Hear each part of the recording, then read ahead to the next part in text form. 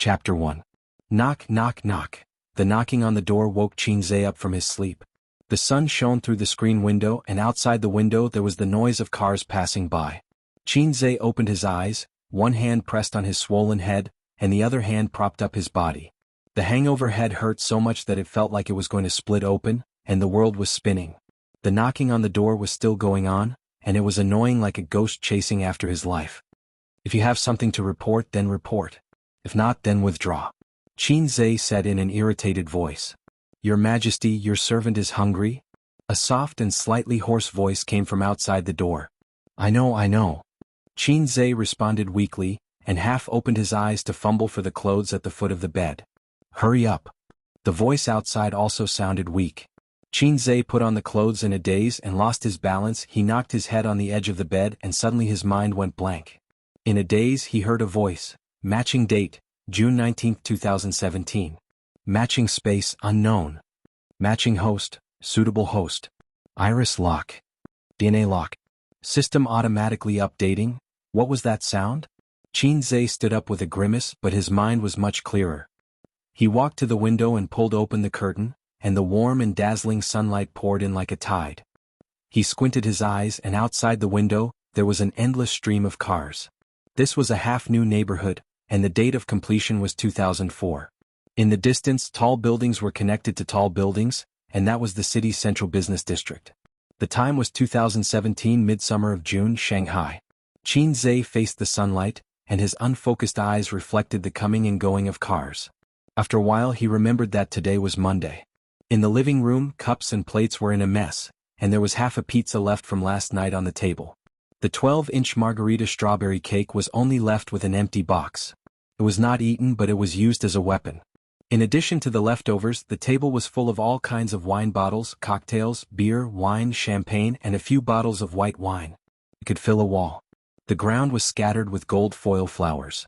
It was like the scene after a wild party. Xianxia sighed softly and found a large garbage bag that he had prepared beforehand. He put the empty wine bottles and the leftovers in it one by one.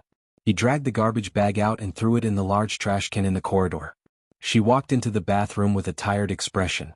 After washing up, she felt that she had come back to life. He calmly walked into the kitchen and took out the skim milk from the fridge. He poured it into a glass and placed it in the microwave. He lowered the heat for 2 minutes. Then he began to fry the eggs, fry the bacon, and blanch 2 pieces of lettuce in boiling water. In less than 10 minutes, a simple breakfast was ready. He placed the food on the dining table in the living room. There were 2 servings of each, just enough for 2 people. She turned around and went to the kitchen. There was still half a bag of toast in the fridge. It tasted good with peanut butter. Xianxia prepared breakfast and returned to his room. It was not his bedroom but another room. The apartment was about 80 square meters. It had 2 bedrooms, a living room, a kitchen, and a bathroom. There was also a balcony with excellent lighting. The apartment was bought by Xianxia's family when he was in elementary school. It was not far from the central business district. There was a subway station at the entrance of the neighborhood. After 2 stations on the subway, they would arrive at the university town. Now, the elementary school where Xianxia studied when he was a child had been demolished for several years. This apartment had increased in value over the years. Xianxia's university was 2 stations away from the university town. Originally, he wanted to experience the life of a dorm. On the first day of his freshman year, the lazy and gluttonous sister unexpectedly took charge of everything and said that she would be responsible for sending her brother to the university. In the end, when there were still 2 traffic lights away from the university, she made a light turn and abducted Xianxia and his luggage to the neighborhood. Hey, this is not the way to the university. Yes. The beautiful sister stroked her hair. Put your luggage away first before you go to the university. Xianxia said loudly, I knew you wouldn't be so kind as to send me to the university for no reason. What's so good about living on campus? A bunch of people crowded in a messy dorm. No matter how you look at it, living with a beauty like me is more cost-effective. The sister said righteously. Thank you very much. Xianxia curled his lips. Please forgive me. I have lived with you since I was a child. I have no interest at all. Don't be like this. It's so inconvenient for me to live alone. I have to do the cleaning myself. I don't even have the strength to change the water dispenser when it runs out of water. Because I don't know how to cook, the kitchen is covered in thick dust, sob. A moment ago, she was an awe-inspiring and inviolable sister, but the next moment she became a little girl acting coquettishly. I don't want to live with you.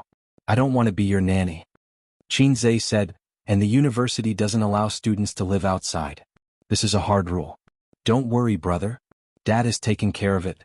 The procedures are all okay. You just have to obediently live together with your sister. I don't believe you. Xianxia took out his phone and dialed a number. After a while, a mellow and serious voice came from the phone. What's the matter? Dad, I want to live on campus. Xianxia said bluntly. At this time, his sister reached out and pinched him hard. You don't have to live on campus. Don't we have a house in the university town? You can live with your sister. Your mom and I are worried about her living alone. If you want to live on campus, you can go back and live there once in a while. The head of the family said and hung up. His sister was admitted to Fudan University with excellent results. As the younger brother, Xianxia was overshadowed. He used all his strength to barely get into the University of Finance and Economics, which was adjacent to Fudan University. If the brother and sister's father were not a professor at the University of Finance and Economics, the university would not necessarily admit him, who was at the bottom of the list. The brother and sister's IQ were very different. Xianxia knew that he and his sister were not biological children. When he was a child, he eavesdropped on his mother's phone call. His mother's fierce words made him understand that one of them was not a child of the Qin family. His mother secretly called and did not mention the name. Xianxia did not know who was adopted between him and his sister. At that time he was still very young. He told his sister about this with a frightened face. His sister threatened him and said, in fact you are a free gift. So you can't tell anyone about this. If you tell anyone you will be sold off. After so many years, Xianxia still did not dare to dig into it. He was afraid that his family would be torn apart. The brother and sister tacitly acted as if nothing had happened. Since they were the children of teaching staff, it was not a problem for them not to live on campus in the first year. Xianxia sighed. In the blink of an eye, 3 years had passed. Xianxia was in his 3rd year of university. His sister was 2 years older than him. She graduated last year and worked as the secretary of the general manager of a foreign company. When he opened the door, the faint smell of perfume mixed with alcohol entered his nose. The room was dark, the curtains were closed, and the air conditioner was blowing cold air. A woman was lying on the bed, covered with a thin blanket. She stretched out her arms and legs, sprawled out on all fours. From the way she slept, it could be seen that this woman was very carefree. Xianxia turned off the air conditioner, opened the curtains and opened the windows. A breeze entered the room along with the sunlight, blowing away the smell of alcohol. Breakfast is ready. Get up. The woman's chestnut-colored curly hair was loose, and her face could not be seen clearly. She snorted a few times like a lazy pig and continued to sleep. Xianxia tried hard to remember. It was his sister's birthday yesterday, so she invited a group of girlfriends to the house for a party. The girls were of all shapes and sizes, and they all looked very cultured and like goddesses. After a few bottles of alcohol, their true colors were revealed. They were all drinking heroines and they drank all night long. The witty sister pulled her brother out of the kitchen to drink. She seemed to have only drunk a few bottles of beer. Even I, who was drunk like a dead dog, got up. What right do you have to sleep in? Xianxia lifted the thin blanket and said loudly, Get up. Chapter 2. The most painful thing in winter was to get up early. You would want to be entangled with the quilt until the end of time, but this was clearly a hot summer. Xianxia silently chewed the bread, finished the bacon and the poached egg. After waiting for 10 minutes she finally came out. She was wearing loose teddy bear pajamas and slippers. Her eyes were half closed as she walked out. Last night I was the one who was drunk to the point of being half dead by your group of female friends. What's with your overindulgent appearance? Xianxia said, puzzled. You're the one who's overindulging. His sister glanced at him listlessly and sat lazily on the chair. Her thin, moist lips pouted. After you lay down yesterday they were almost done. I had to clean up the mess. Those who had boyfriends called them to collect the body. Those who were single, I took a taxi to send them back one by one. I didn't sleep until 3:30 in the morning. I woke up hungry this morning. You deserve it. Xianxia drank a mouthful of milk and slapped her hand away from the bacon. Go wash your face and brush your teeth. His sister stood up as if she had no bones. She quickly grabbed the bacon and stuffed it into her mouth. She ran into the bathroom in her slippers and stuck her head out to make a face at him. Xianxia made a gesture to hit her. She immediately retracted her head. His sister didn't act like an older sister, but he was used to it. Anyway, his younger brother didn't act like a younger brother. Probably because of his upbringing, his parents were strict with Xianxia since he was young. They were afraid that this little sapling would grow into a crooked tree in the future. They were obedient to his sister and doted on her. The treatment of the brother and sister was completely different. If the sister was born, the brother would be a gift. The reason given by the old man was a poor son and a rich daughter. But no matter how strict his parents were and how much they wanted their son to succeed, Xianxia was like a useless ado. He grew up mediocre until he was 22 years old. On the contrary, his sister, who was treated more leniently, was a top student since she was young. When she grew up, she was as smart as ever. She was admitted to Fudan University. If you were half as smart as Bao Bao, I would wake up laughing in my dreams. Father always lectured Xianxia like this. That's right, Bao Bao was his sister's name. Her full name was Qin Bao Bao and she was 25 years old. Qin Bao Bao came out of the bathroom and cleaned herself up. In an instant she seemed to be a different person. Her face was fair and delicate. It was said that in university she was often called a foxy face by girls in private. It took me 10 minutes to wash my face and brush my teeth. It's 8:25 in the morning now. Even if you finish your breakfast in 5 minutes, go back to your room to change your clothes, put on your makeup and take the subway? Forget it, don't take the subway. You're going to be late today. If you're late by 1 day, you'll lose the perfect attendance bonus and you'll lose 300 yuan. That's equivalent to a week's worth of food expenses. Xianxia calculated the financial losses caused by his sister's laziness in bed. I never put on makeup. Qin Bao Bao wrinkled her nose and acted like a spoiled little girl. Shouldn't the point be that you're going to be late for work? Xianxia was going crazy. I'm not going to work. I quit. Qin Bao Bao swallowed the poached egg and drank a mouthful of milk. Xianxia was shocked. When did that happen? I quit yesterday. Didn't I tell you? I don't remember it at all. Oh, there were too many things. I forgot to tell you. Why did you quit for no reason? Did your boss harass you? Qin Bao Bao's phoenix eyes suddenly lit up. She was delighted. Good idea. Just say that when Dad asks. Ridiculous. Do you think I'll keep it a secret for you? Your job is pretty good. You get a salary of 5,000 yuan during your internship. After you become a permanent employee, your monthly salary will be over 10,000 yuan. There's also a handsome bonus at the end of the year. If you quit, you'll have nothing to eat. Qin Bao Bao blinked her eyes and said cutely, I'll rely on you to take care of me in the future. Get lost, get lost. I haven't graduated yet. Xianxia snorted. Dad was still showing off to his relatives last year. Even though he had a smug look on his face, he acted like he didn't care. Ayaya, it's just SOSO. It's just a Fortune 500 company. Qin Bao Bao lowered her head and carefully smeared peanut butter on the toast. She mumbled, It was my birthday yesterday. Time is really a butcher's knife. Unknowingly, I'm almost 30. I can't go on like this. I don't want to waste my youth on some Fortune 500 company. I want to break free from the shackles. I want to be a brave girl chasing her dreams. You're a woman chasing her dreams, aren't you? Xianxia complained. Do you want to die? Qin Bao Bao glared at him. What do you want to do? Xianxia had an ominous feeling in his heart. My goal is to walk onto the big screen and become a superstar. I want to be the nation's goddess. Oh ho ho. Qin Bao Bao struck a pose of a slave turning over to become the master. Indeed. Xianxia covered his face silently. There was a huge stain in Qin Bao Bao's life, a huge regret. The so-called stain was her name. When she was in junior high school, she couldn't stand the mockery of her classmates and secretly took the household register to change her name. Because she couldn't give a good reason, an ugly name wasn't a reason, and because she didn't have her parents to accompany her to sign the agreement, the police called her home to ask about it. Without a second word, her father rushed to the police station and dragged her home by her ears. In Xianxia's memories, that was the first time her parents worked together to beat her up. The second time was when she was in high school.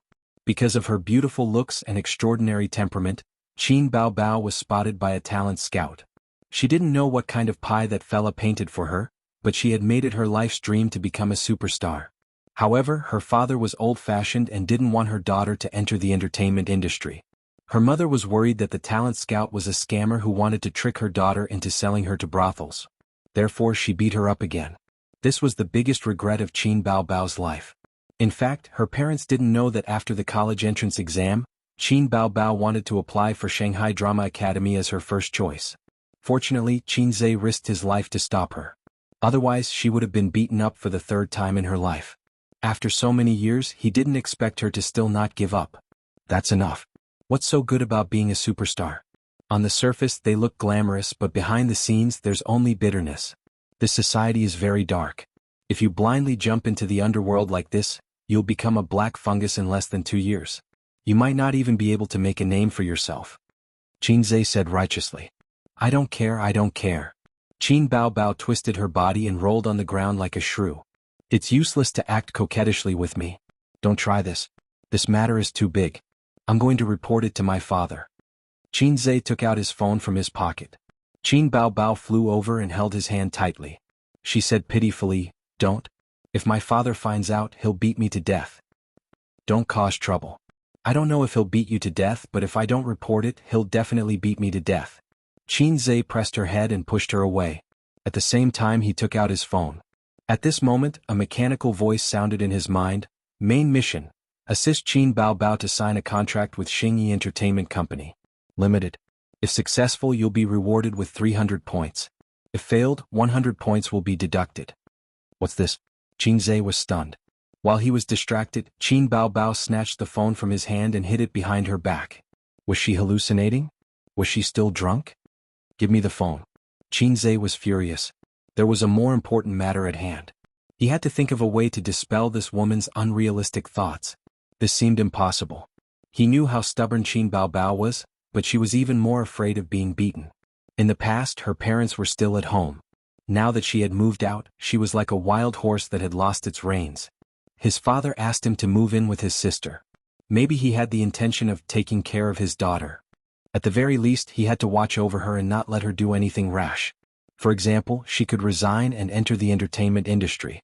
If he encountered this kind of thing, he should call the headquarters to report it. Otherwise he would be derelict in his duty. He couldn't take the blame. Qin Baobao stuffed the phone into her 36D. She puffed out her chest and said, Come on, come on. If you dare to touch me, I'll tell my father that you touched my chest. That's enough. Xianxia's mind was full of shit. Sister, let's talk. Xianxia decided to use the conciliatory policy. It's not that I want to stop you from chasing your dreams. But you didn't walk the right path at your best age. It's too late now. You're already 25 years old. Your image as a pure girl is definitely not good. At your age, how can you enter the entertainment industry without relying on your ability? Everyone wants to enter the entertainment industry. Everyone wants to be famous. You can imagine how fierce the competition is. Please, you went to Fudan University. It's not an acting school. Can you compete with those fresh graduates with professional backgrounds? Do you know how to act? Do you have a solid foundation in acting? You're already 25 years old. Don't be so childish. I have a face. Qin Baobao raised her foxy face. What face do you have? Did you drink too much poisonous chicken soup? Does the entertainment industry rely on one's face? There are as many handsome men and beautiful women as you want on earth. Xianxia said. Host, you're wrong. I've been to a parallel universe. The artists there don't have any acting skills. They can dominate the entertainment industry just by relying on their faces. The strange voice sounded again. Who is it? Xianxia jumped up. He looked around in horror like a cat with its hair standing on end. Chapter 3. Host, don't be nervous. I'm an intelligent system that travels through time and space. I've been to many different time and space. Now I'm lodging in your brain. Parasite? Are you going to eat my brain? Xianxia was shocked. Not really. It's hard for an intelligent creature in a three-dimensional world to understand my definition. You can think of me as the golden finger of a male protagonist in a web novel. Oh. Xianxia nodded, then suddenly jumped up from the chair. I'd be a fool to believe you. I'm going to the hospital. But just as he stood up from the chair, he suddenly lost control of his body and sat back down. Qin Baobao looked at him blankly. What are you doing? Xianxia cried. Sister, save me. I think I should be saved. Are you crazy? Qin Baobao covered her phone with one hand and carefully touched his forehead with the other. Is there something wrong with your head? No, in my head. I'm fine. He couldn't help but say something that didn't mean. At the same time, a mechanical voice sounded in his mind. Host, please do not expose my existence. Otherwise I'll be obliterated. What the hell are you? Xianxia roared in his heart. You can control my body? Don't tell me what system you're talking about. I can still distinguish between reality and fiction. I've been to many time and space and changed many masters. There are many like you. It's okay. I'll slowly accept it. Now your first task is to help Qin Baobao sign a contract with Star Art Entertainment. If you succeed, you'll be rewarded with points. If you fail, you'll be deducted. If your points are reset to 0. Qin Zhe trembled. Obliterated? That won't happen. I'll choose a new host. Have a good trip. But I've used up all my energy to travel to this time and space. I can only choose a new host in your world. If I leave the current host, I'll need to drain your body's energy. Are you sure you want to give up? My balls are in a sack. What will happen to me if my energy is drained? You'll become a vegetable. I love golden fingers. Are you sure you won't eat my brain? I won't. Then what should I do now?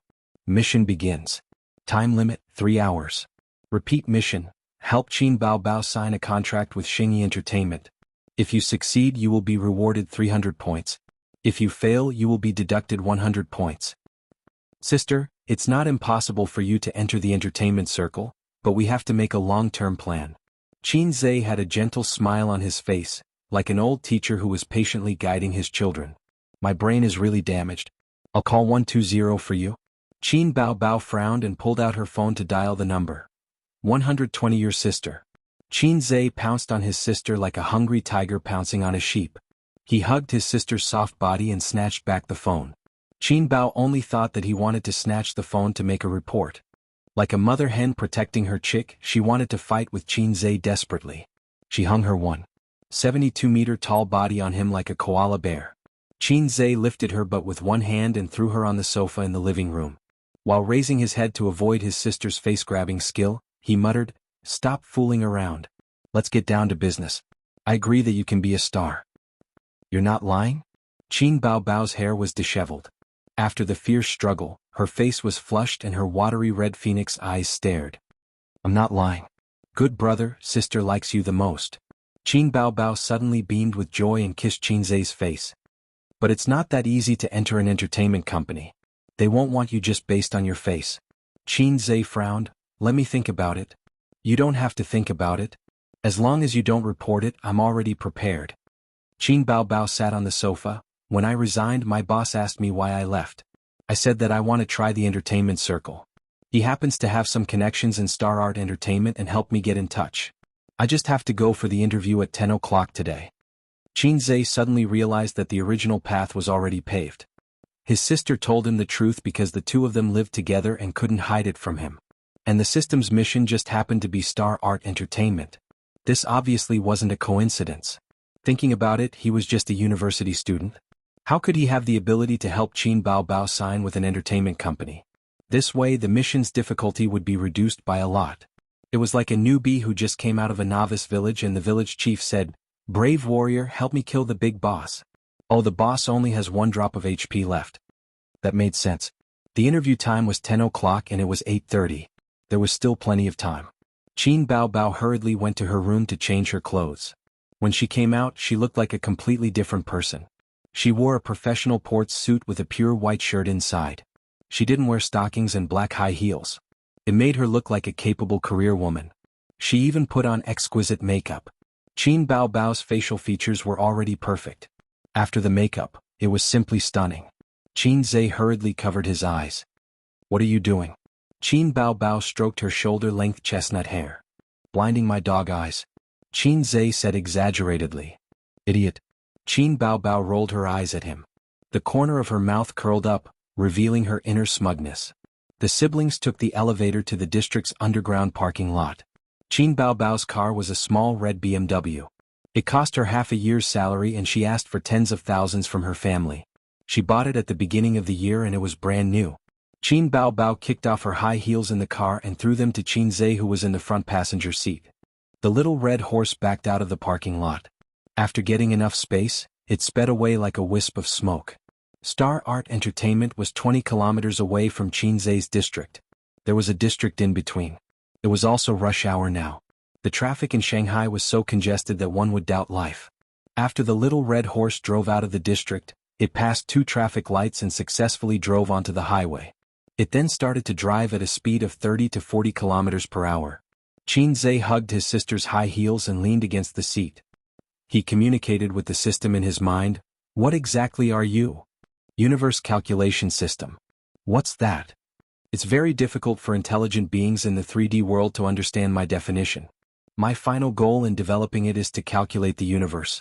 Why are you in my brain? Xianxia didn't understand and could only change the topic. I randomly choose a host. The host I choose in every spacetime is random. Every spacetime? Xianxia said, I don't understand, but it's awesome. Time and space are the universe's greatest mysteries.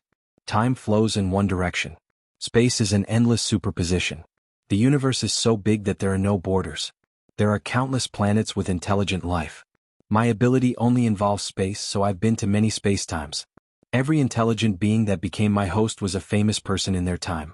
Great God, please accept my kneeling. Xianxia ridiculed and said, I've read novels. Can't you pluck the stars and the moon and live forever? I've been to a similar world. Xianxia was excited. Then can I become an immortal? Can I live forever? Ridiculous. There is nothing eternal in the world. The sun will also end one day. According to my speculation, the universe is not eternal, including me. Then can I live as long as the sun? Not really. The formation of a world depends on many factors. Every world is different. The laws of existence are also different. In the world you live in, humans can't fly in the sky and burrow into the ground. What's the use of having you? Xianxia was very disappointed. Every boy had a fantasy. Xianxia, born in 1995. Your physique is average, your intelligence is average, your grades are average. You've been average since you were young. According to your current life trajectory, your sister Qin Bao Bao will be the most beautiful woman you've ever seen. You'll be mediocre for the rest of your life. But I can change your life and change your destiny. So I think I'm still useful. Hearing you say that, I really want to die. Xianxia covered his face. What's the use of you? Next is the beginner's tutorial time. Please open the system interface. How do I open it? At least give me a controller. Am I supposed to shout to the sky, system interface? Then it will jump out? Xianxia's voice fell. A blue virtual interface appeared in front of his eyes. It reminded him of the 3D projections he saw on the internet. On the top left corner of the virtual interface was the two words Xianxia. Below there were two options, Mission Point Store. Xianxia stretched out his finger and clicked on Mission. The virtual interface showed the details of the mission. Main mission, help Qin Bao Bao sign a contract with Xingyi Entertainment. Success will reward 300 points. Failure will deduct 100 points. He clicked on the point store, but a notification popped up. This function has not been activated. System, what's in the point store? Something that can help you reach the peak of your life. It hasn't been activated because I currently have 0 points. Yes, please work hard. I want to ask, what the hell is this mission? Missions are not ghosts, but I can roughly understand what the host means. There is no free lunch in this world. If you want something, you have to work hard. If you want to use points to exchange for things in the store, you have to keep doing missions. What are the conditions for a mission to appear? Don't ask me to commit murder, arson, or molest young girls. The conditions for a mission are based on the host's current state, the people around you, and the desires in the host's heart. Then if I want to molest young girls, is it possible for a mission to molest young girls to appear? Yes. That's enough. Xianxia's mouth twitched. Who doesn't have a dark heart? If you encounter a similar mission, the host can choose to give up. The system will automatically deduct points. There's a mission item here? Xianxia found that at the end of the mission details, there was a line of gray words, mission item. This is the support item for the first mission. It hasn't been activated yet. Host, please wait patiently. At this time, Qin Bao Bao turned to look at him and curiously asked, why are you gesticulating? Can't my brain be damaged? Xianxia said as he closed the system interface. Qin Bao Bao snorted and looked straight ahead, concentrating on driving. Xianxia looked at the side of his sister's face in a daze. Her tall nose, thin lips, and slightly tilted chin reminded him of a Greek sculpture. They didn't look alike at all. Qin Bao Bao had been praised as beautiful and cute by her relatives since she was young. When she grew up, it was no surprise that she became a beauty. She was the flower of the garden in kindergarten and the school flower in school. The love letters she received were more than enough to wipe Xianxia's ass for 10 years. Xianxia, on the other hand, was much more ordinary. His facial features were regular and he was handsome at most. He had seen his father's photos when he was young. He could only say that he was handsome. His mother was just delicate and pretty. The two of them had a daughter together and passed all their good genes to their eldest daughter. When it came to Xianxia, he was just average. It didn't make sense at all. This didn't conform to genetics. Xianxia always suspected that his sister was someone else's child. Otherwise, how could she be so outstanding? Other people's children were the outstanding ones. That was the saying, right? Chapter 4. Star Art Entertainment is one of the top 10 entertainment companies in the mainland. They have signed numerous artists and many A-listers. They have a lot of capital and the entire office building is Star Art's property. Qin Baobao walked around the hexagonal building. The entire building is 30 stories high and the glass walls reflect the dazzling sunlight. They found a parking space behind the building by the dark path. The small BMW glided in a perfect arc and steadily stopped in the car. Qin Baobao got her driver's license in high school. She has 5 to 6 years of driving experience.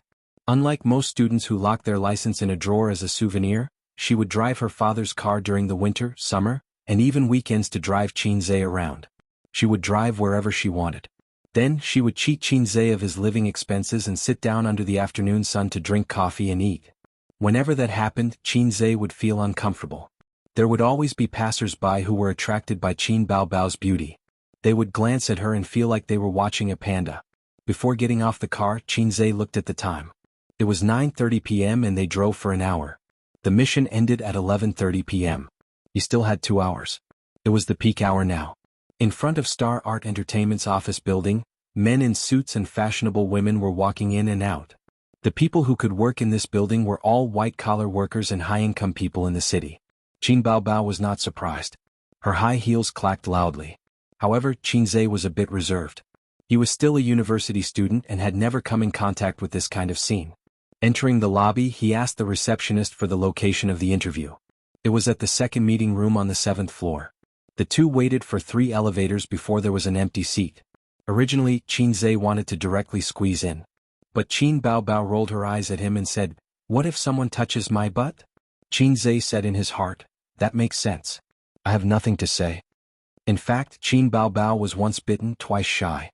When she was in junior high school, she took the subway home. It happened to be the peak hour and the passengers were jostling. There was an uncle who secretly took advantage of her. Without saying a word, Qin Baobao turned around and hit the idiot's vital point with her knee. From then on, her father would drive her to and from school or take a taxi. On the 7th floor, the receptionist opened the door for the two of them and asked for their purpose. She smiled and gave Qin Baobao a number and said, "The meeting room is on the left. Go straight." "Thank you."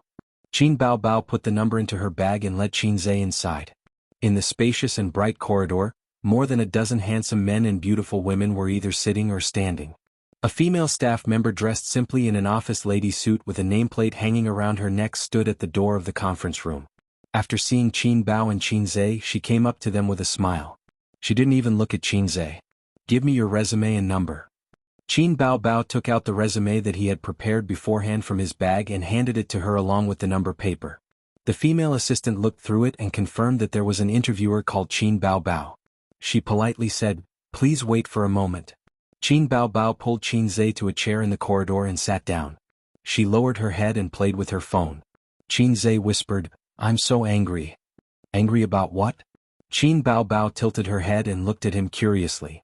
"She didn't even look at me just now." Qin Baobao giggled. "It means that she has good eyesight. You don't look too nervous." Xianxia poked his sister's waist. "You are very nervous," Qin Baobao said. "I'm not nervous. I just feel uncomfortable. They're all looking at you." Qin Baobao turned to look at the handsome men in formal suits. Some of them subconsciously avoided her gaze. Some of them felt good about themselves and smiled slightly. Qin Baobao smiled, making many men's hearts beat wildly. She retracted her gaze and snorted. "Ignore them. I'm used to it anyway." "But I'm not used to it. You're a panda wherever you go and I'm the bamboo beside the panda." Xianxia said gloomily. "Bamboo also has dignity." Okay, bamboo. Let me, the panda, take a bite."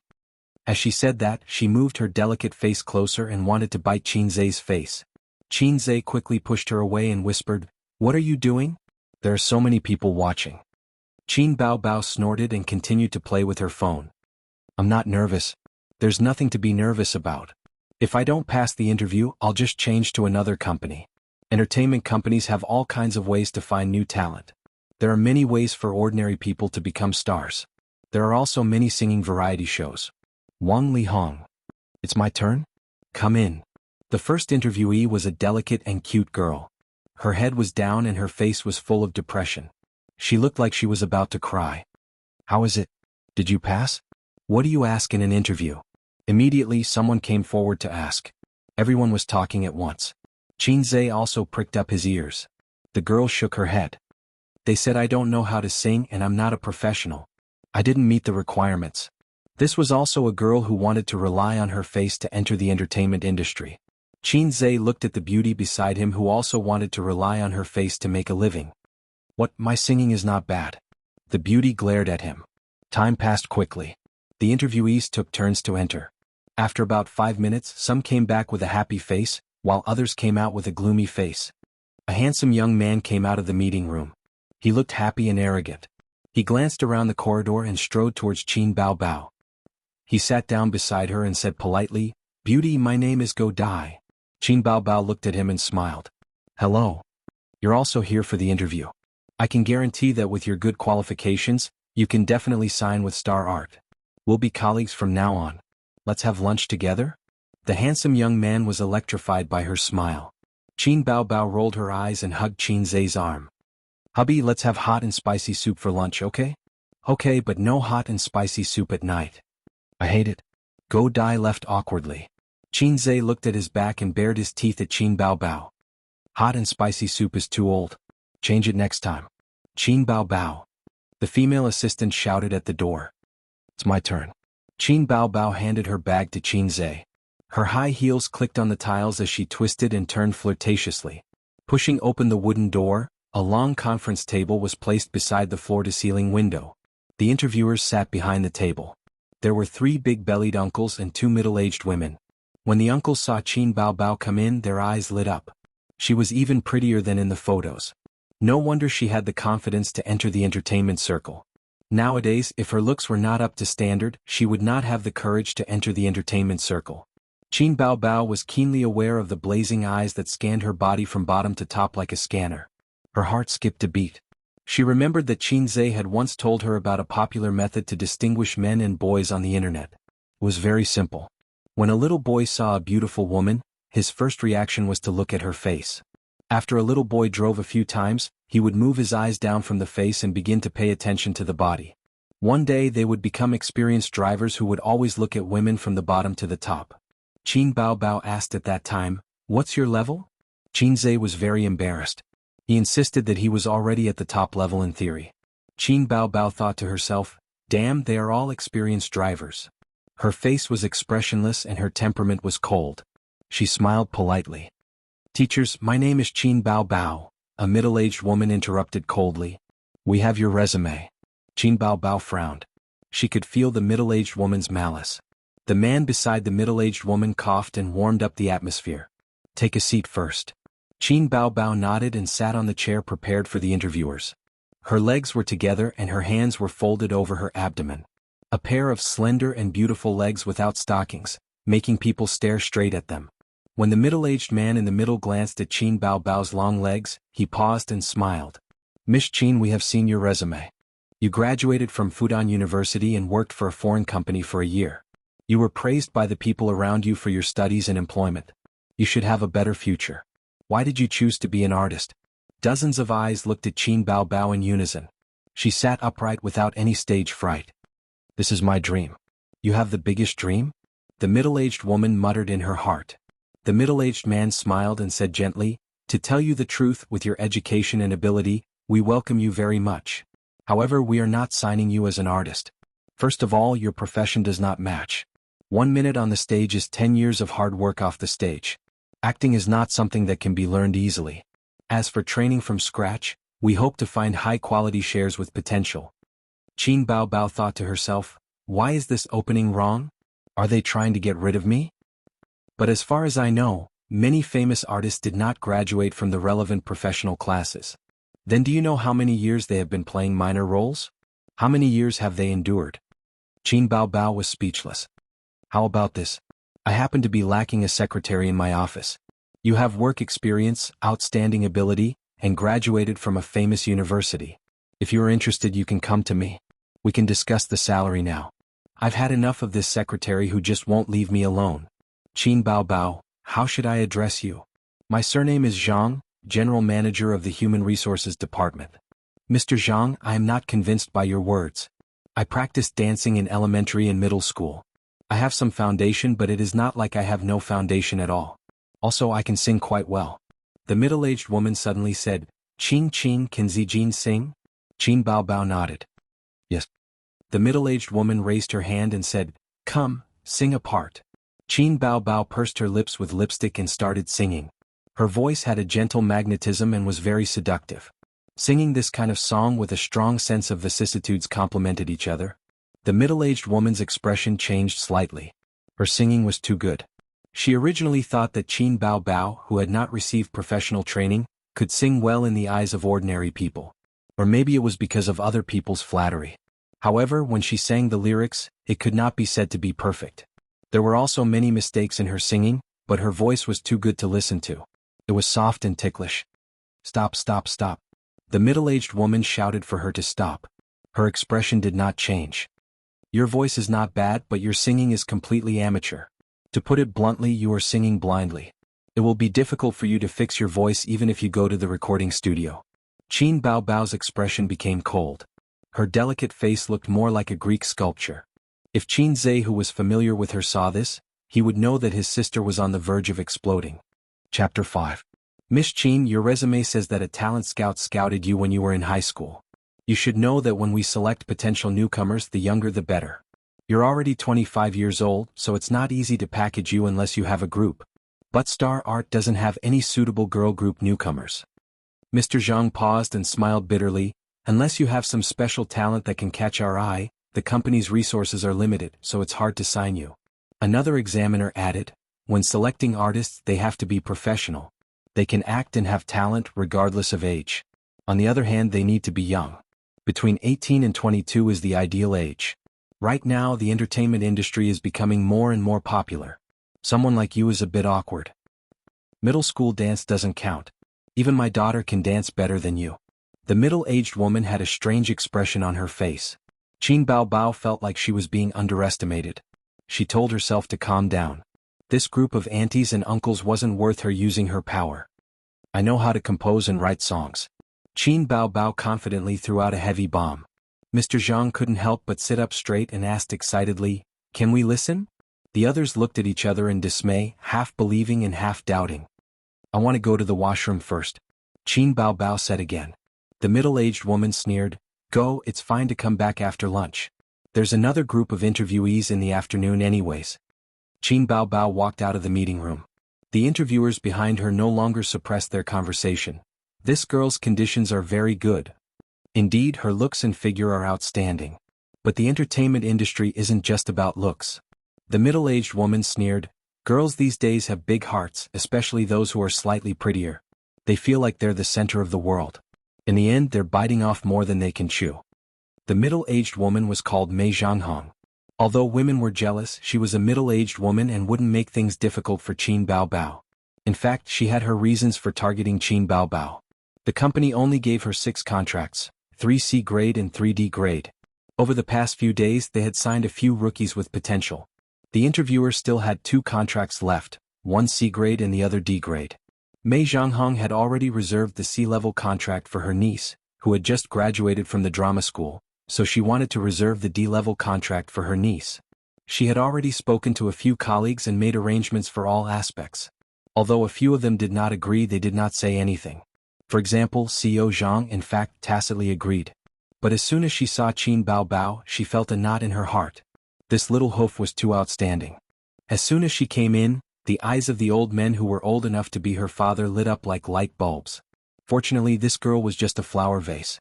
If this fox was talented, he wouldn't be able to keep the D-grade contract. In her opinion, Qin Bao going to the bathroom was just an excuse to give her a way out. Mei Zhanghong had guessed correctly. Qin Zhe saw his sister come out with a gloomy face. The siblings looked at each other without saying anything. There was no need for words. Their expression said everything. Not accepted? Qin Zhe's heart sank. I have the face and the figure, why didn't they accept me? saying that I have no talent and no skills and that I'm already so old? I'm only 25, okay? I'm young and tender, how am I old? Qin Bao Bao complained to her brother.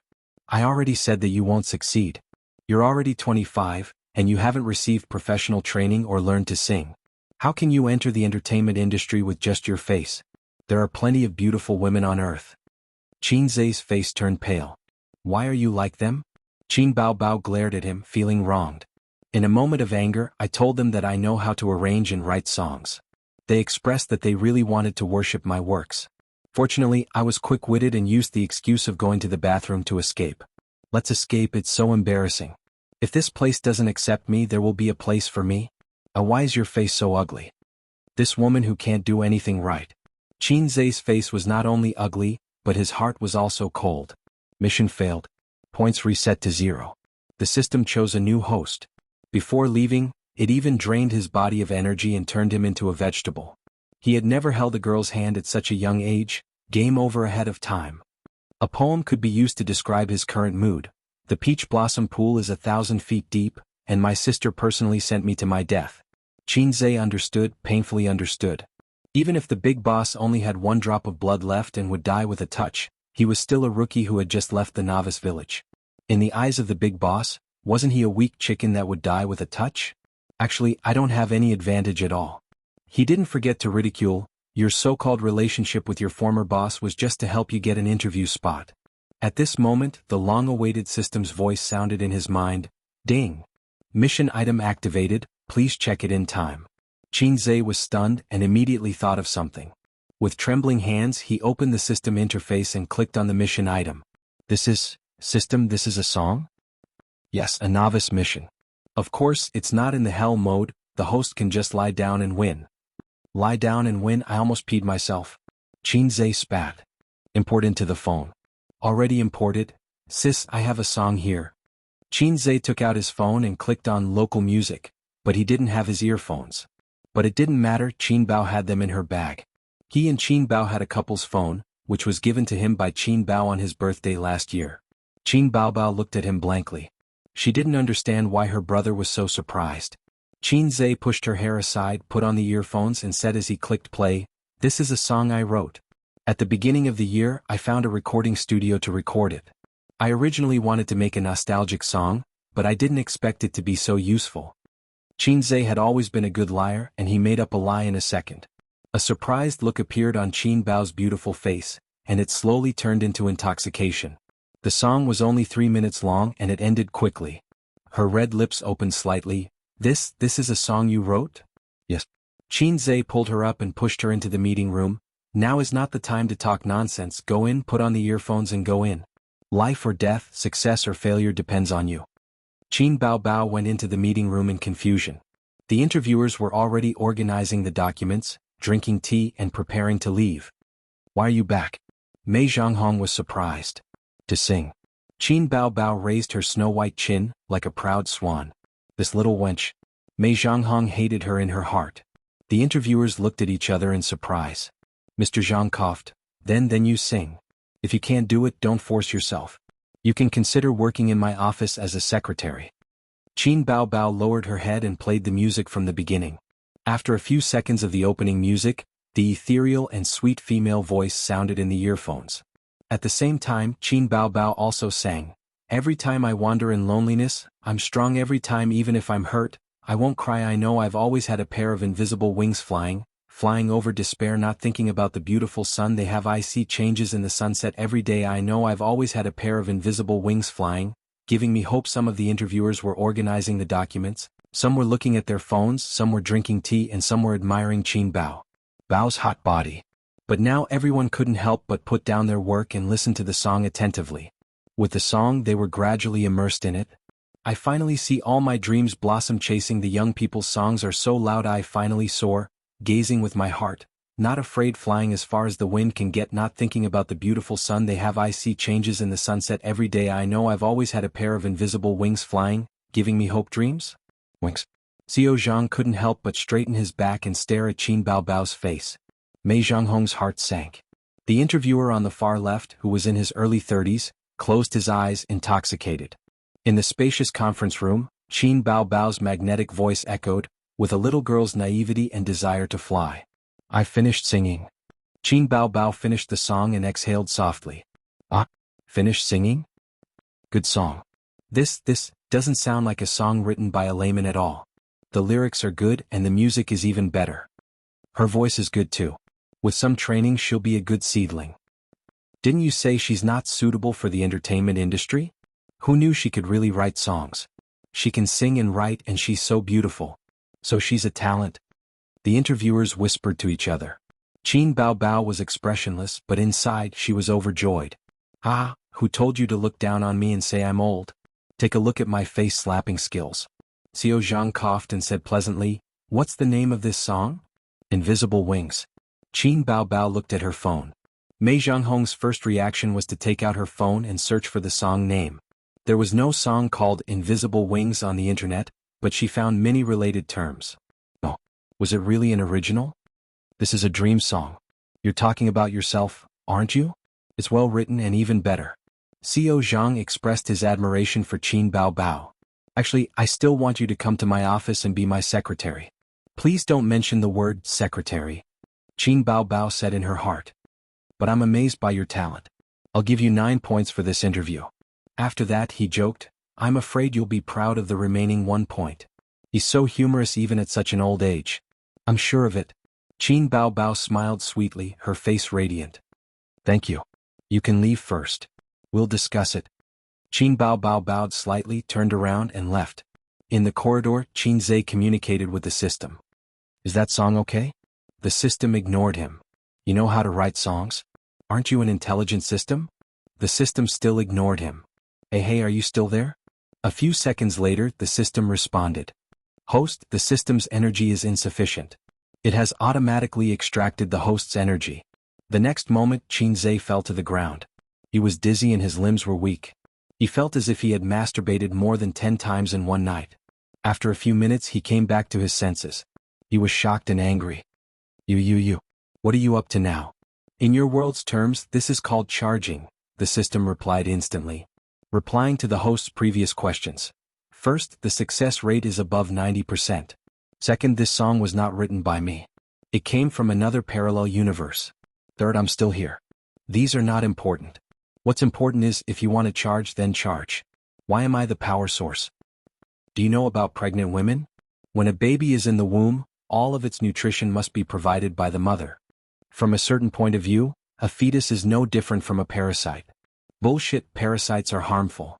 Qin Zhe bared his teeth. From a certain point of view, you are no different from a parasite. If there are problems with the fetus, there will also be problems with the mother. It's not like there are no mothers who have died due to difficult labor. So there is no difference between a fetus and a parasite. So you're saying that you're the fetus now and I'm the mother now. You want to charge and I'm the power source? Yes. Let's hear you call me Dad first. Qin Zhe said, don't trick me, okay? I can't take your torture. I'm just a normal person. If you extract my energy like this, will my life be shortened? Will I become impotent? So the host should work hard to train your body. Follow the energy training manual provided by the system to achieve a transformation of your body. What's an energy training manual? I've only heard of the youth training manual. Later. A few seconds later, the system replied. I've looked it up. In your human terms, chi cultivation. Damn. Didn't they say that you can't become an immortal in this world? Can't you become a spirit after the founding of the country? According to the literature of this world, there is chi in the human body. Through chi cultivation you can prolong your life and obtain great power. In fact, it's a process of humans absorbing energy from the outside world. It's the same principle as charging a mobile phone. But the so-called great power is only limited to normal people. It's still within the scope of living creatures. There's no such thing as becoming an immortal. At this moment she saw Qin Bao Bao walk out with a gloomy face. Chapter 6. Qin Bao Bao's beautiful face was gloomy. When she walked in front of Qin Zhe, she pouted and looked like she was about to cry. Qin Zhe rolled his eyes. Stop pretending. You passed the interview, right? Qin Bao Bao's face immediately changed. How did you know? We knew each other when we were in diapers. The roundworm in your stomach doesn't know you as well as I do. Qin Zhe said disdainfully. In the meeting room, Chief Zhang finished discussing with everyone and said loudly, This Qin Bao Bao is not bad. The company needs this kind of talent. I suggest giving her this D-grade contract. What do you all think? The interviewers expressed that they had no objections. Wait. Mei Zhanghong said loudly. Chief Zhang frowned. Manager Mei, you say it. Mei Zhanghong did not answer. She just lowered her head and fiddled with her phone. She could not find the song title. The song title might be fake. She had to search for the lyrics. Nothing? Impossible. Mei Zhanghong could only say, the song just now, I felt that it was somewhat familiar. Maybe it was a copy of another song. How can someone who has never studied music know how to compose a song? Don't you think it's strange? There are always geniuses who are especially talented in certain aspects. Just because they have never studied music doesn't mean that they can't write good songs. Chief Zhang said, familiar? Are you familiar? Why haven't I heard the melody of that song? The others shook their heads, indicating that they had never heard of it. Mei Zhanghong was unwilling, but at this time, Chief Zhang waved his hand and said lightly, it is the responsibility of the HR department to find talents for the company. If she is just a vase, I will do you a favor and give the contract to you. But she clearly has a lot of potential. This is obvious to all. In the workplace, the capable get the top and the incompetent get the bottom. Your niece's matter should be put aside for now. In the corridor, Qin Zhe received a notification. Congratulations to the host for completing the task. The reward is 300 points. Success. He was overjoyed. Just as he was about to speak, the meeting room door opened and the assistant walked out. Qin Bao Bao, come in. As Qin Zhe expected, Qin Bao successfully signed the contract. Then she went through the entry procedures and followed the female assistant to go through the process. Qin Zhe sent her a message saying that he was going downstairs to get some fresh air. Qin Zhe had heard on the internet that the contracts of entertainment companies had many tricks and were full of various overbearing clauses, but he was not worried at all. Qin Bao Bao had graduated from a high school, and her IQ was higher than his.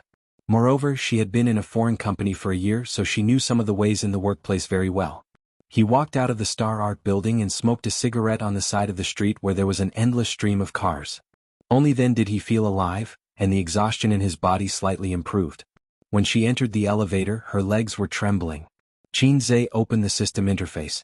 The point store icon was already lit up. He clicked on it. The interface changed and a dazzling array of categories appeared. Entertainment, art, lifestyle, machinery, finance, language, industry, literature, computer, combat, sports. What are these things? Qin Zhe was dumbfounded. He felt that he had clicked on a lifestyle app. The host can exchange points for any of the items. The system said, please check the details yourself. Qin Zhe clicked on the entertainment category. There were many categories. Movies, music, variety, crosstalk, rich and colorful. He clicked on music again. The interface changed and a list of songs popped up.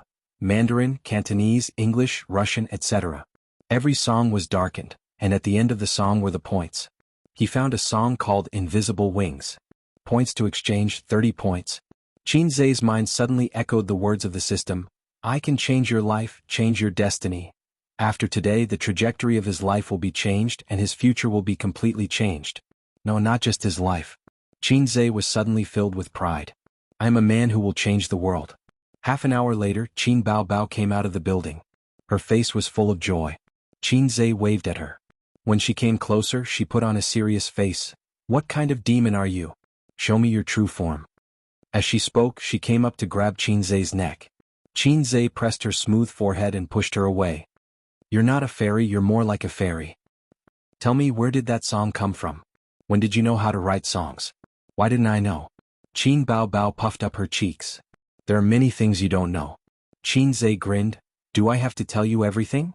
Do I have to report to you when I'm in love? You are my sister, not my mother. Qin Bao Bao suddenly became alert. You're in love? Where did this vixen come from, daring to seduce my brother? I'm too lazy to talk to you. Qin Zhe took out a cigarette from his pocket and walked to the parking lot with it in his mouth. Qin Bao Bao trotted behind in high heels and carrying her bag. Qin Bao Bao started the car and smiled like a flower. I'm happy today, I'll take you to eat and drink. Qin Zhe was not interested. Let's order takeout, I'm not happy to eat out, I want to go home and rest. Her legs were still weak. Boring. Qin Bao Bao wrinkled her nose, rolled her eyes and shyly lowered her head. Good brother, you have done a great job today, I will reward you when I get home. Qin Zhe's body shook. You said it, no going back on your words. Qin Baobao nodded shyly, okay. The little red horse drove out of the parking lot and galloped quickly. It was 11 o'clock in the morning, the traffic was not as dense as it was in the morning rush hour. After 40 minutes, the siblings arrived home. Qin Zhe held Qin Baobao's hand and rushed into the elevator, pressing the button hard. The elevator rose slowly and stopped on the 6th floor. Qin Zhe took out the key to open the door and inserted the key into the keyhole. He took a deep breath and looked at his charming sister. Sister, we are home. Qin Baobao lowered her head. Okay. I'm so excited, so nervous, I feel like my heart is going to jump out of my chest. Qin Zhe said. Stupid face. Qin Baobao rolled her eyes at her. The last time was half a month ago. Qin Zhe said excitedly, I have been holding back for half a month, you finally agreed today. Open the door quickly. Qin Baobao urged. Qin Zhe turned the key and pushed the door open. A few minutes later, the room was filled with sonorous music and Qin Zhe's shouts. Sister, heal me. Ouch, you should be more careful. The opponent's hammer hooked me, you even went to the river to set up an eye. Why are you playing support? Play AD with me and kill him? It's over. The opponent got a double kill. We are going to die at the bottom lane. Qin Baobao, shut up, I know how to play. Why are you jumping around? Come to my side, I will heal you. Ouch, I've been pinched by a clamp. Help. Your big move is hide in the grass. Look, the AD flashed and escaped. It's useless. I won't play with you next time. I just leveled up to silver, sob. At 3:30 in the afternoon, after the siblings lost 5 times in a row, they tacitly threw away the mouse. Qin Zhe stood by the table and Qin Baobao stood on the bed, criticizing and ridiculing each other. Qin Baobao's verbal skills were not as good as her brother's. She grabbed a pillow and hit him on the head. Qin Zhe angrily retaliated and grabbed another pillow to hit back. This pillow fight ended with Qin Baobao unexpectedly winning. She chased Qin Zhe from the room to the living room, then from the living room to the kitchen. In the end, Qin Zhe ran back to the room and locked the door. Qin Zhe threw himself on the bed and gasped for breath. He felt weak. He had just been drained of energy by the system in the morning. Otherwise, he would be riding on Qin Baobao's body and showing off while his sister cried and begged for mercy. A wave of sleepiness hit him and he fell asleep. At 7 o'clock in the evening, Qin Baobao knocked on the door and asked him to wake up for dinner.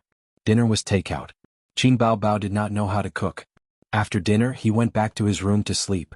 At 4 o'clock in the morning, he woke up. He tossed and turned, unable to sleep. His spirit was surprisingly good. System, I can't sleep. Host, I don't have the ability to hypnotize. No, I want to learn that energy training manual. Today I was cheated badly by you. I don't want to try it again. Immediately prepare a training plan for the host. Please wait.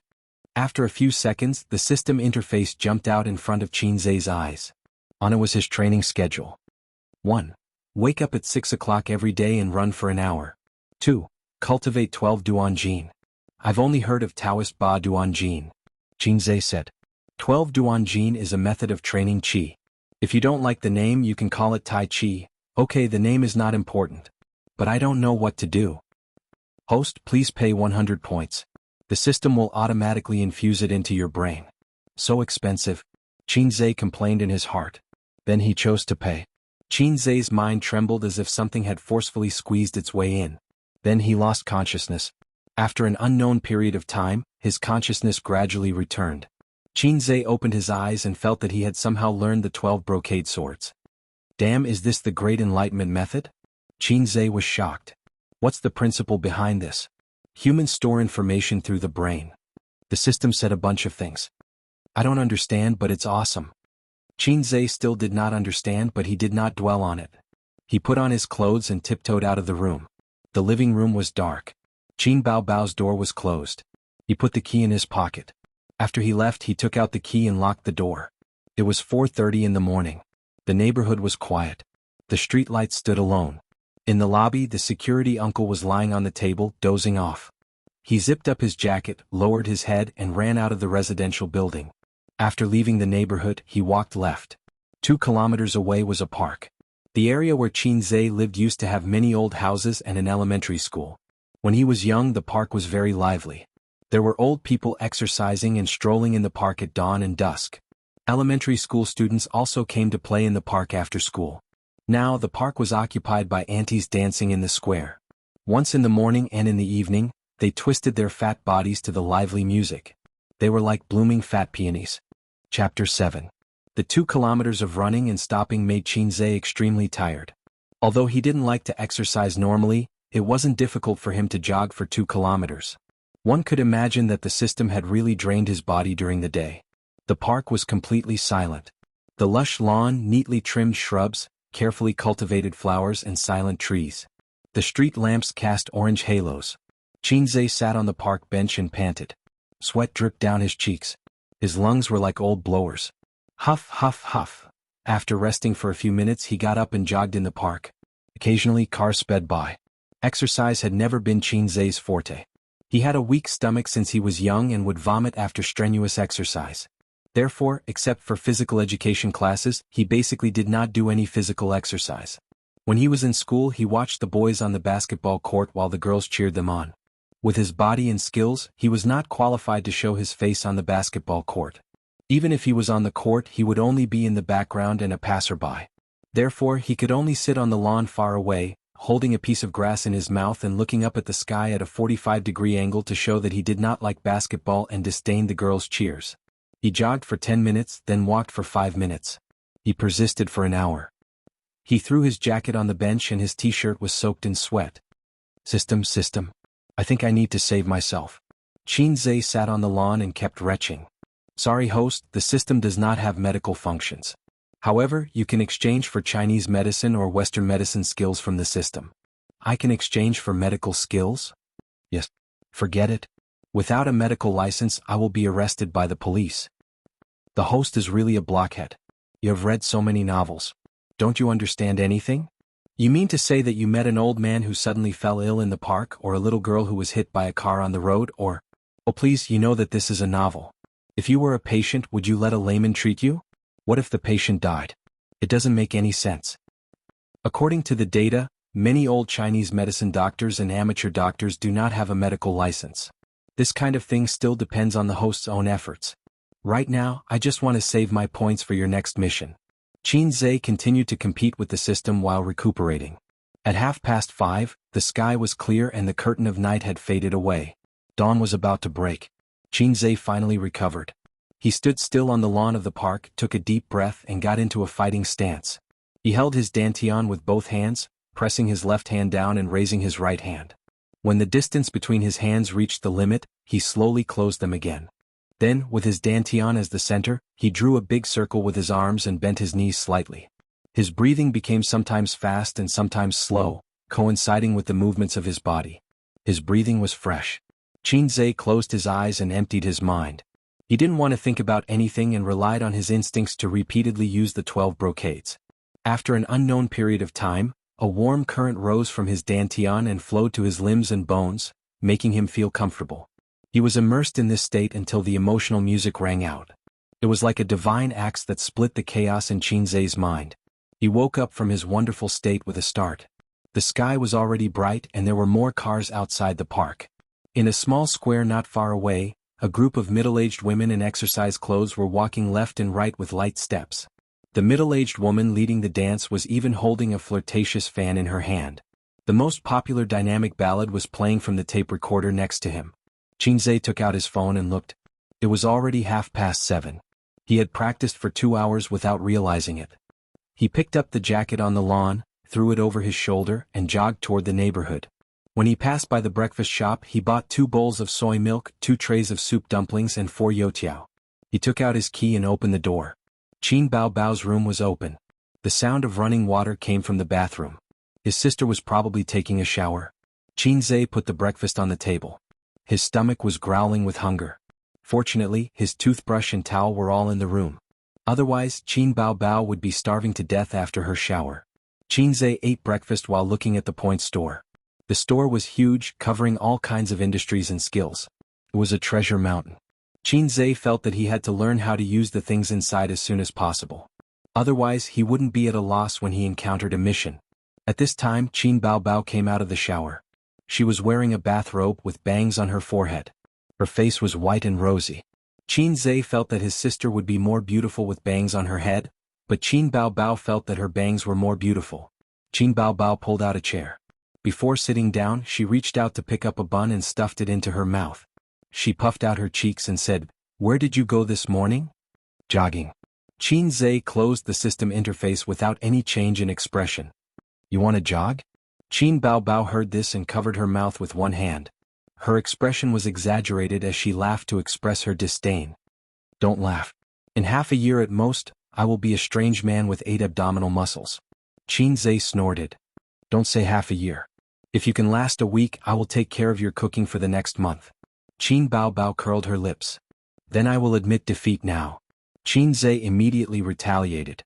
Qin Bao had lived for 25 years, but she didn't know whether to add oil or vegetables first when cooking. She also didn't know whether to add rice or water when cooking. His sister flew into a rage out of humiliation and hit Qin. Qin finished his breakfast and suddenly remembered something. "Oh right, give me some more money." Qin Bao frowned. Her red phoenix eyes were enough to make 90% of women feel ashamed. "Didn't I give you 500 yuan last week? Did you really find a girlfriend?" "Don't look at me like that. I bought the cake for your birthday. Damn it, it cost me 300 yuan. Your friends are all spendthrifts. They didn't eat a single bite. They used it all on their faces." Qin Bao seemed to be relieved. She ran back to her room in her slippers and came out with her handbag. She took out 500 RMB and put it on the table. "Save your money. I just resigned and my new job only pays me 3,000 RMB. We have to tighten our belts in the future. We can't ask our parents for money, or we'll be nagged by the old man again. Didn't you sign a contract to be a star? A star's salary is only 3,000 yuan? Qin face was full of, "Don't lie to me." Qin Bao rolled her eyes. "I haven't debuted yet. There are many artists signed by entertainment companies every year. Only a few of them can make a name for themselves. They are all half-baked. Besides, stars don't care about the basic salary. I still have 3 months of training before I can debut. During this period of time, I only have a meager basic salary." Qin suddenly had the idea of making money as soon as possible. Although his family was a local and had 2 houses, they were real estate. He didn't have much savings. In the words of the locals of Shanghai, "Those who are rich are not from here. Those who are rich are all foreigners." After Qin moved in with his sister, his family stopped paying for his living expenses. Qin Bao took care of all his expenses. Qin Bao bought him 3 sets of clothes, mobile phones and laptops. Qin wanted to make money but he wouldn't say it out loud. Qin Bao kicked Qin Bao's leg. "Then why are you still sitting there like an idiot? Hurry up and go to training. Don't come back to see me if you don't make a name for yourself." Qin Bao was furious.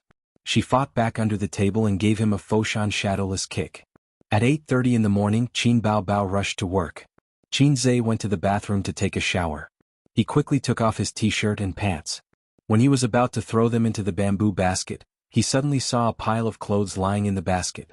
On top of the pile was the black lace underwear that Qin Bao wore yesterday. Qin's first thought was, "I heard that there are beauties selling original underwear on the internet. I wonder how much Qin Bao's underwear can be sold for?" At 10 o'clock in the morning, Qin carried the Hermes bag that his sister bought for him. He walked out of the neighborhood and took the subway to the university town. There were many famous universities in this university town: Fudan, Tongji, and the University of Science and Technology. The University of Finance and Economics was slightly inferior to these famous universities. To be honest, it was not bad. However, with his sister in front of him, Qin's results were not good. In the past, his father wanted to train his only son to be a top student at Fudan. However, his only son failed to live up to expectations. He had to settle for something like Tongji. But in the end, Qin went to the University of Finance and Economics. His father was disappointed, but he could not say anything.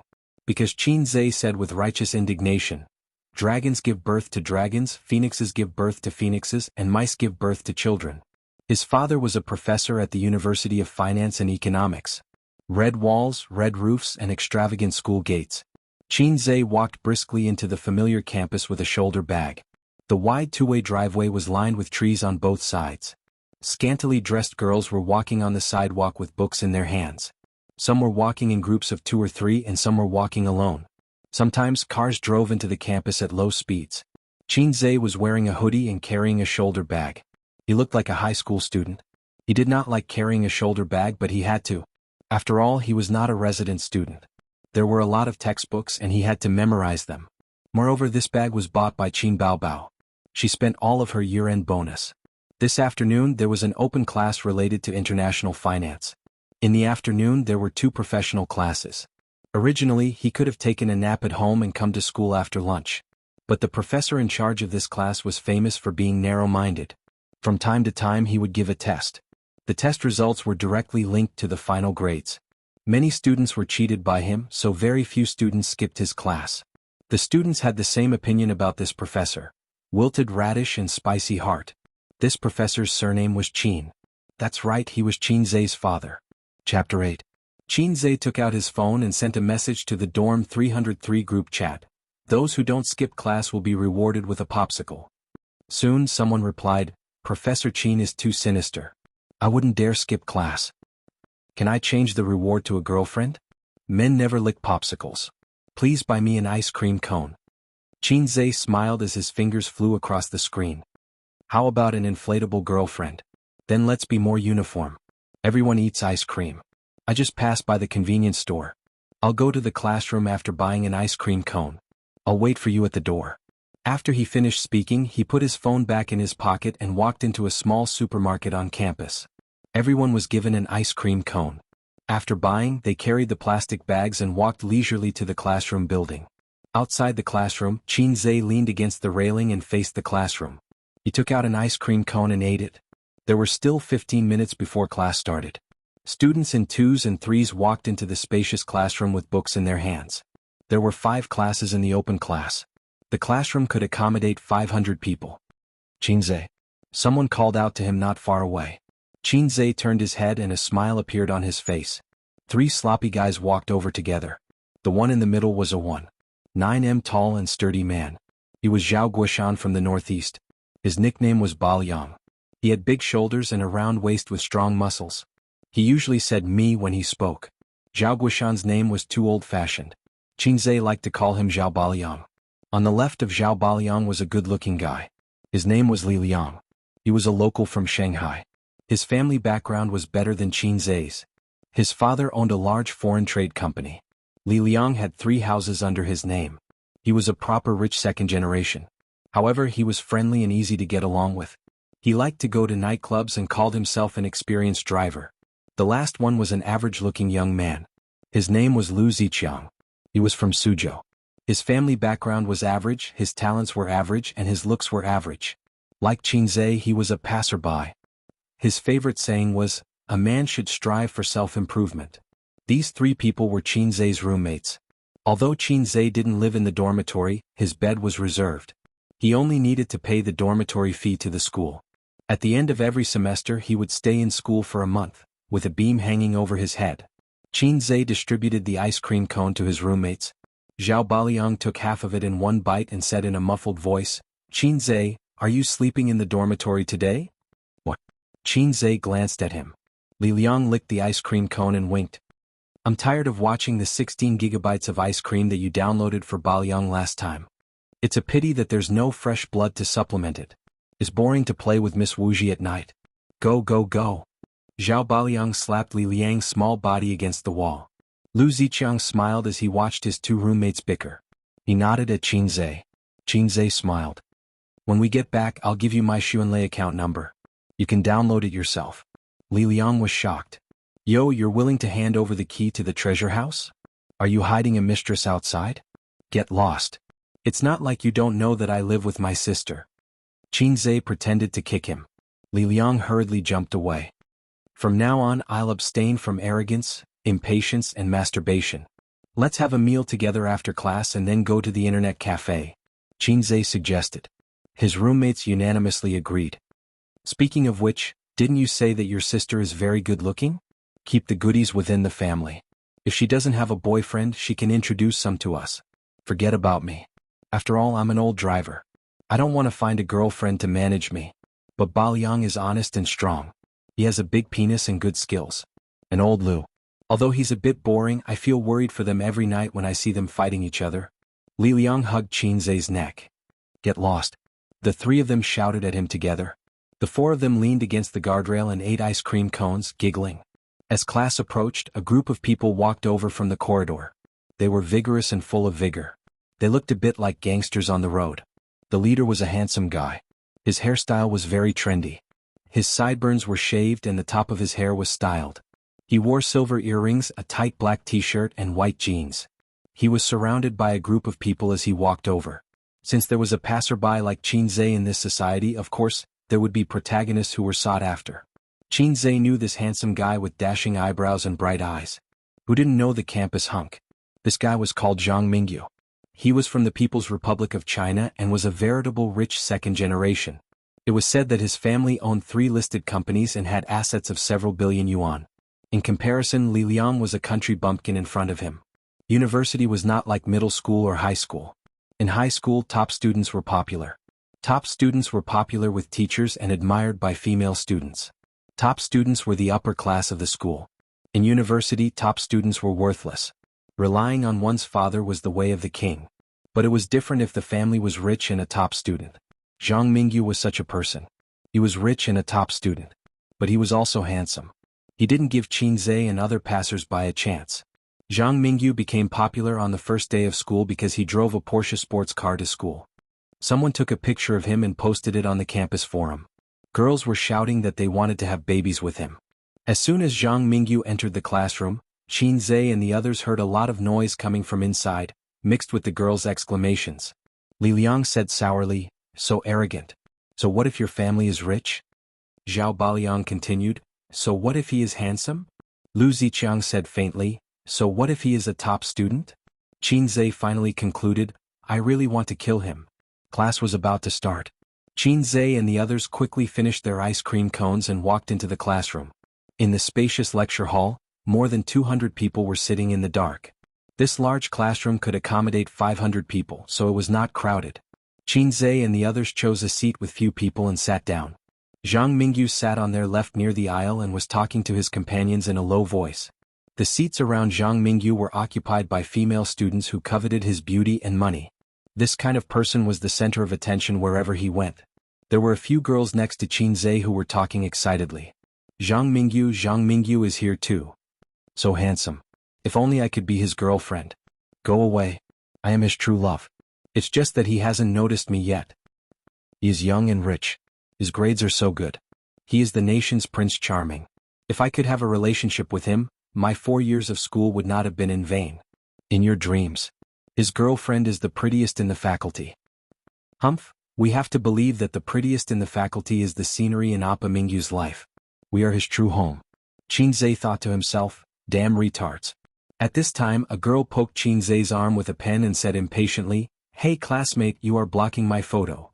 Xianxia turned his head and saw that the girls were taking photos with their phones. He didn't have to guess that they were going to post it on the school forum to show off.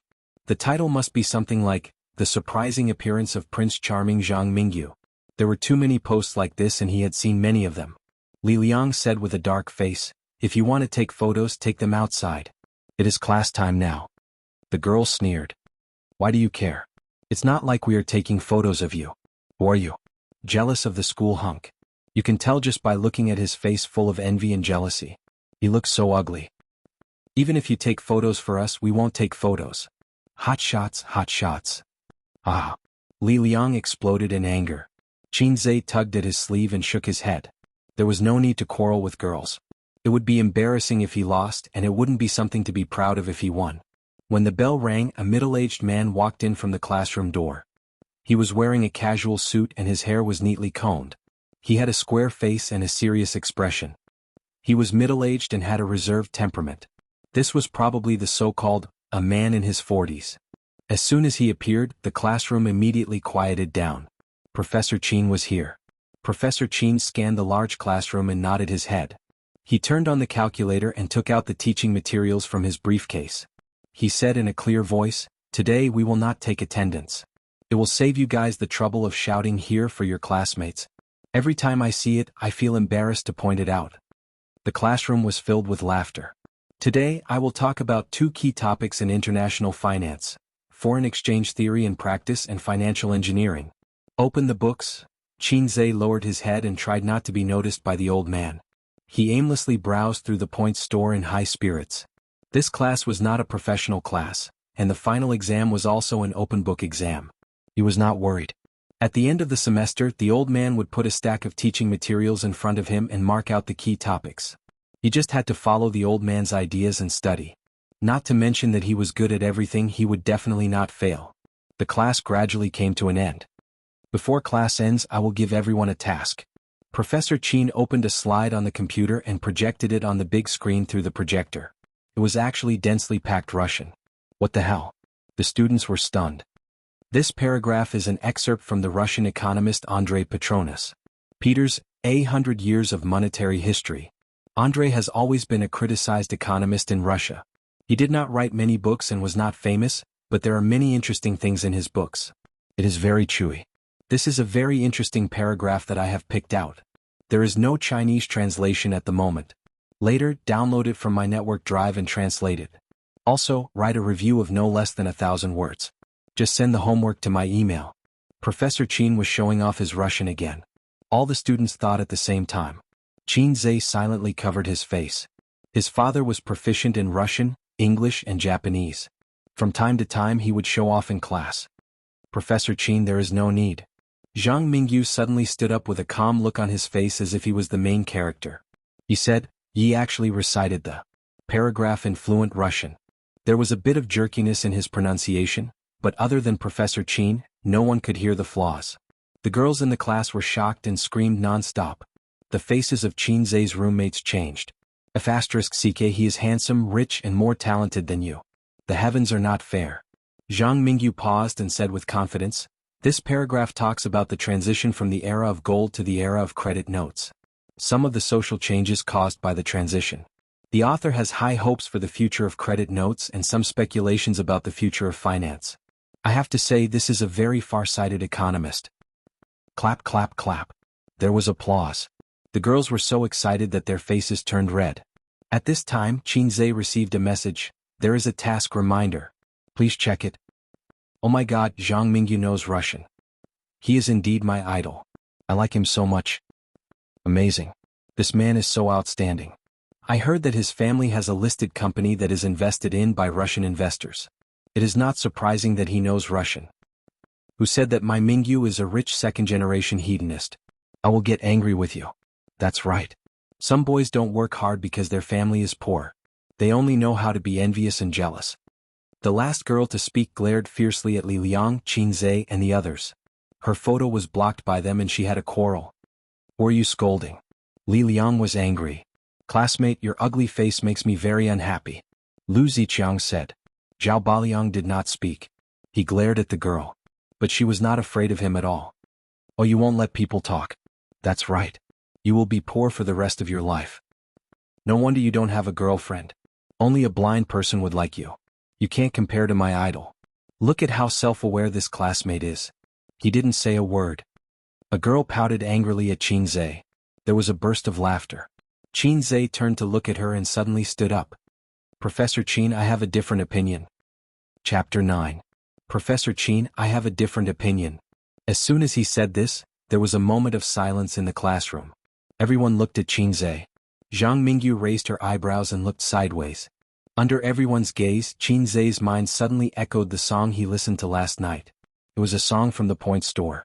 The lyrics went like this: "The quieter the crowd, the quieter it is. The more indifferent it is. I want to stir up an accident." It's like suddenly singing. In everyone's eyes, was he a clown who was trying to please the crowd? Qin Zhe smiled slightly and shook off Zhao Baliang, whose face changed drastically, and walked calmly to the podium. He walked to the big blackboard that was made up of 4 small blackboards and wiped away all of the old man's handwriting. He picked up a piece of chalk and under everyone's stunned gaze, including the old man's, he started writing at a high speed. His handwriting was messy but smooth. He wrote in Chinese.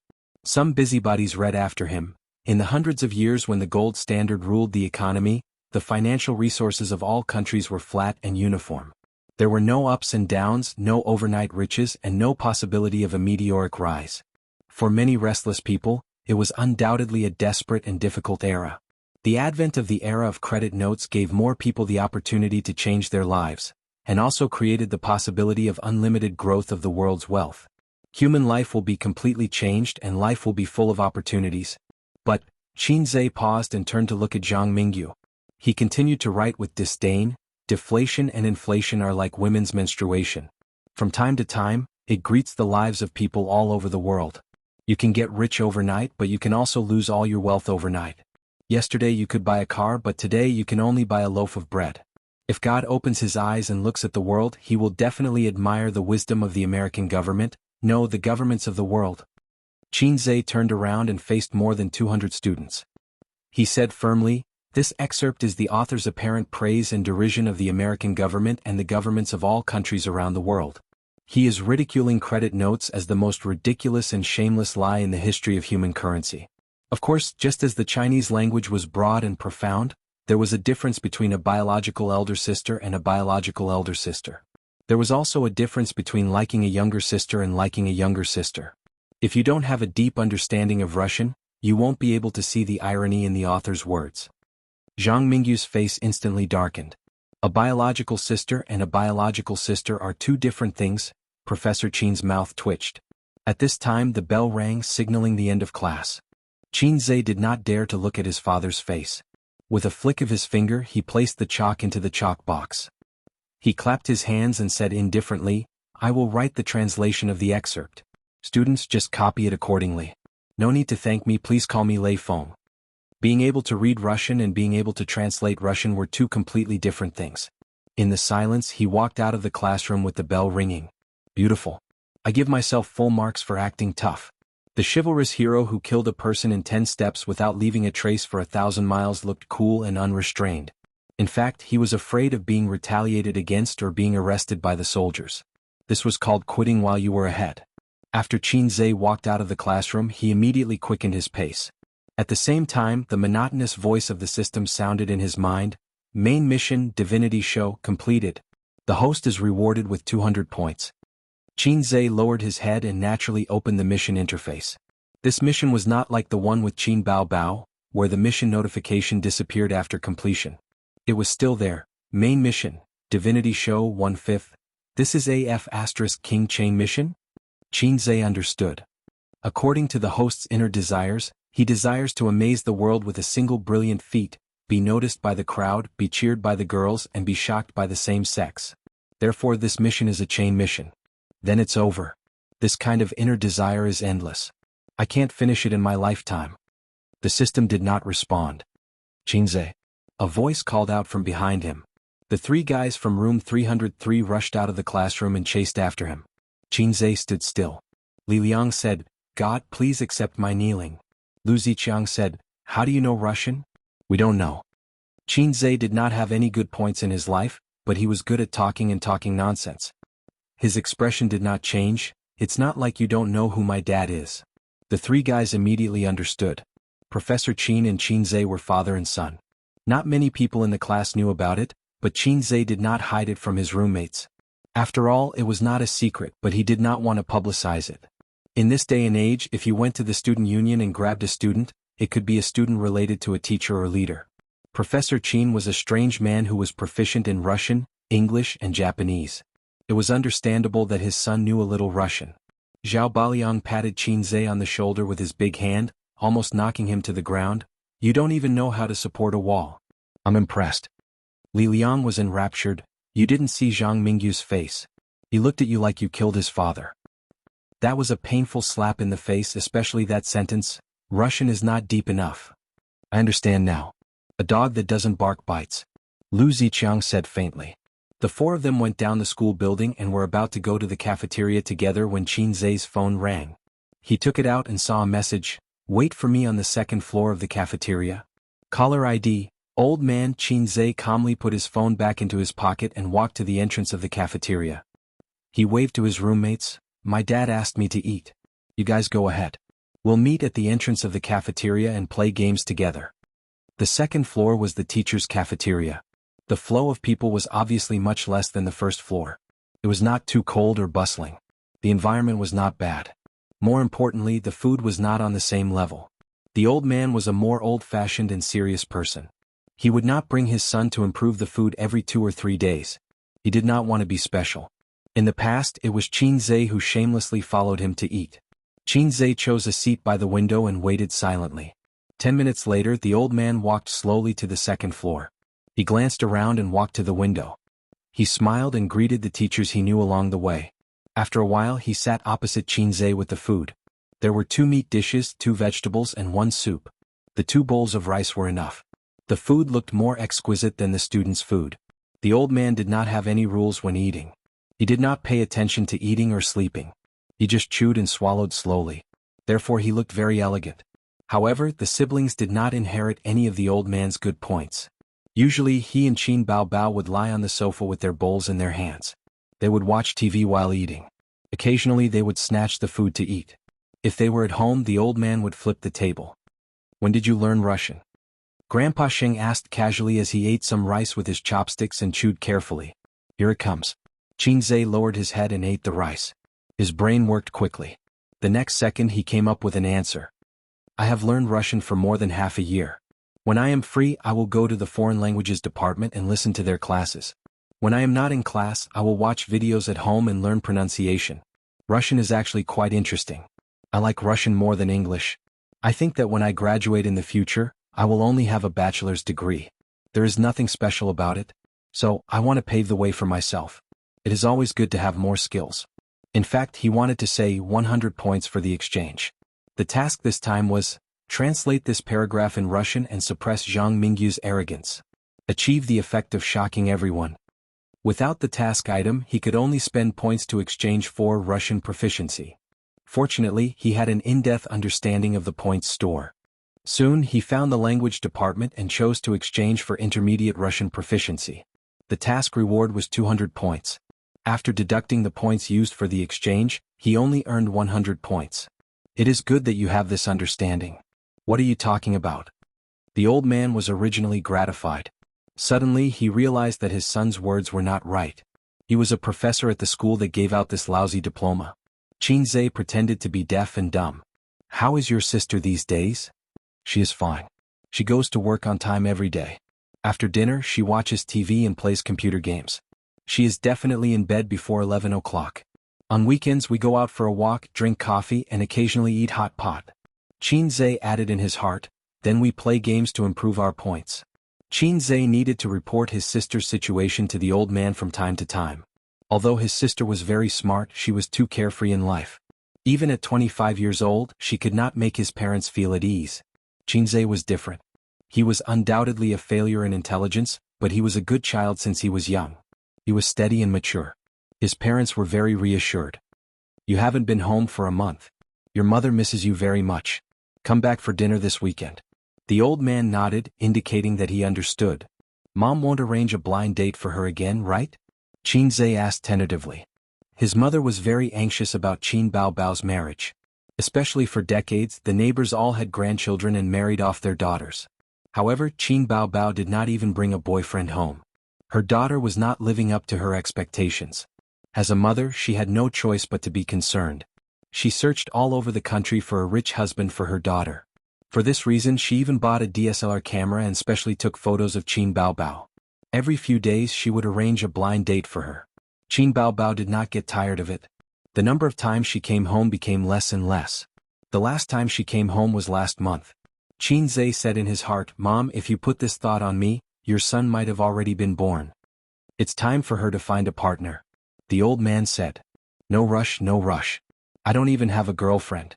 Xianxia said sourly. "She is already 25. How can she not be in a rush? Can you be the same as her?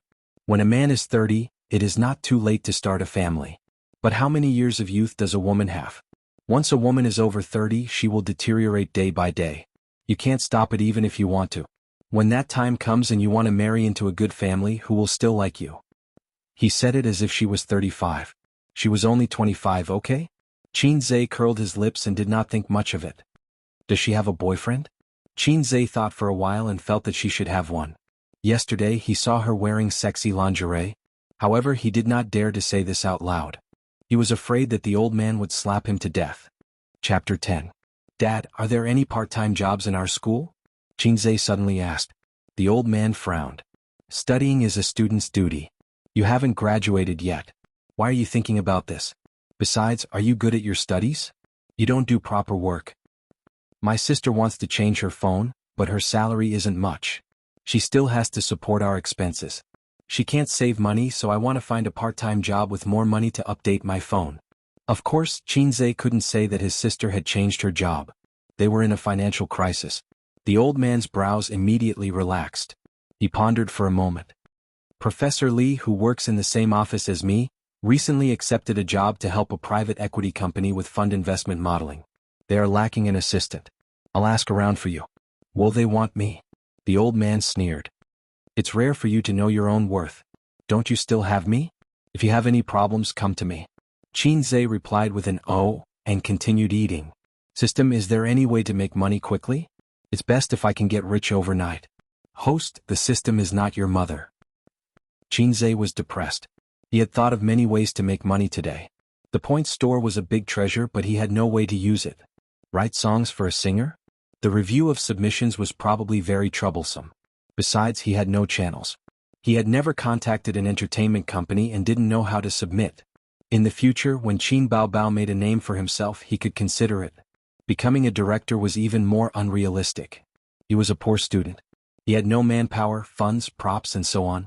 Marketing plans in the exchange store? Start a company? That wouldn't work either. He still had no channels and no capital. The most important thing was that he didn't know how to attract investors. System, what do you think about stock trading? If I catch the upper limit every day, my net worth will increase a few times in a month. Even if you get the knowledge of stock trading through the exchange, you can't catch the upper limit every day. Besides, you don't have enough points. Do I need to exchange? You can just tell me. Aren't you an intelligent system? Can't you predict which stock is going to hit the upper limit? Ridiculous. First of all, the system doesn't have the ability to predict the future. Second, the stock market of your country can become rich through knowledge? There are many shady dealings in the stock market. Stop. There are some things that only you and I know. It's fine if we don't say it out loud. This society is very harmonious. You can't talk nonsense. Thank you for your reminder, host. As an intelligent system, I instantly understand what you mean. In the future, I will not reveal any insider information that will affect social harmony. You're worth teaching. Since the system was unreliable, Xianxia could only think of a way by himself. Being an assistant to the professor and building a mathematical model was a good idea. If it was done well, he might have a lot of orders in the future. As for asking the old man for help, forget about it. He had the system in his hands, so why would he be afraid of a mere mathematical model? After lunch, Xianxia and the old man went downstairs side by side. They saw the three guys at the door chatting and laughing while waiting for him. Dad, I'm going with my classmates, Xianxia said. The old man glanced at them, and the three of them immediately raised their heads, puffed out their chests, and sucked in their stomachs. The old man nodded. There were many shops in the university town. Milk tea shops, coffee shops, restaurants, KTV, internet cafes, supermarkets. Xianxia and the others walked toward the internet cafes that they frequented, which was not far from the university. When they arrived at the university gate, they saw a white Porsche sports car slowly driving out of the university gate. The car window was not rolled up. The guy driving was wearing a pair of black sunglasses, fashionable and handsome. It was Zhang Mingyu, who was slapped in the face by Xianxia in the open class. In the passenger seat was a scantily dressed beauty with a pink LV bao on her lap. She was wearing headphones and playing with her mobile phone. Many envious eyes were cast at the sports car. This son of a bitch drove a sports car back to show off again. Li Liang gnashed his teeth and expressed the jealousy of a little rich second generation towards a super rich second generation. That seems to be the belle of the foreign languages department. She's really beautiful. Lu Ziqiang sighed. He drives a sports car and takes a beauty out for sex. We losers can only sit in the internet cafes and play games. Zhao Baliang also sighed. We didn't lose at the starting line. When she was born, we were already at the finish line. Xianxia suddenly remembered that when he was studying history, Liu Bang and Xiangyu saw Emperor Qin Shi Huang touring the south. Flags were everywhere, halberds were everywhere, and the carriage was gorgeous. Liu Bang sighed and said, "A real man should be like this." The internet cafes that they frequented were not big, and the facilities and environment were not as good as the neighboring ones. However, only this internet cafes allowed smoking. A real man could not smoke, but how could a real man who played games not smoke? The group turned on their computers. Amidst the clattering of the keyboard, they logged in their accounts and passwords. While waiting for a match, they smoked. The four of them had the same expression. Their eyes were disdainful, and the corners of their mouths were crooked, as if they were the most powerful people in the world. Who cared about the Porsche, the tall, rich and handsome men? Who cared about the belle of the department? Was the belle of the department more important than teammates? Was there a teammate who would stick with you through life and death? Teammates were the ones who risked their lives to save you. Only teammates were true love. Their battle had begun. No matter who was sitting on the other side of the computer, the heroes of Dormitory 303 were never afraid. To paraphrase the words of a great man, tactically you must value the enemy. Strategically you must look down on them. The four of them in Dormitory 303 each had their own characteristics. Zhao Baliang was the kind of person who had a bad temper and was more suited to play as a meat shield. Li Liang was more cunning and liked to play tricks and sneak attacks. He was in charge of jungling. Lu Ziqiang was good at playing as an AD. Qin Zhe's hand speed was average, but he had an unparalleled view of the big picture. He was the core of the team and he played as a support. The last person typed happily, "Wow, this is the first time I've seen a mid laner that no one wanted. Thank you, everyone." Li Liang replied cheekily, "You're welcome, son." The four of them found their way to the jungles on the opposite side and ambushed the jungles. The mid laner stood under the tower and danced. Qin Zhe placed a series of markings on him, but the other party was still indifferent. Li Liang placed an eye in the jungles. A moment later, the 5 people on the opposite side appeared in his field of vision. Qin Zhe frowned. He placed a danger marker and led his people to retreat. If the other party had only one person in the jungles, this sneak attack would have been successful. However, the other party was obviously not a rookie and intended to fight a team battle. Qin Zhe only had 4 people on his side. He couldn't and didn't dare to. If they were wiped out, there would be no need to play this game. What's this guy doing? Li Liang was a little angry. Qin Zhe placed an eye in the river to prevent the other party from coming over to fish. Then he helped Li Liang to start the fight. Level 3. Help the mid lane kill people first, Qin Zhe said. Then he went to the bottom lane to assist Lu Ziqiang. A moment later. Double kill. The opposing mid lane took 2 kills. What's going on? Qin Zhe was dumbfounded. F***ck this idiot. Li Liang yelled, "I placed markings on him for a long time. Didn't he see it? F***ck I ambushed the opposing mid laner and he was watching from the side. He only reacted when the opponent flashed away. He flashed to the bottom of the tower. F***ck he wants to pass the tower at level 3? How did you die? I saw that the opponent was low on HP so I flashed. Who knew that this guy had a healer?" Qin Zhe thought for a moment. Find a chance to catch another wave. If this guy can't be revived, you help him. Level 6. Come to the bottom lane and catch another wave. After a while, Li Liang ran directly to the top lane to catch people. The 2 of them cooperated well and successfully took a kill from the opposing team. They successfully took down the first kill, but the next moment the opposing team retaliated. The mid lane was caught by the opposing jungler. With the 2 of them working together, they effortlessly took his life. Li Liang typed, "Mid lane is dirty." 2 minutes later, the mid lane was killed again. Li Liang typed again, "F***ck, can you look at the map?" A minute later, the mid lane tower was gone. Li Liang continued to type, "Primary school student? You're the primary school student. Your whole family are primary school students." The mid laner seemed to be very angry. Li Liang complained, "You're F***king not a primary school student. I'll livestream myself eating sh**t. Eat it? I'm a junior high school student. Who would believe that? I'm a girl. If you're a girl, I'll livestream myself eating sh**t. 15 minutes later, the mid laner was killed 12 times. 0 kills and 0 assists. Qin Zhe glanced at the map. The junglers in the mid and bottom lanes were gone. He raised his eyebrows and marked Xiaolong's position. Sure enough, the opposing team's 3 people were trying to kill Xiaolong. In order to confuse the opponent, the jungler appeared in the top lane to catch Zhao Baliang. Our side's mid lane continued to kill minions. At Xiaolong's position, Qin Zhe's team and the opposing team's 3 people were in full swing. Zhao Baliang was struggling on the verge of death. After walking the dog for a round, he finally breathed his last. On Xiaolong's side, the outcome was already clear. While they were happily killing Xiaolong, Qin Zhe flashed in and locked the 3 people in place. Li Liang immediately cut into the battlefield and used his big move to surround the 3 people. After sacrificing Qin Zhe and Lu Ziqiang, he wiped out the opposing team and took Xiaolong. The situation finally turned for the better. Qin Zhe exhaled and lit a cigarette. At this time he saw the mid laner react. "Cool. Cool your ass." Li Liang typed and muttered, How did I get matched with this kind of idiot? Damn bronze rank? The 4 people in the dorm were all about the same rank. If they played together they wouldn't meet experts or noobs. Of course, this was excluding those who opened smurf accounts. Xianxia thought for a moment and felt a pang of guilt. Yesterday he had played with Qin Baobao and lost 5 times in a row. His rank had plummeted, and only then did he attract a guy who was on the same level as him. The situation was still one-sided. The territory was gradually nibbled away, and the 2 crystals were taken. But at the 35th minute the situation was reversed. The opposing team was obviously careless. After gaining the advantage they started to go crazy. They didn't take advantage of the situation and went to attack the main dragon.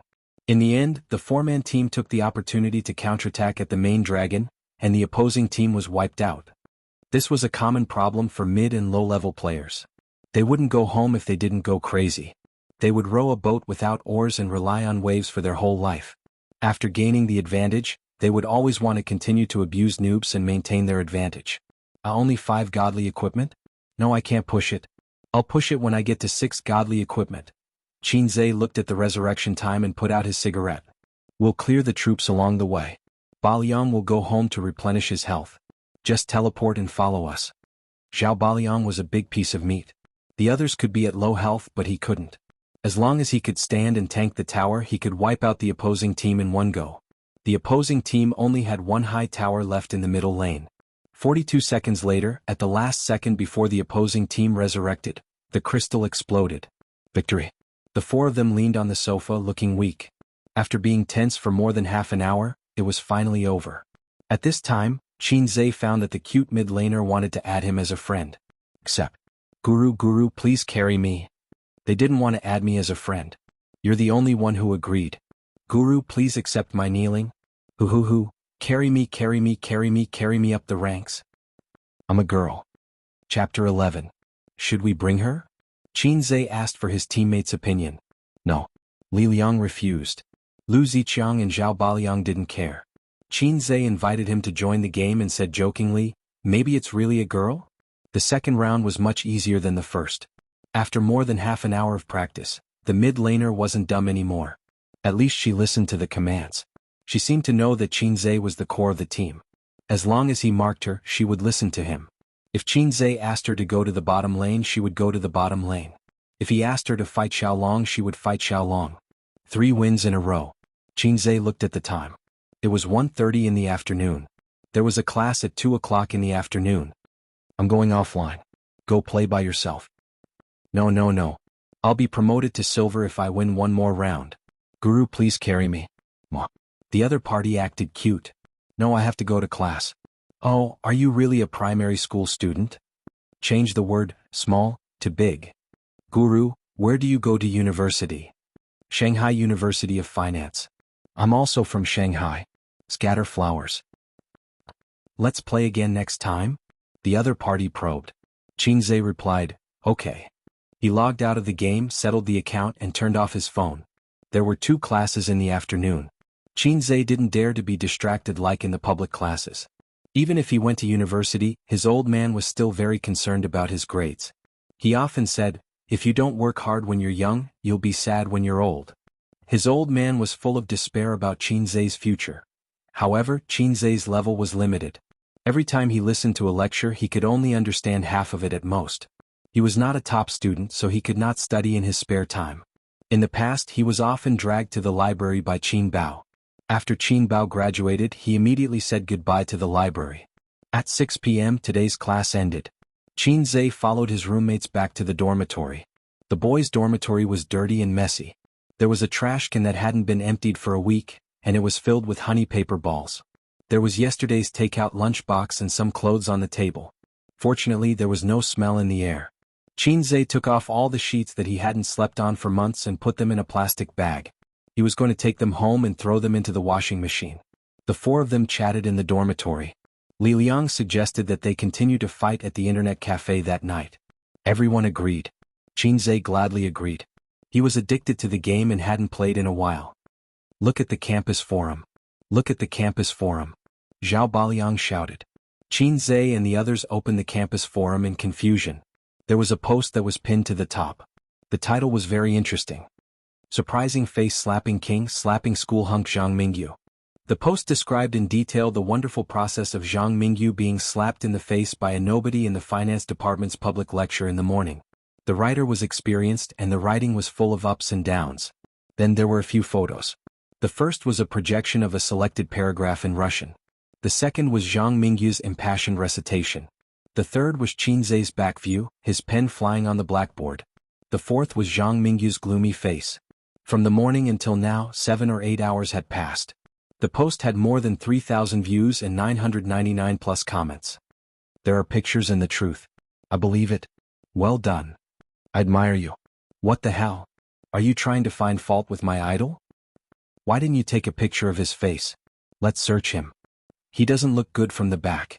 How can someone like him compare with my idol? Face slapping my ass lands how sesame cake. Zhang Mingyu has so many brainless fans.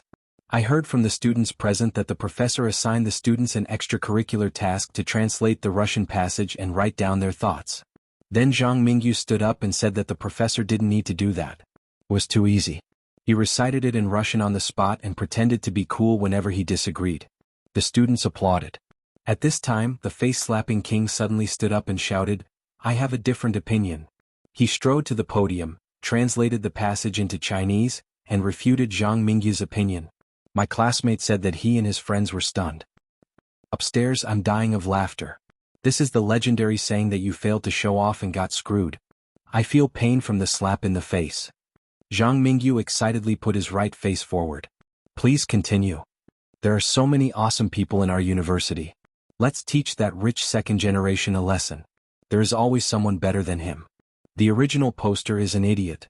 Long live Zhang Mingyu. Zhang Mingyu is invincible. Zhang Mingyu will live for generations. Zhang Mingyu smiled and put down the gun that was pointed at my head. Most of the comments were happy to see the drama. There were also many Zhang Mingyu supporters. They came back and forth and their words were fierce. "Qinzhe, you're on fire." Li Liang looked at the comments and laughed. Qinzhe said worriedly, "Can I live until tomorrow?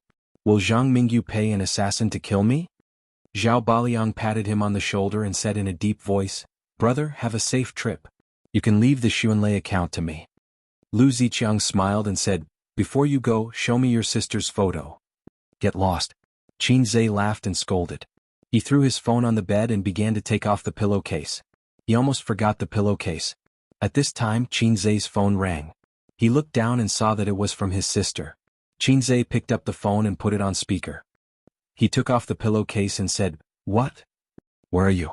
Qin Bao Bao's sexy voice came from the speaker. It was a bit hoarse and coquettish.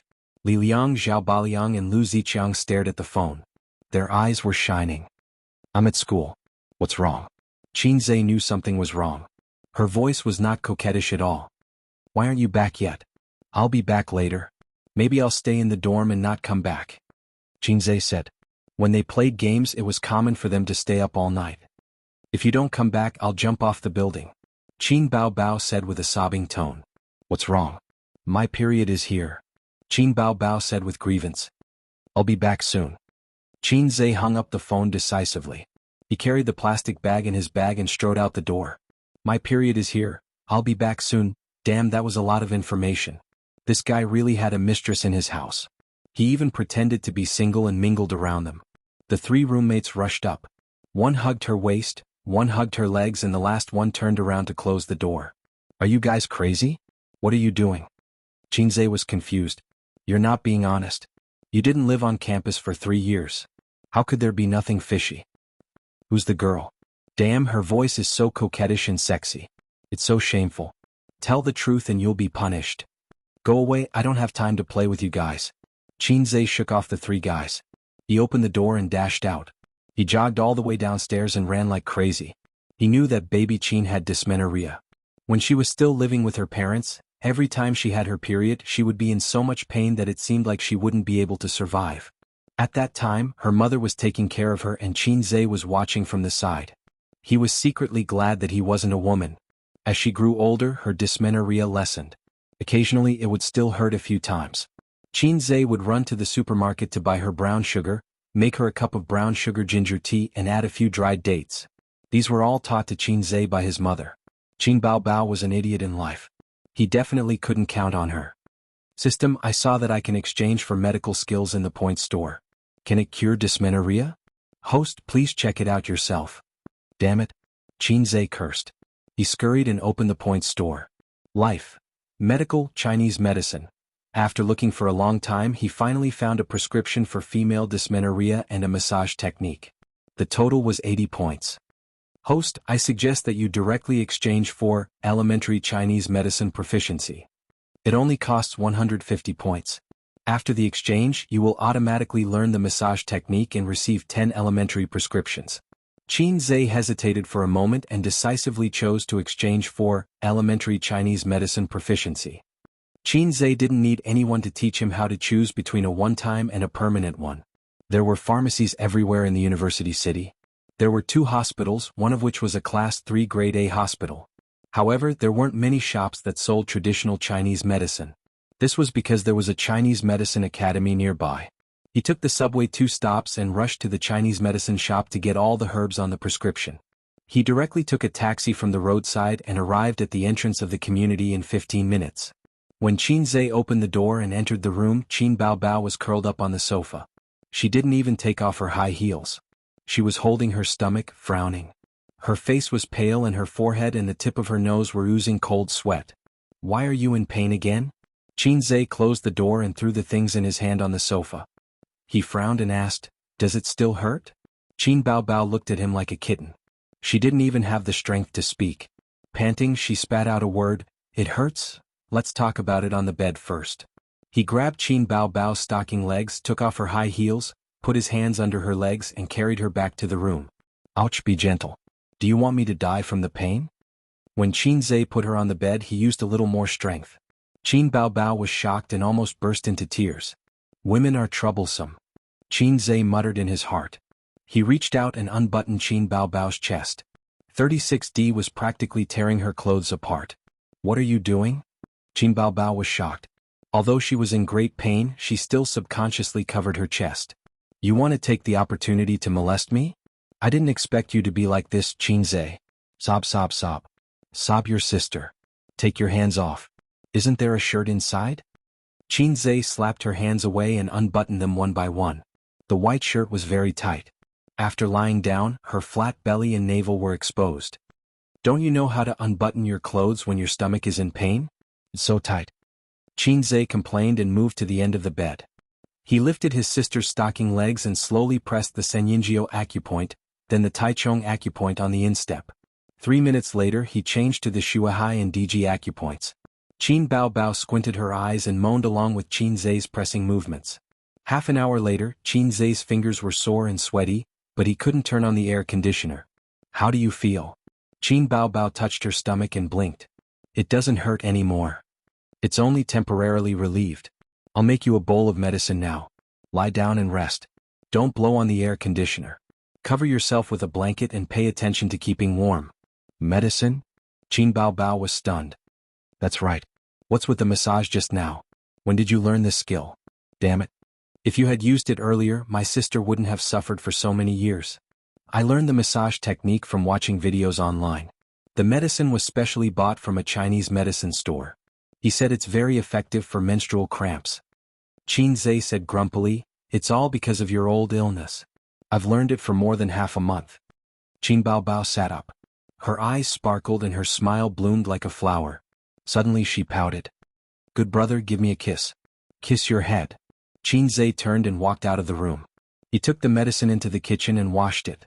After soaking it for 10 minutes, he put it into the soup pot and simmered it for 15 minutes.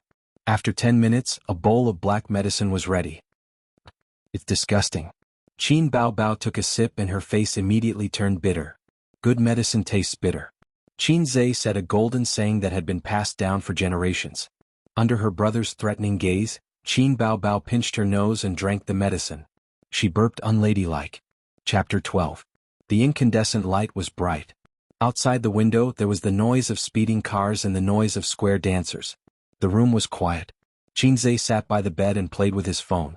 Qin Baobao fell asleep. Time passed by quietly. In just 2 short days so many things had happened. Qinzhe felt as if a lifetime had passed since then. A few days ago he was still a nobody. The next moment he had the ability to change the world. He wrote songs, slapped the school hunk's face, and became the most mysterious person on the school forum. He also picked up medical proficiency and cured his sister's menstrual cramps. It was like a dream. In the past, he looked at Zhang Mingyu like a passerby looking at the protagonist. She was brilliant and destined to be extraordinary. Now he looked at Zhang Mingyu again. Zhang Mingyu was a stepping stone for the protagonist in novels. He was the real protagonist. He could slap anyone's face as he wished. Qinzhe had been an ordinary child since he was a child. He was too naughty in elementary school. The teacher sighed and said to the parents, "This child is quite smart, but he's too naughty." The teacher said the same thing to every parent. When he grew up, no one praised him for being smart anymore. He knew that he was average. He was neither smart nor stupid. He wouldn't be too miserable in the future, but he definitely wouldn't be famous either. After graduation he would find a stable job. When he was old enough he would get married and have 1 or 2 children. In the future he would work hard for his children. The only thing better than being a migrant worker was that he didn't have to pay a mortgage. Maybe it was too quiet. Qinzhe took out a cigarette subconsciously. When he was about to light it, he suddenly remembered that Qin Baobao was still lying beside him. He put away the lighter embarrassedly and stared at his sister who was sleeping soundly. Qin Baobao had been a beauty since she was a child. There was a picture of her in kindergarten. She had big eyes and a round face. She was cute and tender. When she was in kindergarten, a boy wanted to kiss her. He was pushed down the slide by her and hit his head. The parents complained to the school. The principal came to the house and the parents paid a lot of money. Primary school, middle school, high school, university. Time flew by and in the blink of an eye she was already 25 years old. Qinzhe gazed at his sister's sleeping face.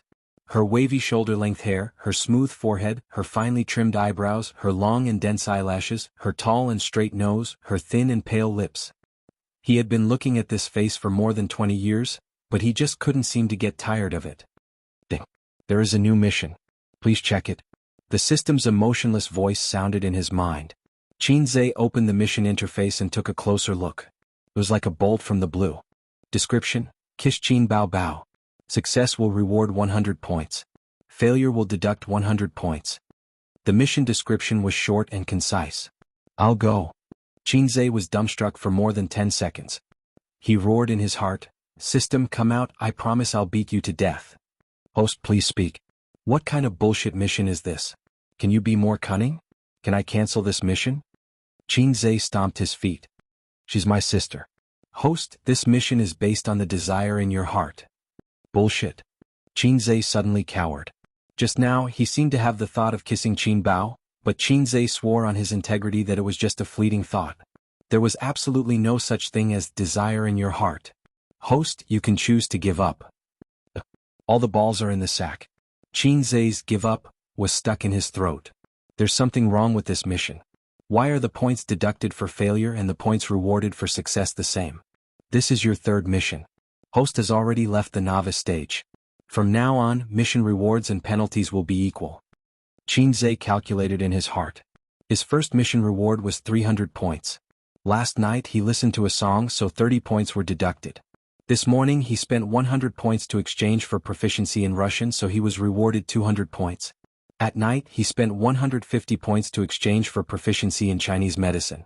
In other words, he now only had 220 points. If he gave up this mission, 100 points would be deducted, and he would only have 120 points left. If the next mission was to molest a lowly, considering the higher difficulty of molesting a lowly, the points reward would increase, and so would the penalty. 120 points might not be enough to deduct. He had to bite the bullet and complete it. Otherwise, his points would be deducted and his points would be reset to 0. Game over. Molesting a lowly would result in jail. Jail was a small matter, but if he was caught and beaten to death. Kissing Qin Bao would only result in a beating at most, and with Qin Bao's current state he was not afraid at all. Choosing the lesser of two evils, Qinzhe shamelessly chose the latter. He lowered his head and quickly pecked Qin Bao's forehead. Qin Bao did not wake up and the mission did not change. No? Qinzhe's expression changed. Could it be mouth to mouth? Well, foreigners often did this kind of thing. It was no big deal. He quickly planted a kiss on his sister's cheek. Silence reigned in the room. That was too wicked. They really had to kiss. Qinzhe's face darkened. He took a deep breath and slowly lowered his head. In the process he stared at Qin Bao. If she suddenly opened her eyes, Xianxia would immediately turn his head and pretend to look at the scenery around him. Little by little, the two pairs of lips got closer and closer. Qinbao was still sleeping soundly. She had no idea that her first kiss was about to be stolen by her little brother. Two pairs of lips pressed against each other. So fragrant, so soft. Xianxia stuck out his tongue and licked his sister's lips. Ugh. Qinbao seemed to have sensed it and turned her head slightly. Xianxia quickly straightened his back and panted. At the same time, he paid close attention to his sister's movements. He mainly looked at her eyelashes. People could pretend to be asleep, but eyelashes would not lie. Ding. Mission completed. Reward, 100 points. Please continue to work hard. For the first time in his life, Xianxia felt that it was not a good thing that his sister was too beautiful. Xianxia slowly walked out of his sister's room and gently closed the door. With a serious expression, he said, "System, do you have anything like Buddhist scriptures in your memory? I want to learn Buddhism." Kissing between relatives is a way to show intimacy. The host does not need to be too conflicted. Xianxia covered his face. This time I wanted to kiss her. What if I see her sexy underwear next time and want to have sex with her? Sob, sob, sob. The system was silent for a long time. It is recommended that the host mate with a female creature as soon as possible. After all, it is easy for the young to have such desires. The next day at 5:30, Xianxia woke up for a morning run and cultivated his inner strength. He reached home at 7:30. As soon as he entered the door, he heard Qinbao's clear voice. She was practicing her pronunciation. Xianxia knocked on her door and said, "It's time to eat." Then he turned around and went to the bathroom to wash up. When he came back, Qinbao was already sitting at the table and eating breakfast.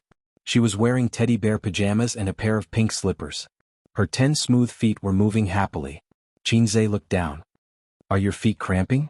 "Bah, I'm activating my blood and practicing the flexibility of my toes." Then I'll learn to dance. As a woman who aspires to be a big star, I must be able to sing and dance." "You haven't even learned how to sing and you want to learn to dance?" "I'll cultivate the body first. There's no rush. I have a feeling that when you show your face on the screen, it will be when our secret is exposed. Do you think the old man will beat us to death?" Qinbao blinked. "It's okay. At worst, you can run away from home. Sister will take care of you. You don't have to look at the old man's face." Xianxia curled his lips. "You're just all-mouthy king. You were practicing your pronunciation skills just now?" Qinbao pinched the fried dough sticks with her fingers and said vaguely, "Yes, pronunciation skills, breathing skills, singing skills and voice control.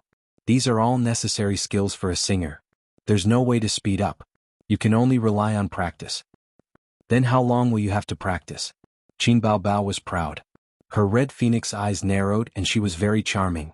"With my talent, I can debut in 3 months if I'm fast and half a year if I'm slow." Xianxia's heart moved. He had a mountain of treasures, but he had no funds or channels. All the good things were in his hands. He met the old man in the park, met a benefactor and soared to the sky. This kind of thing was not reliable. For example, he had a large number of high-quality songs, movie scripts, variety show scripts and so on. But he could not get in touch with people in the entertainment circle. At this time he needed Qinbao to be the vanguard and open up a path for him. When Dad finds out, she will take the beating. If she makes a name for herself, I can show off my skills. Xianxia thought darkly in his heart. "Sister, work hard." Xianxia encouraged. Qinbao did not understand, but she nodded. Yes. In the morning he got off the elevator with Qinbao. Since it was on the way, Qinbao drove him to the school gate. There were 2 compulsory professional classes in the morning, and an elective class in the afternoon. Xianxia had lunch with the old man. He asked the old man about Professor Li's office location. At around 1 o'clock in the afternoon he reported on time. On the top floor of the teaching building, there was an empty classroom. There was no metal nameplate next to the door, indicating that this was an empty classroom. Xianxia knocked on the door. A few seconds later, someone opened the door. It was a good-looking girl wearing glasses. She looked at Xianxia suspiciously. "My name is Xianxia. I'm looking for Professor Li." The girl turned sideways and turned her head. "Professor Li looking for you." Chapter 13. Xianxia looked in from the door. This classroom was no different from an ordinary classroom. The only difference was that the desks and chairs had been moved to the back of the classroom, leaving only 4 or 5 desks with notebooks on them. The students sitting at the desks either looked up or focused on their own work. Professor Li was in his 50s. He had white hair, slanted eyebrows and a pair of old-fashioned round-rimmed glasses. He looked like a very serious and difficult old scholar. He looked away from the computer and turned his head. "Come in." Xianxia nodded and walked to the podium. Professor Li pushed up his glasses and looked at Xianxia. "You are in your third year of university, right? You will be doing your internship in the second half of next year." "Yes, that's why I want to train myself in advance." After Xianxia finished speaking, he suddenly realized that he wasn't nervous at all. According to his usual character, he should have been a bit cautious when being scrutinized by the professor's sharp eyes. However, he was very calm. He was so calm that even he was surprised by himself. Professor Li nodded. "Although your father has told me about this, let's talk about it as it is. There should be a lot of tests." He took out a stack of A4 paper from the drawer. There were many problems listed on it. He picked out a few papers and handed them to Xianxia. "This is a small part of the problems in mathematical modeling. It is relatively easy. Take it and have a look. I will give you 2 hours. You can pick any 2 problems and deduce the analytical equations." Xiao Lu, give him a pen. The female student who opened the door immediately handed a pen to him. Xianxia didn't speak any nonsense. He looked around and found that there weren't any extra seats, so he went to the back of the classroom and pulled out a desk on his own. He moved quietly, trying not to make too much noise. Xianxia threw himself on the draft paper to deduce the equations. He looked at the topic from time to time. There were several times when he was about to deduce the complete equation, but he had to start over again. Mathematical modeling was a very profound subject. What he was doing now could not even be considered a mathematical modeling. It was just a small step in a long journey. Mathematical modeling was also known as mathematical modeling. In essence, it was an important means to use mathematical tools to solve practical problems. In layman terms, it was to use mathematical language and methods to establish equations for certain things and phenomena. For example, if a mathematician wanted to predict the weather, he could collect data and build a huge mathematical model. Through the mathematical model, he could calculate the weather the next day. Of course, this was just a metaphor. The real weather prediction was far more complicated than this. But in fact, the Weather Bureau was a huge mathematical model. Economics and mathematics were inseparable. Mathematical modeling was also a very high-end and widespread application of it. Xianxia calculated for half an hour, his forehead gradually sweating, and finally felt the right direction. Or was it because his foundation in mathematics was too shallow? He had to rack his brains to think of many formulas. If Qin Baobao were here, she would definitely snort twice, push Xianxia's head and say, "Get out of my way, I'll take care of it in minutes." It was said that men were born logical and women were born emotional. Therefore, men were good at science and women were good at liberal arts. However, this rule was completely reversed when it came to the Qin siblings. Qin Baobao was a top student in mathematics since she was a child. Her grades had never dropped out of the top 3. She called herself the Queen of Science. Xianxia was better at liberal arts. His most glorious achievement was winning the 3rd prize in the National Middle School Essay Competition. Fortunately, he knew that he was not a smart person and that hard work could make up for it. He did not give up and was not stumped by the 2 questions that could block 50% of the students. Time flew by. With the help of his assistants, Professor Li pushed the modeling progress bit by bit. From time to time he would have small meetings. However, these had nothing to do with Xianxia. 2 hours later, Professor Li seemed to remember Xianxia. He walked down from the podium and came to his desk. Without saying anything, he picked up his paper and looked at it. The answers to the equations were written neatly on the white paper. Professor Li liked the meticulousness at first sight. He looked at the draft paper and scribbled on it. The dense calculation formulas were not left out at all. Xianxia's mathematics was trained by his grandfather. Not bad. Professor Li nodded and put the paper back on the table. He turned and walked back to the podium. "Stop what you are doing." 5 or 6 assistants raised their heads. "Let me introduce a new member to everyone. He is Xianxia from the Finance Department's Class 7. He is your junior." Xianxia stood up and said politely, "Please take care of me." There was sparse applause. Professor Li said again, "Yang Chen, you will teach your junior for the next few days. Let him figure out our project this morning. I have a class later, so I will leave first." A boy in a blue t-shirt and white casual pants nodded and smiled. "Got it, Professor." Professor Li left. Before coming here, his grandfather had told Xianxia in detail that it was a huge mathematical model. It was impossible for Professor Li to do everything himself. Therefore he needed assistance. The assistant's salary was 200 yuan per day for a week. After the mathematical model was completed, he would get 1,400 yuan. Professor Li was not willing to recruit students. Several of his assistants were fourth-year interns who would graduate next month. Because of his grandfather, he agreed to let Qinzhe give it a try. Qinzhe waited for a moment in his seat. When he saw Yang Chen working, he took the initiative to walk over and said, "Senior." Yang Chen looked at him and took out a stack of documents from the drawer. He said, "Take a look at it yourself." Qinzhe took the documents and went back to his seat. He patiently read them. A good private equity company should have its own professional market analyst. It could be seen that the private equity company that commissioned Professor Li was not large. To build a complete mathematical model, it required a lot of formulas and data. Mathematics was the most rational thing in the world. Every step needed to be carefully considered. Qinzhe's group was responsible for the return and risk assessment. In addition to the not too detailed summary, there was a series of symbols and explanations. Qinzhe looked a little tired. He took out his phone, searched the internet, and translated them one by one. In the blink of an eye, it was time to eat. The seniors in the classroom went to the cafeteria to solve the problem of food and clothing. Qinzhe wanted to take out his spirit and immerse himself in studying, but he was kicked out by the senior who was in charge of the key to eat. Because time was limited, he ate a little and hurried back to the classroom. The classroom door was ajar, revealing a gap. Just as he was about to push the door open, he heard someone say, "Brother Qin, what's the new guy's background? We worked hard for a month to build this mathematical model. There's only a week left before the delivery time. Good Lord, he suddenly jumped in and earned our labor cost." The guy who spoke was also in Qinzhe's group. Qinzhe did not know his name. Yang Chen snorted. His dad and Professor Li seemed to be in the same office. He's a relative, so he came to learn and get some pocket money. Our group only has a bonus of 10,000 yuan. He took more than 1,000 yuan. Motherf asterisk cur, it's enough for half a month's rent. Don't you still live in the dormitory? Then you can come to the health care twice. Don't worry, there's a task today. He doesn't even know the basic situation. When the time comes, I'll assign some tasks to him. If he can't complete them, Professor Li will definitely not be happy. If he comes a few more times, maybe he'll be kicked out. Qinzhe's face turned black. He thought to himself, these two little bastards. He silently went downstairs and strolled around the teaching building. He sighed in his heart. Sure enough, where there were people, there was Jianghu. This kind of fighting without swords became more and more cruel after going to college. No, there were fights everywhere in life. Elementary and middle school were no exception. It was just that at that time he was young and liked to express it in violent ways. Qinzhe did not like this kind of hidden in the dark and extremely sinister intrigue.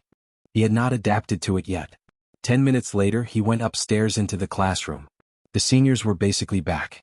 The senior named Xiao Lu smiled at him. Qinzhe politely returned a smile. There was a professional class at 1:30 in the afternoon. After class, Qinzhe refused his roommate's invitation to go online and play games. He plunged into the modeling data pile. Although he was not a gifted science expert like Qin Bao, he had one advantage that the old man praised.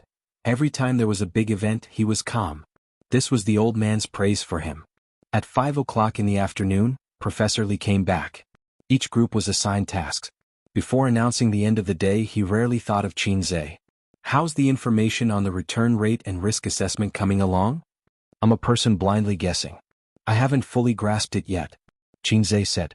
Professor Li suddenly frowned and looked at him. Didn't I ask you to bring him along? Yang Chen looked innocent. I gave him the information and let him ask me what he didn't understand, but he didn't have any problems all day. I thought that Qinzhe had a thick foundation and had mastered it by himself. *CK, when did you say that? Professor Li looked at Qinzhe and didn't say anything. He announced the end of the day's work.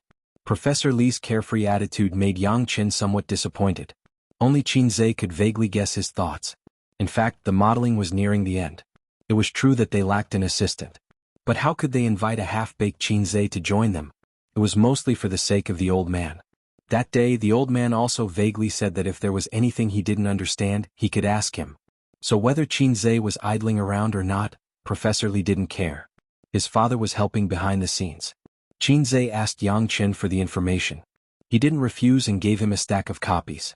How could a college student see flowers just by looking at the information? After the team disbanded, it was still early. He said in the chat group, "Liberated." After a while, Li Liang replied, "Come quickly, we need you to preside over the overall situation. Damn, you can't lead them." Zhao Baliang followed and replied, I can't lead you. I fought 1 against 3 and vowed not to retreat. When I turned back, damn, where are my teammates? They all died and returned to the hot springs. Then Lu Ziqiang replied, I'll quietly watch you guys act cool. I won't say anything. Qinzai's mouth hooked up. He put his phone back in his pocket, carried his shoulder bag and trotted towards the direction of the internet cafe. It was a familiar position and 3 familiar animals. With a cigarette in his mouth, he leaned against the sofa.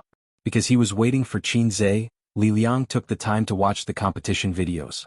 Zhao Baliang opened a small window to watch the Japanese president Lu Ziqiang play with his phone. Qinzai habitually put a cigarette in his mouth, turned on his phone and squinted his eyes to smoke. It's summer vacation at the end of the month. What are you doing? Be careful not to fail. Li Liang took a deep drag on his cigarette. I can't let my sister support me all the time to earn some pocket money. Qinzai took out mineral water from his bag and gave a bottle to each of them. Investment modeling is not easy. There are too many factors to consider. How do you feel on the first day? Lu Ziqiang, who had the best results compared to the other 2, unscrewed the cap and took a sip. It doesn't matter if it's difficult or not. I'm just not in a good mood because I met AB** Tisish today. Qinzai complained. You have a story but I don't have any alcohol. Tell me about it. Li Liang invited Qinzai to join the game. He's just an idiot. I'll find a chance to deal with him. Qinzai curled his lips. When the time comes, bring Ba Liang and use his human cannon to poke that idiot's ass. Li Liang had just finished his sentence when he suddenly shouted, Are you crazy? Why did you invite a newbie? A person with the ID Canton waist sneaked into the team. She was the bronze newbie who had tricked them the other day. Canton waist enthusiastically said in the room, Hooray hooray! Guru, you're finally online. Guru, are you guys playing a game? I've lost 3 rounds in a row today. I've lost again. Guru, bring me up and let me fly. I'll video call you. The 3 animals didn't want to talk to her. Even Zhao Baliang, who lacked love, didn't want to talk to her. These days there were too many transvestites on the internet. She felt disgusted when she thought of the man on the other side of the screen. Qinzai playfully replied, Do you want to chat naked? I hate you. The screen darkened and she entered the game. Chapter 14. Due to the presence of Canton Waist, who was a burden, every match was very difficult. Fortunately, the opponent's skill level also decreased accordingly. The 5 of them went through 81 difficulties and won 3 consecutive victories. Canton Waist cheered and said, We've advanced. Please accept my respect. In fact, Qinzai's skill level was only above average, and he could not show off his amazing skills. What was good about him was his ability to see the big picture. He knew when to do what, how to deal with the situation, and how to command the team in an orderly manner. It was like the saying that a leader wolf leading a herd of sheep could defeat a pack of wolves led by a sheep. Most of the time the opponent lost inexplicably. They had a huge advantage in the beginning, but in the middle and later stages of the game, they suddenly realized that they could not win. At 7:30 p.m., Qin Bao called him to go home. At 7:45 p.m., Qinzai reached home. He took out his key and opened the door. He saw his sister curled up on the sofa and watching TV. Her light-colored jeans wrapped around her long legs, and there was a plate of washed grapes on the sofa. Under the blue reflection of the TV, her eyes were sparkling, watery, and exceptionally attractive. Even Qinzai, who was used to his sister's beauty, could not help but take a few more glances at her. He sat down on the sofa and took out his phone to order takeout. Qin Bao kicked him and her eyes were fixed on the TV. Go. Go and cook. Go. Qinzai was stunned. Why cook? Let's just order takeout. Qin Bao picked up a grape and stuffed it into her red mouth. She then spat out the skin and rolled her eyes at him charmingly. Takeout is too expensive. We can't afford it. In the future we'll be diligent and thrifty. We'll do it ourselves. I'll do it. Qinzai curled his lips. Don't talk nonsense. I've bought the ingredients. I'll leave the cooking to you, Qin Bao said matter-of-factly. There was a piece of tofu, a fish, vegetables and celery in the kitchen. It was just enough for 1 meat dish and 2 vegetables dish. Tofu and fish, garlic and vegetables and celery stir-fried with meat. Qinzai's culinary skills were taught by his mother. However, he was lazy and would order takeout whenever he could. The aroma of the dishes wafted into the living room. Qin Bao was drooling. She stepped on her slippers and sneaked in to eat. Qinzai was full of resentment. He grabbed her hand and pushed it away. Qin Bao rubbed her belly and whined pitifully, Bao, I'm hungry. Qinze shuddered violently, goosebumps rising all over his body. She was already 25 years old, yet she was still imitating other young ladies and acting cute. During dinner, Qinze looked at his sister, whose cheeks were bulging, and said, "Grandpa told me yesterday that he wants us to go home next week. Mom misses us." Qin Baobao paused in eating. She raised her beautiful oval face from the bowl like a vigilant little fox and said vaguely, "What? Do you want me to go on a blind date again?" Grandpa said no, but I don't think we can trust his words. Qinze shrugged. "You know how two-faced he is. I don't have time. I have to practice singing and dancing on weekends. You can go home by yourself. Just say that I'm working overtime." Qin Baobao said. "I'm not going home either." Qin Baobao was puzzled. "I have something to do on weekends." "Date?" Qin Baobao's aura changed. "Date my ass." Qinze rolled his eyes. "I found a job. I'll probably have to work overtime on weekends. You can find a job during the summer. It's almost the end of the semester. You'd better settle down and study. Don't fail and get beaten by Dad with a feather duster." Qin Baobao licked her lips and burped comfortably. "I won't save you if that happens. When have you ever saved me? When Dad beats me, you're always there to watch the fun. Qin Baobao, you have a bad conscience." Qinze was full of resentment. Qin Baobao made a face at him. After dinner, Qin Baobao was in charge of washing the dishes. Qinze sat in the living room and studied his model. His notebook was placed on the glass coffee table. He was chewing on his pen while searching for relevant information. The clumsy bird flies first. His father had taught him more than 10 years ago, and he had been practicing it faithfully. However, with his current level, it was undoubtedly a fool's dream to understand these things. Some things were really innate, such as IQ. No matter how hard you work, no matter how clumsy a bird flies first, there was a limit. 10 years of hard work was not as good as 1 year of hard work. This saying was a bit extreme, but 3 years of hard work was very common. Take Qinze as an example. During his 3 years in high school, the old man had personally taught his son, who had failed to live up to expectations. But no matter how hard he had tried, Qinze still only managed to get into a second-tier university. On the other hand, Qin Baobao wasted her time in the first and second year of high school, dreaming of becoming a star. In the third year of high school, she casually worked hard and got into Fudan University. It was impossible not to be jealous. Thinking of this, Qinze raised his head and angrily stared at Qin Baobao, who was bending over to wipe the table. Her tight jeans wrapped around her extremely well-developed buttocks, just like a full moon. Qinze's heart trembled. He silently said, "Color is emptiness, emptiness is color." He was afraid that a ding-dong message would appear in his mind. Touch Qin Baobao's butt. It was time for him to find a girlfriend. Qinze came up with this idea. In his life he had very little experience in love. In elementary school he held a girl's hand. In junior high school all his classmates were in love.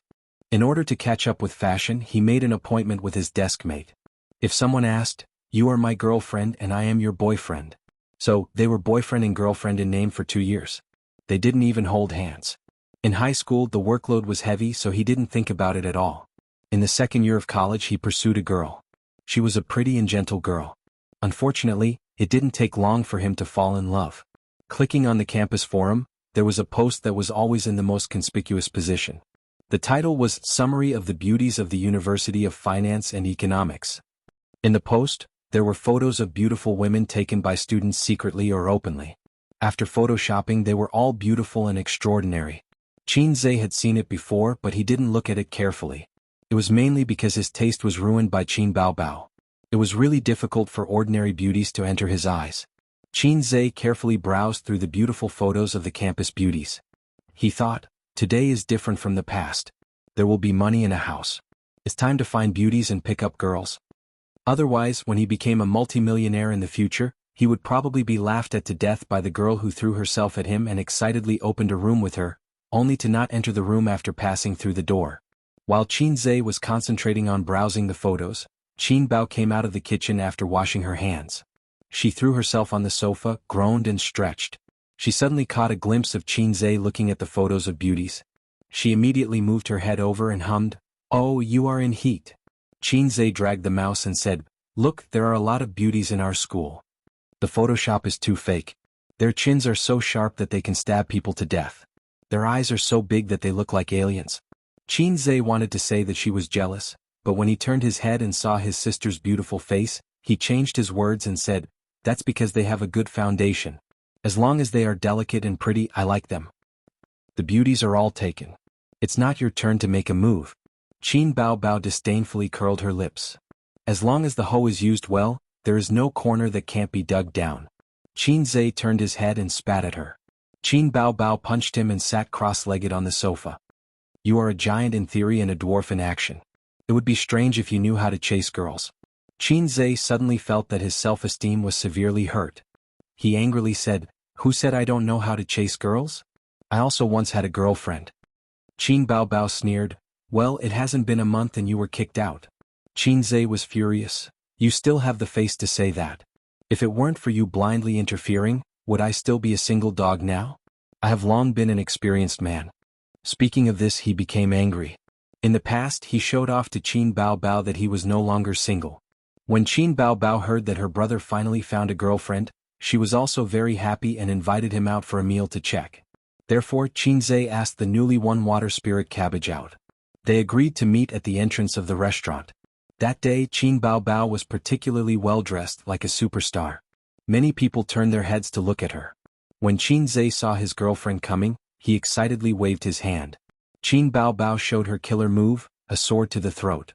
She hugged Qin Zhe's arm and said coquettishly, "Hubby, this is the little bitch you have outside. She doesn't look that good." Qin Zhe was petrified on the spot. Of course, the meal was not finished. His girlfriend left in anger and embarrassment. Since then she never talked to Qin Zhe. She blocked his phone number and the chat app. From then on, they were like strangers. "I am helping you test her character and your relationship. Real love should be firm and immortal." After that, Qin Bao Bao said with conviction, "I am helping you." Sure enough, Qin Bao Bao still said the same thing. Qin Zhe spat at her face again. "Bullshit, it's been so long. I have already figured it out. You are just jealous that I found a girlfriend. Because you are still single. You are just jealous." Qin Bao Bao choked. I hit the nail on the head, didn't I? You're speechless now, aren't you?" Qin Zhe felt like he was one of those legendary swordsmen. He didn't make a move, but once he made a move he would definitely kill. Qin Bao Bao suddenly stood up, grabbed the anime peripheral that Qin Zhe bought, Rem pillow, and smashed it on his head. "The other party doesn't want to talk to you." She threw Rem at you. She walked into the room in her slippers and slammed the door with a bang. "Ridiculous." Qin Zhe muttered and opened the points store. "System, I want to exchange professional knowledge about fund investment." Chapter 15. The next day, Qin Zhe trained his body as usual. With his personality, it was hard for him to imagine waking up at 5 o'clock every day to run under the half-lit sky and cultivate his inner strength. Perhaps it was because he had been ordinary for too many years and had been a foil to his sister, Qin Bao Bao, that he had accumulated too much gloominess and unwillingness in his heart. Suddenly, one day, a salted fish saw the hope of turning over a new leaf, just like a chick meeting a ladder connected to branches. The ambition in his heart was suddenly aroused. He arrived home at 7:30 and brought breakfast for Qin Bao Bao. His sister was playing with her phone while eating, her slender white fingers poking at the screen. Qin Zhe was writing and drawing on a piece of draft paper while eating a bun. Neither of them spoke, but the atmosphere was not awkward at all. It was like an old couple who had experienced years of peace and tranquility. "I won't send you to school today. I have to rush to the company early." Qin Bao Bao finished her breakfast and wiped her mouth with a piece of tissue. "The company invited a second-tier singer to train us. Guess who it is?" "Not interested." Qin Zhe wrote a formula on the paper without looking up. Qin Bao Bao pouted and walked back to her room.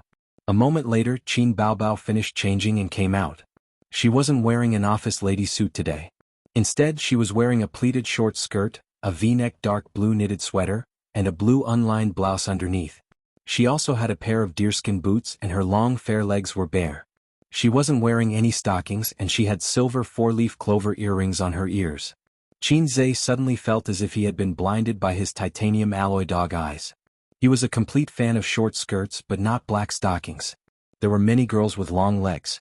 If they did not wear stockings, their legs would be more or less defective, or their skin would be defective. In Qin Zhe's 22 years of life, he had seen countless beauties. Occasionally he would search for pictures of beautiful women on the internet when he was overwhelmed by emotions. It was rare to see a beauty with legs comparable to Qin Bao Bao's. It seemed that only Qin Bao Bao had the confidence to wear a short skirt without stockings. Her legs were fair, slender and well-proportioned. The more he looked at them, the more he had the urge to touch them. The corners of Qin Baobao's mouth curled up slightly. She walked to the side of the table and spun around. Her pleated skirt fluttered as she said proudly, "How is it?" Qin Zhe said indifferently, "Just so. Wipe off your saliva first, you pervert." "Were you calling a pervert?" Qin Zhe was furious and wiped the corner of his mouth guiltily. Qin Baobao glared at her. She bent down and brought that vixen's face closer to hers. She snorted and said, "You're looking at your own sister's thighs with such lust. If you're not a pervert, then who is?" Qin Baobao, watch your tone. Qin Zhe flew into a rage out of shame. "I'm just joking. Boring." Qin Baobao curled her lips. "Dance training starts today. My clothes are not bad, right?" Qin Zhe went to lift her pleated skirt without saying a word. Qin Baobao slapped his hands away and glared at him.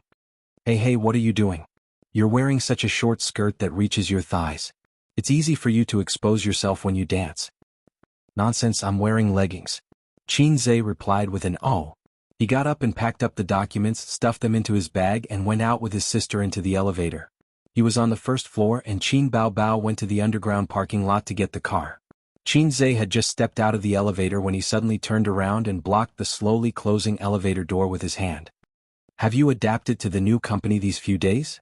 Are there any rough men, big-bellied weird uncles and the like harassing you?" Qin Baobao played along and blinked her eyes. "Your sister is so beautiful. There must be a lot of rough men thinking about her, but I don't care about them." Qin Zhe laughed and said, "Don't get drugged and have sex in the hotel." Qin Baobao kicked him. "Get lost." Qin Zhe nimbly dodged the attack and ran out of the hall. He had always been pessimistic about the entertainment circle, which was filled with crooks and honest people. There were some things that he had to remind his sister. Qin Baobao received the message. With her intelligence, she naturally knew how to deal with it. There was no need to say anything. This was the tacit understanding between the siblings. There was a professional class at 10 a.m.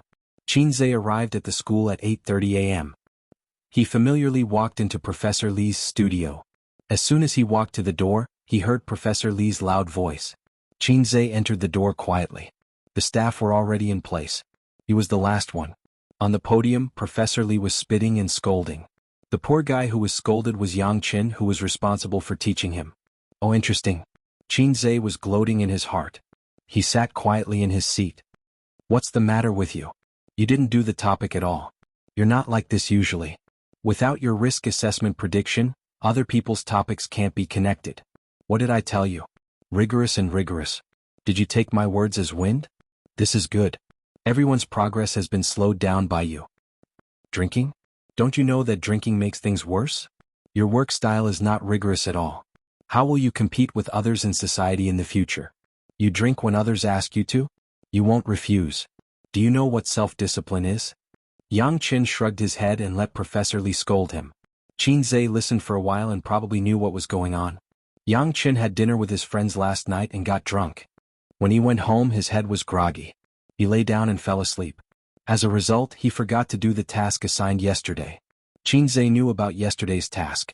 The risk assessment of 2 short-term operations was not too difficult. The troublesome part was that there was too much information to find and refer to. It was a delicate work. He exchanged the relevant knowledge in the point store and it took him 2 hours to complete. According to Yang Chen's ability, it was estimated that it would take more than 4 hours. Well, the time in the morning was wasted. Today's progress would also be affected. This mathematical modeling assignment was due in less than a week. Professor Li and his student group could be said to be racing against time. Yang Chen made such a mistake. It would be strange if he didn't get angry. Qin Zhe looked left and right. The other people were all looking at their noses, looking at their hearts. No one said a good word for Yang Chen. Yang Chen couldn't stand Professor Li's nagging. He turned his eyes and said with a bitter face, "Professor Li, I didn't restrain myself well. I admit my mistake and promise that I will never do it again. In fact, Su Junlong and I did a division of labor yesterday. His work has been completed. Originally there were 3 people in each group.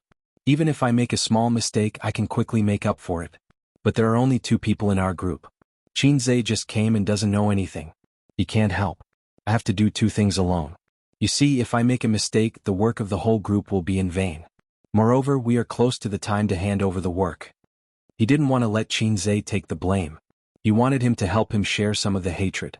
Sure enough, Professor Li stopped and glanced at Qin Zhe.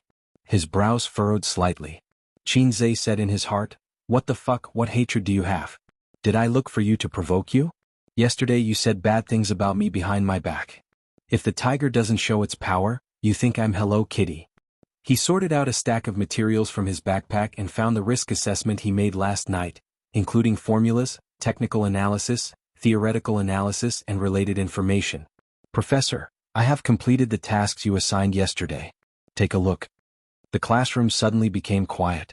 It was different from the original quiet atmosphere. The former was slightly depressing. At this moment, everyone turned their heads to look at Qinzhe. It was a stunned and shocked silence. After being surprised, he sneered, "You just came yesterday. You know the requirements and the content. You don't know anything and you do it randomly. You don't know how to be rigorous. With you like this, how can Professor Li be assured to give the task to you?" The others didn't speak. They had a lively expression on their faces. Professor Li took the materials handed over by Qinzhe. Of course he couldn't attack his student. He glanced at it and said gently, "Qinzhe, you have such a serious heart. It is worthy of praise, but you just came yesterday. You have to learn more and see more. Don't be blindly impulsive." Professor Li didn't speak. He looked at it carefully several times and said in surprise, "Well done, very good. Qinzhe, I was right to ask you to come here to help me." "Well done." Yang Chen was confused. He looked at Qinzhe's risk assessment. But Professor Li didn't show him. He snorted and put the materials into the file bag. The interns present all had blank and shocked expressions on their faces. They were all shocked. This kid had hidden his strength well.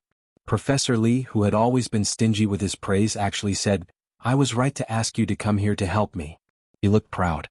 Probably only Qinzhe understood the meaning of Professor Li's words.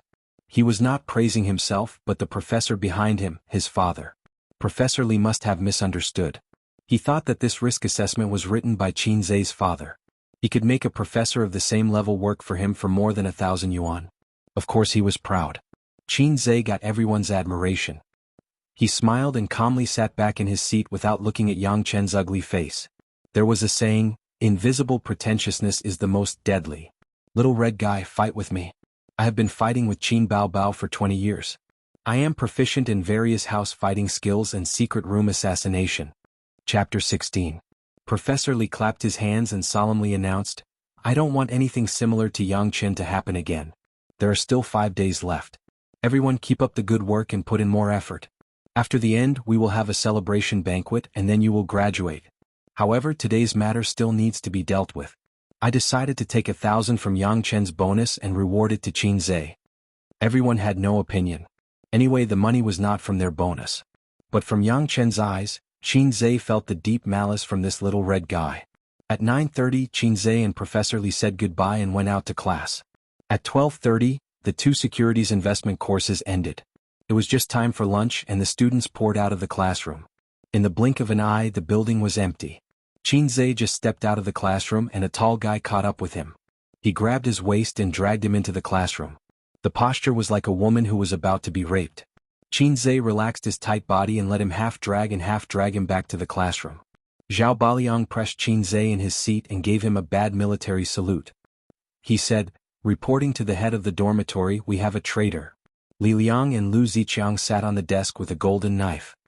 Hearing this, the head of the dormitory, Li Liang, slapped the table and said with satisfaction, "You handled it very well." The old driver, Qinzhe, said angrily, "Get out of here, your sister." Li Liang snorted, "You dare to talk back, 2nd Battalion Commander? Where is your Italian cannon?" 3rd Battalion Commander, your human cannon is on standby." Lu Ziqiang unbuckled his belt with an indifferent face. Zhao Baliang laughed strangely. Qinzhe said helplessly, "Why is the organization looking for me? I have joined the underground party for 3 years. I have been cautious in my work, vowed to protect the motherland, and obeyed the organization's arrangements. I have never taken a needle or a thread from the people." Although he didn't know what his roommates were up to, he cooperated with them tacitly. "Okay, then let me ask you, what are the rules of room 303? Li Liang used the book as a gavel and slammed it down hard.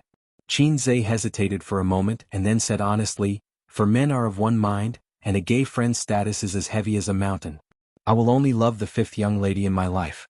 Whoever leaves singleness will die first." A few girls who were packing up their books looked over in surprise. Qin was so embarrassed that he wanted to cover his face. Li Liang patted Qin shoulder. With a serious expression he said in a deep voice, "Since you know, then I won't say anything more. Brother, have a safe journey. We'll still be comrades in the next life." Lu Ziqiang was about to pull out his Italian cannon. Qin was shocked. "Please, jute bag, the organization is clear. I didn't violate the rules of room 303. I'm innocent. I'm still a single dog. We're all single dogs. Why should a single dog make things difficult for a single dog? Hey, you're really taking it out?" I Long Out Yin am not convinced." Li Liang sneered. "Then tell me what happened on the phone yesterday. The evidence is irrefutable. Comrade, you can't deny it. Rest in peace." Qin finally understood. He rolled his eyes. "The organization's investigation work is too rough. It needs to be improved. That's my sister. She's not someone I can have sex with, so I'm still a good comrade. 2nd Battalion Commander, please take back your Italian cannon. 3rd Battalion Commander, please take back your human cannon." "Really? More real than real gold," Li Liang said with a smile. "The organization misunderstood you. Brother-in-law, you've been inseminated." Hey, that's not right. Brother-in-law, don't worry. Listen to your brothers-in-law. Confucius said, "It's human nature to eat and lust." The Book of Songs said, "A fair and graceful woman is a good match for a gentleman." To sum it up, it can be summed up in one sentence: a single dog is a failure in society. After careful consideration, the organization feels that the dormitory rules are inhumane. They should be abolished and changed. For the prosperity of the country and the development of society, we should actively produce outstanding offspring for our motherland. Comrade Qin, for the sake of the motherland and the people, you should actively recommend outstanding girls with big buttocks and long legs to the organization. Dormitory leader's words make sense. I second the motion. I second the motion too. Zhao Baliang and Lu Ziqiang voted in favor. I'll go. Qin was stunned. He suddenly came back to his senses. *CK, I've been tricked again. Reporting to the organization, I have something to say. Contributing everything to the organization is the consciousness that we should have. However, dormitory leader, you're known as an experienced driver. You've had sex with countless girls from bad families. You're a proper scum. How can I push my sister into the fire pit?" Li Liang was furious. "You dare say I'm a scum? 2nd Battalion Commander, where's your King Italian cannon?"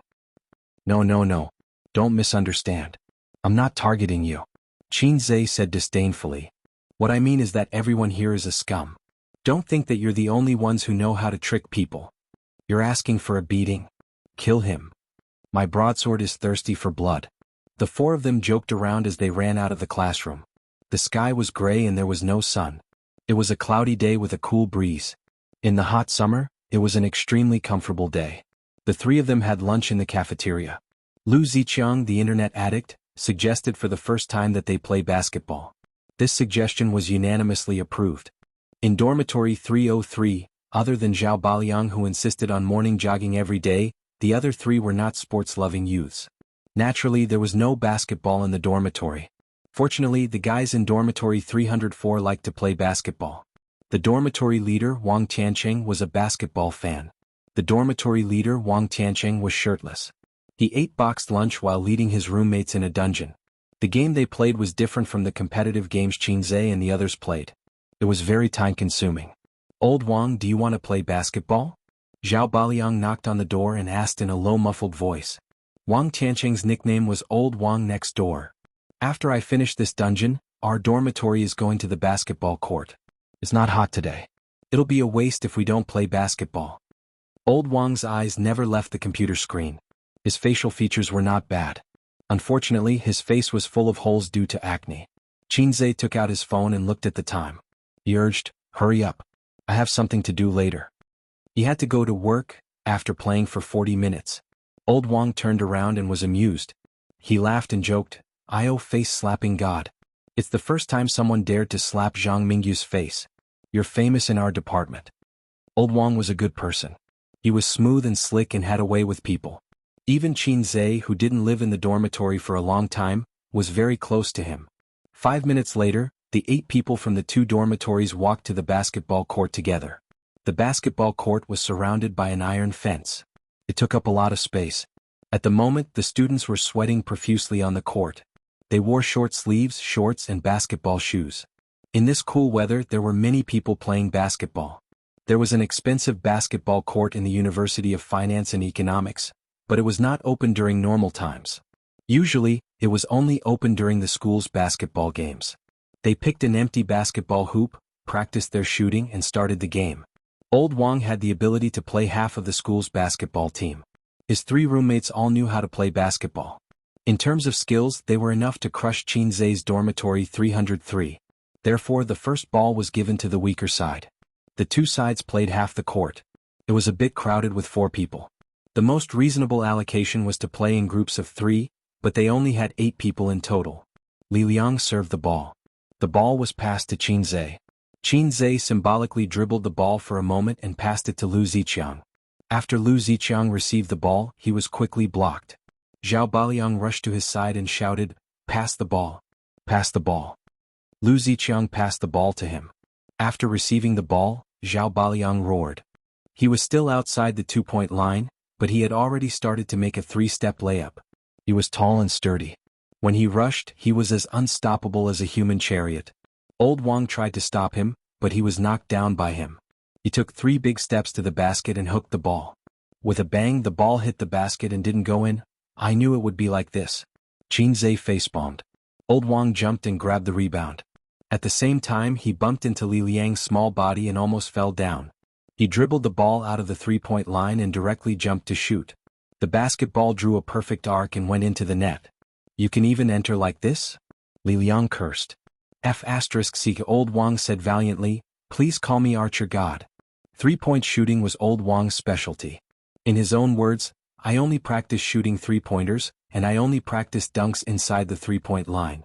That was because these 2 cool skills on the court would always attract the attention of girls. Among them, dunks were the most popular. He could forget about dunks. He didn't have the jumping ability.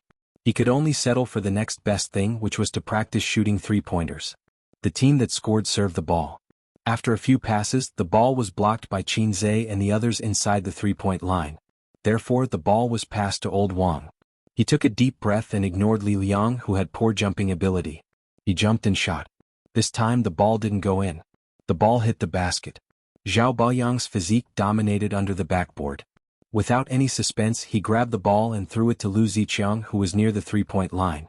Lu Ziqiang dribbled the ball out of the 3-point line and rushed to the backboard. He jumped and shot. Without any suspense, he didn't go in. "Pass the ball back to me. I'm under the backboard." Zhao Baliang, who didn't get the rebound this time, complained to Lu Ziqiang. "There are 2 people beside you. I don't have anyone to guard against." Lu Ziqiang defended himself. "Stop talking nonsense. They are going to attack." Qinzai interrupted their argument and lamented in his heart. Lu Ziqiang had the most solid basketball foundation among the 4 people in the dormitory. Zhao Baliang had a strong physique, but he didn't know how to play basketball.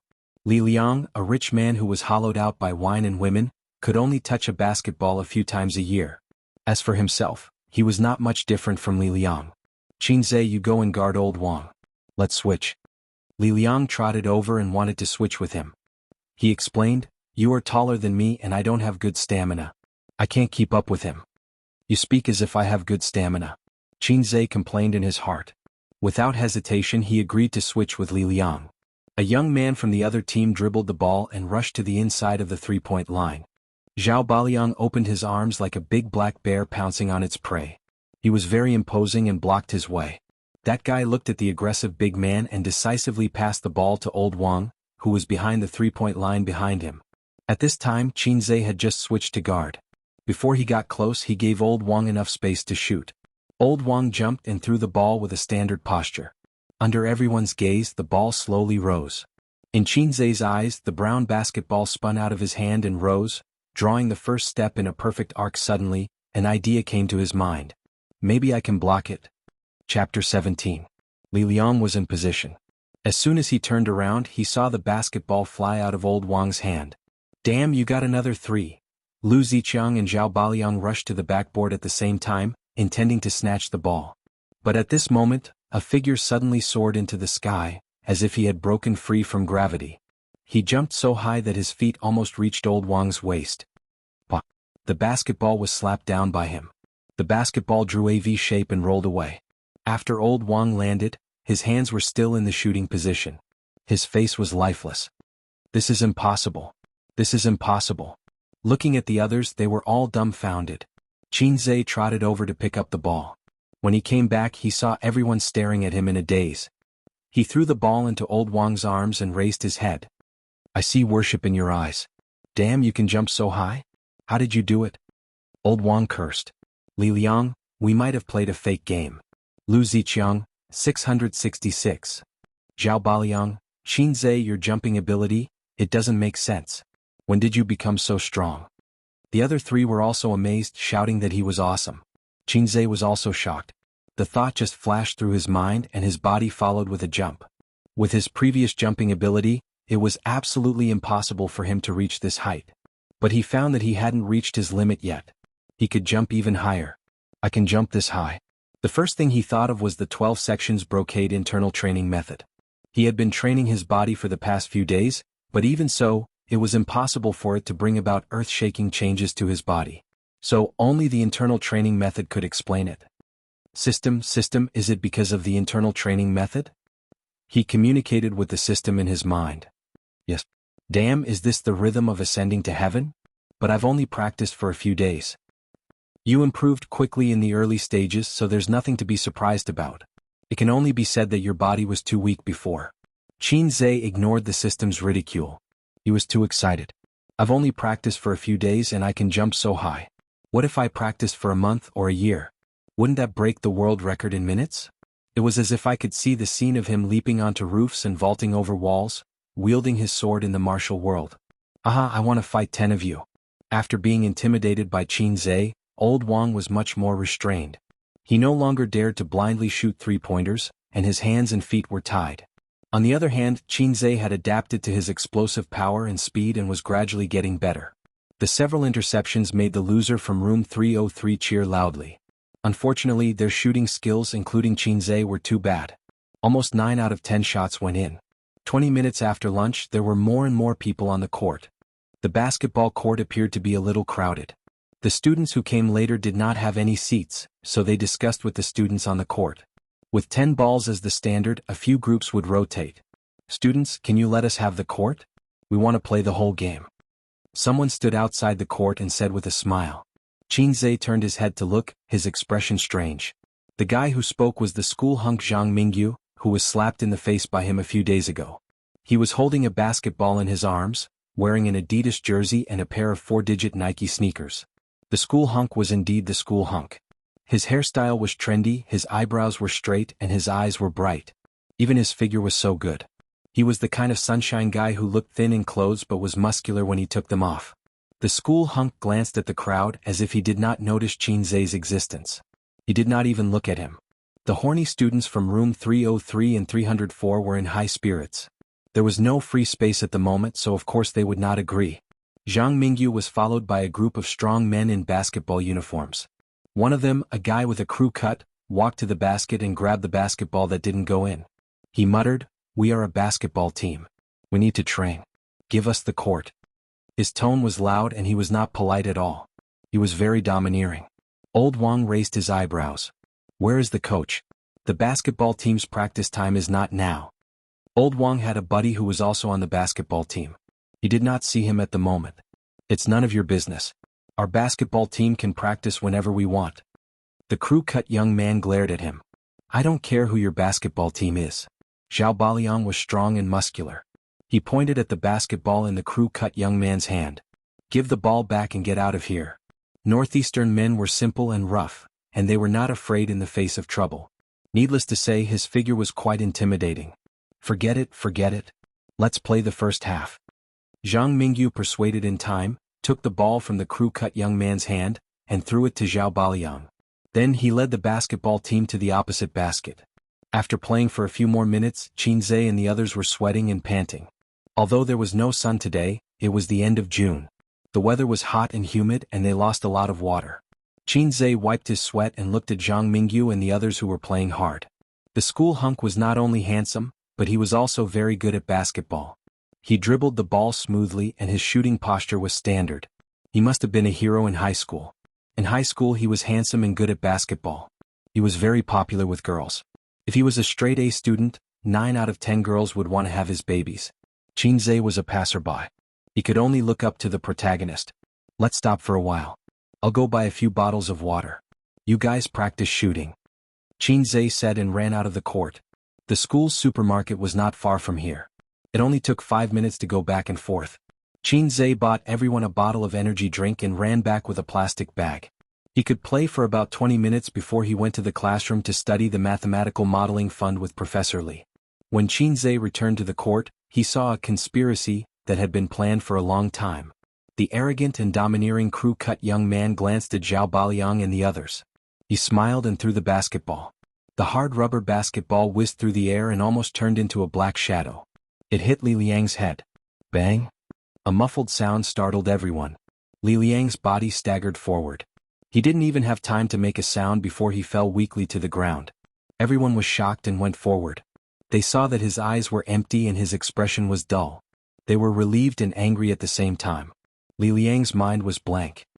He was stunned for a few seconds before he came back to his senses. He touched the back of his head.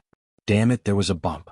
He immediately jumped and cursed, Mother****, that son of a bitch hit your grandpa. Sorry. The crew-cut young man ran over and picked up the ball. He then apologized. The ball flew away.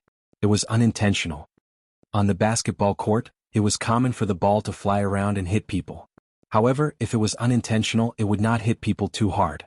It was rare to see a bump on the back of Li Liang's head. Are you King blind? How can you hit people like that? Zhao Baliang said angrily. We didn't do it on purpose. It's basketball. There are always mistakes. The crew-cut young man shrugged. If apologies are useful, why do we need the police? Old Wang said. Then go and call the police. The crew-cut young man sneered. Not to mention Lu Ziqiang and Zhao Baliang, the people in dormitory 304 were also angry. My classmate has a bump on the back of his head. How can you play basketball like that? Lu Ziqiang frowned. On the other side, a few people from the basketball team came over. Zhang Mingyu said gently, Sorry, the ball just now was really unintentional. We didn't notice. Sorry, classmate. After a pause, he smiled and said, Is the injury serious? It's better to go to the infirmary. I'll pay for it. If you're worried, you can go to a nearby hospital. You can come to me with the bill later. What's the meaning of this? You guys hit someone and you're done with just a few words of apology? You're going to pay for the medical expenses? Shouldn't you pay for it? The most infuriating thing was that you're going to reimburse the bill later? What kind of words was this? You hit someone and you don't even want to go to the infirmary? Li Liang was so angry that he almost vomited blood. Why would he care about the medical expenses? The other party's attitude was unbearable. Zhao Baliang was a hot-tempered person. He strode over and was about to hit someone, but Lu Ziqiang held him tightly. They were in the right in this matter, but they were in the wrong when they hit someone. University was not like high school. Fighting was not a small matter, especially when it was a group brawl. A light punishment would be a major demerit, and a heavy punishment would be expulsion. If there was a minor injury, they would go to the police station. Fights in high school were because the students were hot-blooded and immature. Plus, most of them were underage. As long as nothing serious happened, they would be fine. University was different. They had to bear legal responsibility. Besides, this kind of thing was unintentional. The other party had apologized. If things got out of hand, Zhao Baliang and the others would not get any benefits. Let's go quickly.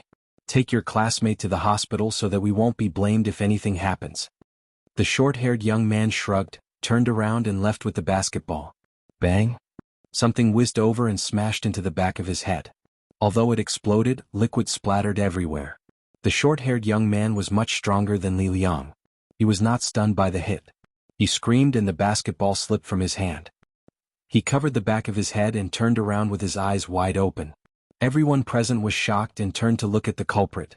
Xianxia slowly walked over with a drink in his hand. He didn't apologize. Instead, he complained to Zhao Are you deaf? I told you to pick up the drink. Didn't you hear me? He rolled his eyes at Zhao Baliang, who was confused, and then apologized to the short-haired young man. Oh, I'm sorry. It doesn't feel good. I didn't hit you. It was an accident. *CKU. The short-haired young man roared and kicked at Xianxia. Xianxia kicked the guy's abdomen and kicked him to the ground. He said coldly, You want to fight? Come on. He could not believe that he could say such a cool line. It was not in line with the setting of a passerby at all. Xianxia turned his head and said to his partners behind him, I saw it just now. This guy hit people on purpose. F***CKU. F***CKU. Do you think we are easy to bully? Zhao Baliang, Old Wang and others suddenly changed their faces. He really hit people on purpose. He was looking for trouble. What's so great about a basketball team? Everyone was angry. No one was a clay bodhisattva. They were not angry. Just now he arrogantly asked them to give up the court, which made them unhappy. Now he deliberately hit people. It was obvious that he was bullying them. Seeing that the two sides were about to fight, and the hostile atmosphere here also attracted the surrounding students who were playing basketball. They all came to watch. Zhang Mingyu hurriedly stopped his angry companions. He stared at Xianxia gloomily. We are all adults.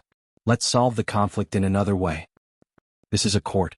Let's use basketball to determine the winner. The loser will apologize. Zhang Mingyu raised the corner of his mouth and showed a sinister smile. Not only should you apologize but also shout Grandpa, I dare not do it again 3 times. Ding. Main task, Divinity Show, February 5th. Please play a game with the basketball team represented by Zhang Mingyu and win. Success will reward 300 points. Failure will deduct 300 points. Okay. Xianxia agreed immediately. Fighting was too low. Even if he lost miserably, winning wouldn't be any better. Moreover, with so many people present, it would be easy to alarm the school leaders. When the time came, punishment would be light. If he was expelled, the old man would probably beat him to death. The main reason was that the system had issued a task. He had to fight. At the same time, Xianxia was vigilant. The task reward was 300 points. Wasn't this a bit too much? The first task reward was also 300 points, but that was the reward of the first director. From this, it could be seen that the difficulty of this mission was much higher than translating Russian and kissing his sister's lips. Chapter 18. After hearing Zhang Mingyu's bet, Xianxia's first reaction was not the anger of Zhao Baliang and the others, but that he seemed to have been tricked. Zhang Mingyu's appearance on the court was not strange. It could only be considered a coincidence. However, from the initial request to give up the court, the subsequent smashing incident, and the incident of him slapping Zhang Mingyu's face in public a few days ago, it was intriguing. To sum it up, Zhang Mingyu and his friends came to play basketball happily. Then they bumped into Xianxia, so they came up with a plan. The whole thing could be summed up in 4 words, I'm going to stir up trouble. This was the revenge of the school hunk. Xianxia had never been afraid of speculating the worst intentions of others. The arrow on the bow had to be shot. When the time came, there was no backing down. Xianxia thought for a moment and turned to look at his friends. I'm fine with it. Zhao Baliang was very loyal. Let's talk about life and death. If you don't agree, let's do it. This was the reply of the internet addict Lu Ziqiang. Old Wang thought for a moment and whispered, damn it, we can't admit defeat now. Otherwise, we won't be able to get a girl before college. We can only switch hands. Li Liang said, actually I'm scared too. But we can't lose face. A guy from room 304 hesitated and said, they're all on the basketball team. The founding emperor said not to fight an unprepared battle. Old Wang glared at him. Tong Ziji, shut your ass. You're good at shooting. You have to play. He said, as long as you play, no matter if you win or lose, you don't have to pay me back the 200 yuan you owe me. Old Wang was very good at dealing with people. In this way, the people in room 303 liked him very much. Tong Ziji patted his chest and said, don't mention Grandpa. I'll even call you Great-Grandpa. In this way, the members were quickly settled. Xianxia, Zhao Baliang, Lu Ziqiang, Old Wang and Tong Ziji. Xianxia looked at Zhang Mingyu and said, take a 5-minute break. Okay. Zhang Mingyu nodded. The surrounding students were talking about it. Zhang Mingyu was a famous person. Everyone knew him. Someone even took out his mobile phone and posted a post on the campus network. Zhang Mingyu duels with others on the court. The loser calls him Grandpa. There were also a few photos attached showing the confrontation between Xianxia and Zhang Mingyu. This post was pinned to the top by the moderator. A few minutes later, the number of views and replies skyrocketed. There are pictures and the truth. I believe you. Basketball court, right? I'll be right there. Old driver is going to race. Destination, basketball court. Beep, acupoint is stuck. Beep, social security card. Beep, elderly card. Zhang Mingyu has been a bit noisy these days. Not long ago he was slapped in the face and today he wants to compete with someone. Let's wait for Zhang Mingyu to fail miserably. That's impossible. Look, the people around him are all from the basketball team. The few students opposite him are all uneven in height and weight. They don't look good at all. Only the student standing in the middle has a decent aura. Eh? Am I the only one who thinks that back looks familiar? +1, I also feel that it's very familiar. Ditto. Ditto. +10086. Look, is that Xianxia? Face slapping King Xianxia. Someone replied with uncertainty and then attached a picture of Xianxia's back as he wrote on the blackboard. As soon as this picture was posted, the popularity of the post instantly rose to a new height. Damn, it's really him. Hey, is this guy and Zhang Mingyu going against each other? Slightly stiffening to show respect. My wish is world peace. Bah, let's start again. My wish is to slap Zhang Mingyu's face. My name is Xianxia. I bring salt for myself. Students, let's team up and go to the basketball court. Damn, I'm outside the school. I can't make it back. Please do a live stream. I smell a conspiracy. Leader, what's going on? The original poster was very happy that his post was pinned at the top and temporarily became the most popular post on the campus forum. He replied happily, I'm at the basketball court. They haven't started the game yet. Don't miss it. Come and watch the fun. The original poster asked the right person. I was playing basketball next to him and witnessed the whole thing. Because of basketball, the two sides quarreled and almost fought. Fortunately, they were rational and didn't really fight. Otherwise, they would definitely be punished and maybe even expelled. But now that things have come to this, no one is willing to back down, so they decided to decide the winner with basketball. The loser has to admit his mistake, apologize, and call the winner. Grandpa, I'm sorry. The people on the forum were excited again. Did the original poster say it was intentional? Are you sure? It's absolutely true. I saw it with my own eyes. The original poster posted a picture of, I swear on my integrity. That is to say, Zhang Mingyu is deliberately looking for trouble. He is taking revenge on Xianxia for slapping him in the face. Damn, Zhang Mingyu is really insidious. He will seek revenge for the smallest grievance. He has no tolerance. Rich people are not good people. Only the state officials are allowed to set fires, but the common people are not allowed to light lamps? Xianxia slapped our Mingyu's face and we are not allowed to fight back? That's right, that's right. A bunch of nerds who hate rich people upstairs. They deserve to have no girlfriend. Zhang Mingyu is good. Long live Zhang Mingyu. There was a lot of quarreling in the forum and it quickly went off topic. Xianxia and the others sat under the basket, drinking and resting. Their faces were calm, but their words exposed the anxiety in their hearts. Zhang Baliang looked around and whispered, Why do I feel that there are more and more people? I don't think so.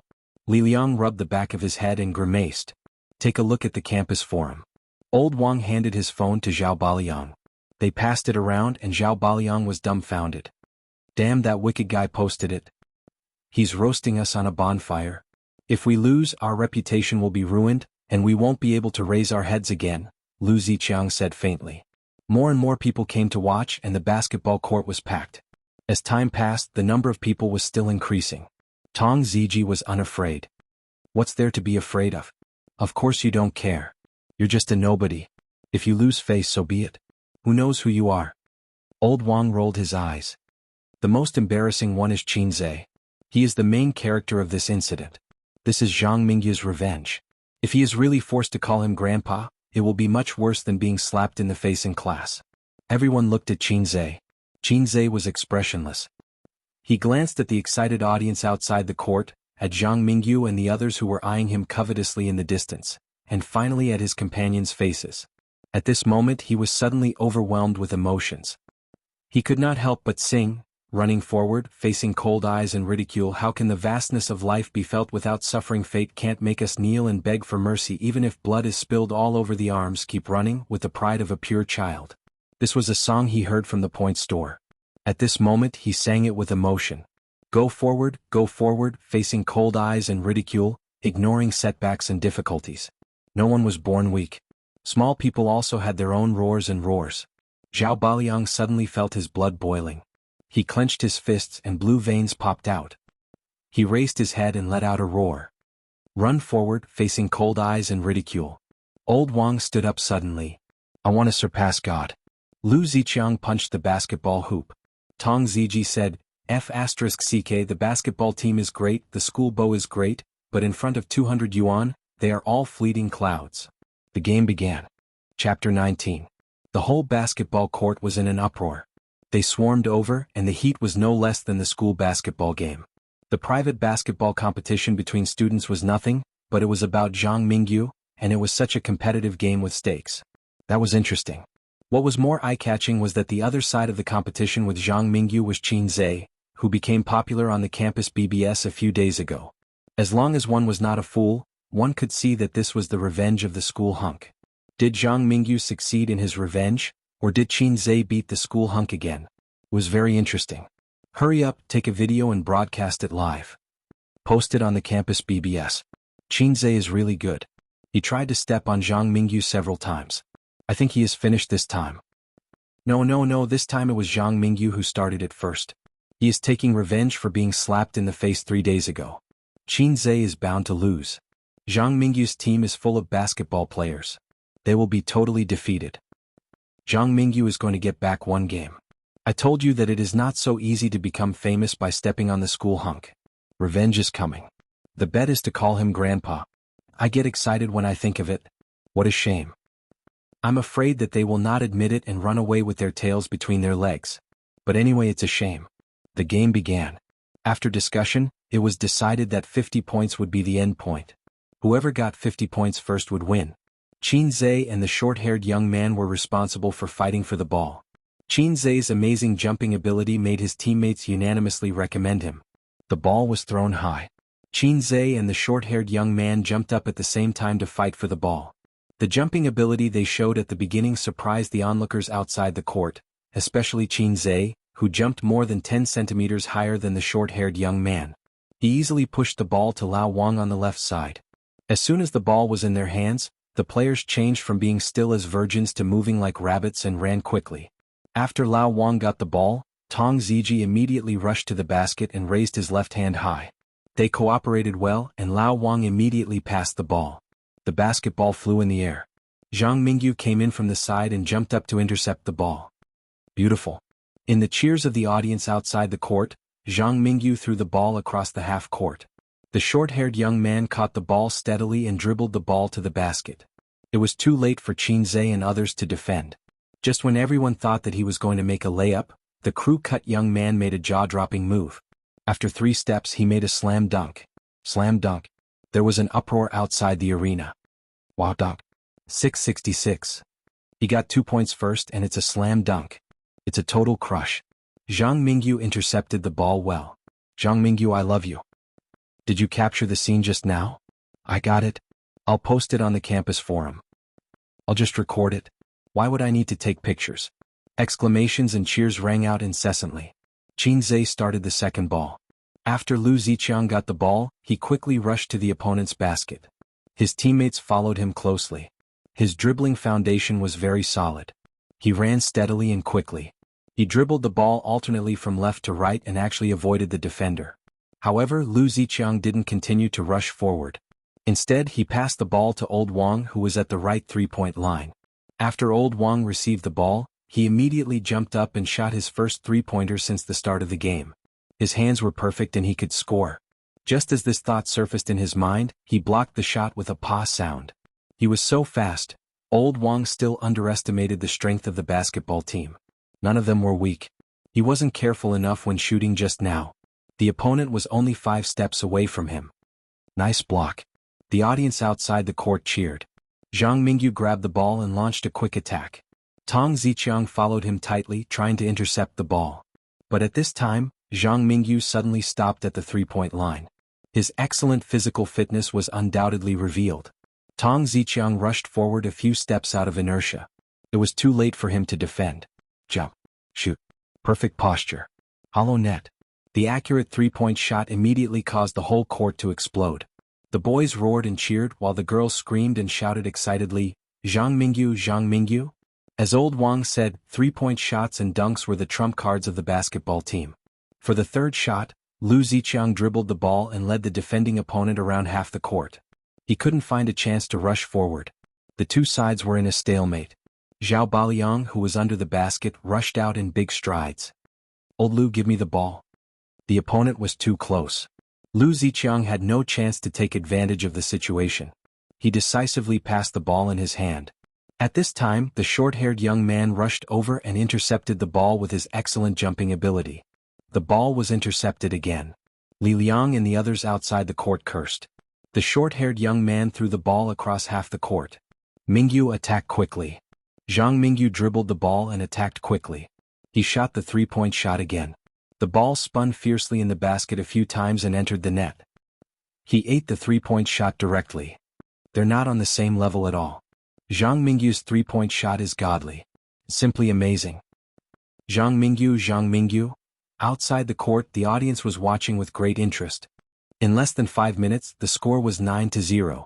In the campus forum, someone uploaded the photos of the short-haired young man's dunk and Zhang Mingyu's 2 three-point shots. The post was titled, "A Contest Without Suspense, Zhang Mingyu Crushes Qin Zhe." As expected, the face-smacking king got smacked in the face. It wasn't a fair contest in the first place. They're a basketball team. How did you beat them? What you said is wrong. Did you make it public that day in the open classroom? Qin Zhe used his Russian to smack our Mingyu's face. Our Mingyu smacked his face with a basketball. There's nothing wrong with that. Yes, there's nothing wrong with that. In the future, before you want to step on our Mingyu, you should first consider whether you're strong enough. Fortunately, I didn't go. Otherwise, it would have been a wasted trip. Remember to tell us the result. The result is not important. The part where he bowed his head and called him grandpa must be uploaded. On the basketball court. 10 minutes later, the score was 22-4. Only the word tragic could describe the result of Qin Zhe's team. A temporary disadvantage was not terrible.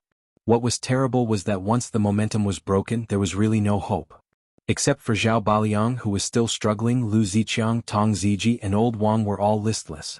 The ball was intercepted and blocked. At first, they were boiling with anger and desperately trying to salvage the situation. Now, they were numb as if they had accepted their fate. They ran back to defend numbly. They were not even amateurs. They didn't usually touch basketball. How could they play against a basketball team? In terms of skills, they were miles ahead. In terms of tacit understanding, they were miles ahead. In tactics, they didn't know what tactics were. Another ball was intercepted. The ball was passed to Zhang Mingyu. He dribbled the ball and rushed to the three-point line. Zhang Mingyu made several three-point shots. His scoring rate was very high. He was even better than Old Wang. He must be a playboy who believed in the saying, "Only practice three-point shooting. Inside the three-point line, only dunks." The girls outside the court screamed, "Three-point shot! Three-point shot!" Their voices were messy at first, then orderly. Many people's emotions were stirred and they cheered together. Zhang Mingyu stopped at the three-point line. A confident smile appeared on his face, making the girls around him infatuated. Take off. Shoot. Three-point shot. In the cheers of the whole court, the three-point shot that Zhao Baliang and the others were like nightmares was shot again. However, at this time a figure rushed to the sky. He jumped so high that he seemed to have escaped from gravity. His short black hair danced in the air and his t-shirt was shaking. Three-point shot. Accompanied by his roar, "Pa!" A slap on the spinning basketball echoed throughout the court. The basketball hit the ground with a whistling sound and flew to the audience outside the court. It happened to hit the girls who were cheering the most. The cheers suddenly turned into exclamations and screams. Then the whole court was silent. From the beginning of the game, Qin Zhe had been in a passive state. He ran back and forth with the ball and did useless work. He had never intercepted the ball or made a basket, let alone such a powerful hot pot. The audience outside the court didn't react for a while. Why did he suddenly block the shot? Why did this unknown guy suddenly explode? Zhao suddenly let out a roar and shook his arms excitedly. Old Wang, Lu Ziqiang and Tong Ziji were also very excited. The shot was blocked. Finally the shot was blocked. Qin Zhe exploded. That's right. With Qin Zhe's speed and jumping ability before, how could he be unknown? You think you're so great just because you can shoot three-point shots? Do you really think you're the prince of basketball, invincible? Qin Zhe turned to his teammates and shouted, "Cheer up, the game has just begun." He was not pretending to be weak before, but was exploring the strengths and habits of the other players. He didn't start with the details, but focused on the overall situation, which was very in line with his style of playing games. He had to pay close attention to the top, middle and bottom, analyzing the enemy's habits, playing style as well as their strengths and weaknesses. Only in this way could he support his teammates at the right time and gank the enemy. After playing games with Xianxia for a long time, it was easy to find his style. He always exploded in the middle and backcourt, and was unknown in the early game. If he still couldn't win, then he would curse Qin Bao Bao to be a virgin for the rest of his life. At this time the audience outside the court exclaimed in hindsight, "That shot is so fierce. My God, how can he jump so high? That's amazing." His momentum suddenly increased. His jumping ability is unparalleled. Who took a picture of that scene just now? Quick, post it on the forum. Who had time to take a picture? But it's all in the video. Watch it later. Zhang Mingyu took a deep breath, suppressed the anger and embarrassment in his heart, and glanced coldly at Xianxia. Xianxia looked at him without fear, walked to his side and whispered, "Grandson, wait for me to call you grandpa later." Zhang Mingyu sneered. Zhang Mingyu's team was not affected much. They just blocked the shot, which could not change the result. The ball was passed between them, approaching the basket at a moderate speed. The short-haired young man sprinted to the left, quickly distanced himself from old Wang who was marking him and rushed to the basket.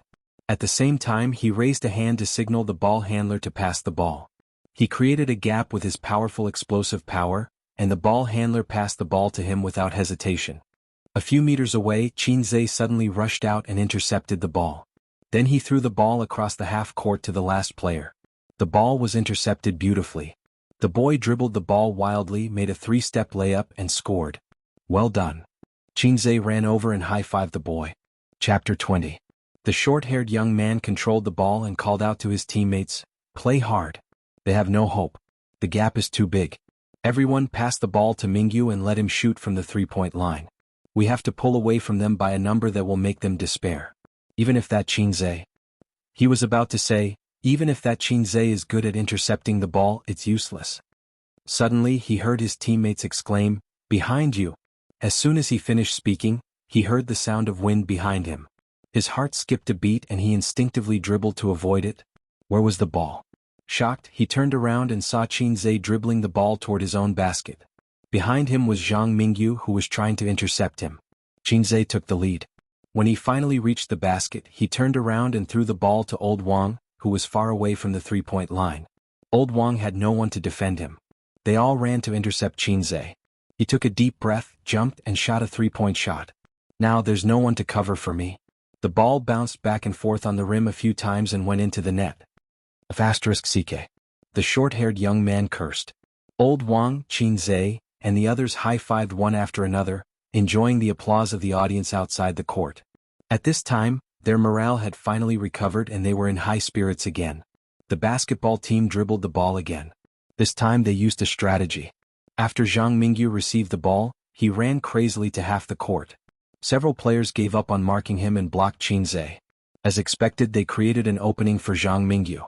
He shot the ball without hesitation. The basketball spun as it flew out of his hand. Before it could draw a perfect arc, a crisp "pa" rang out. The basketball whistled through the air. This time it didn't fly out of the court.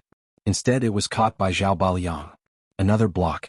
There was an uproar outside the court, accompanied by the sound of shutters. "I got it, ha. I got it too. I'll post it on the campus forum.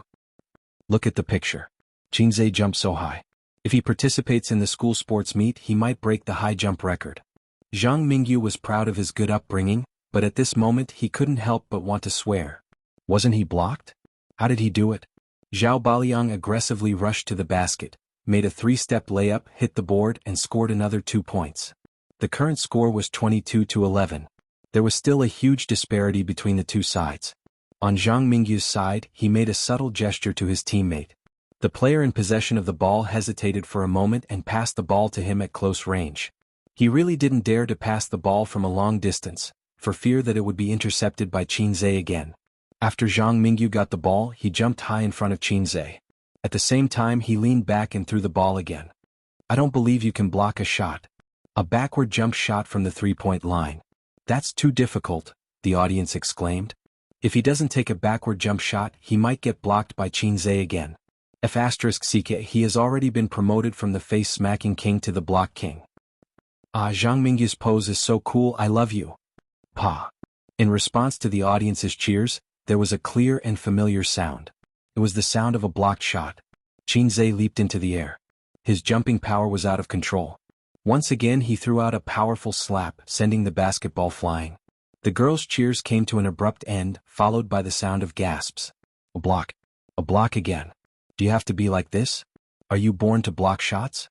Zhang Mingyu's eyes were dull. The boy grabbed the ball and ran away, and he got another 2 points. The score was getting closer and closer, and the balance of victory and defeat was slowly tilting. Soon the ball was passed to Zhang Mingyu. Qin Zhe didn't open his arms to make a defensive posture. He smiled and said, "I'll let you shoot. I can block you until you doubt your life." Zhang Mingyu panted heavily, and his eyes were full of anger. He instinctively wanted to shoot, but when he saw Qin Zhe's calm face, he was terrified for the first time. How is his stamina so good? His face is not red and he is not panting. If I shoot, he will block my shot again. After a moment of hesitation, he glanced at the short-haired young man approaching from the corner of his eye. He gritted his teeth and passed the ball. Seeing this scene, the audience laughed out loud. Hey, Zhang Mingyu just wanted to shoot, but he gave up. Haha, he doesn't dare to shoot. Let's see the shadow in Zhang Mingyu's heart. Ha ha ha. After the short-haired young man received the ball, he dribbled the ball past his teammates and successfully scored a point. Cheer up, everyone. Let's finish it quickly. The short-haired young man roared, and he felt as if the clouds and mist had cleared to see the sky. Finally he scored a goal. He was heroic and felt that he had regained his confidence. After being blocked by Qin Zhe one after another, the experienced basketball players couldn't help but feel depressed. At this time, scoring a goal was very important. As long as the momentum was back, they could beat those half-baked players. The short-haired young man dribbled the ball and was ready to score another goal to boost the momentum. Watch out behind. He heard his teammates roaring behind him. The little bastard intercepted the ball again. The short-haired young man was furious and subconsciously moved sideways to protect the ball. At the same time, he blocked the ball behind him. Hey, where is the ball? A figure passed by him, and the breeze brushed the corner of his eyes and eyebrows. Then the ball disappeared. Damn, are you a dog? The short-haired young man cursed. The ball was intercepted again. Again it was silently intercepted by Qin Zhe before he could react. On the other side, after Qin Zhe intercepted the ball, he dribbled the ball quickly, bypassed the defense of 2 players, and passed the ball to the boy who shot the ball and scored. Witnessing this scene, the short-haired young man calmed down for the first time and muttered, "I request a 5-minute timeout." Damn you. Qin Zhe's first reaction was to refuse. He had something to do later and he didn't have time to play with these guys. But old Wang and the others agreed because it was a rule of the basketball court. Any party could ask for a timeout. What's wrong? Why do you want a timeout? Zhang Mingyu asked the short-haired young man.